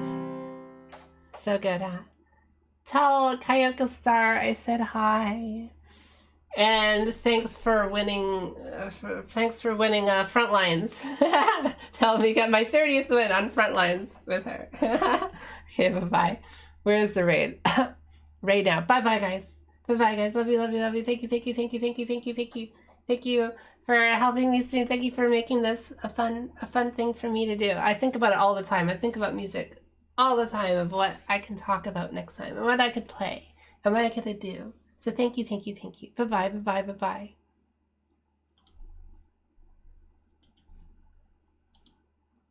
You can do it! No, Ultima! No, I'm gonna die! Fuck! Fuck!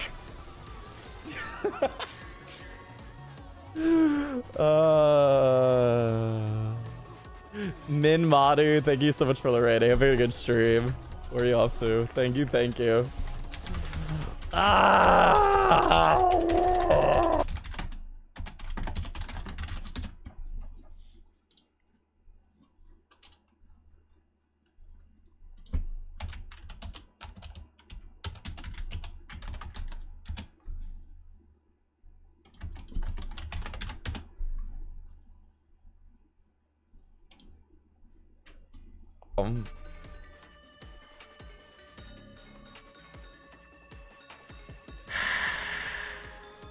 You tried so far, got so far, and in the end it doesn't even matter. I know, I know, I know.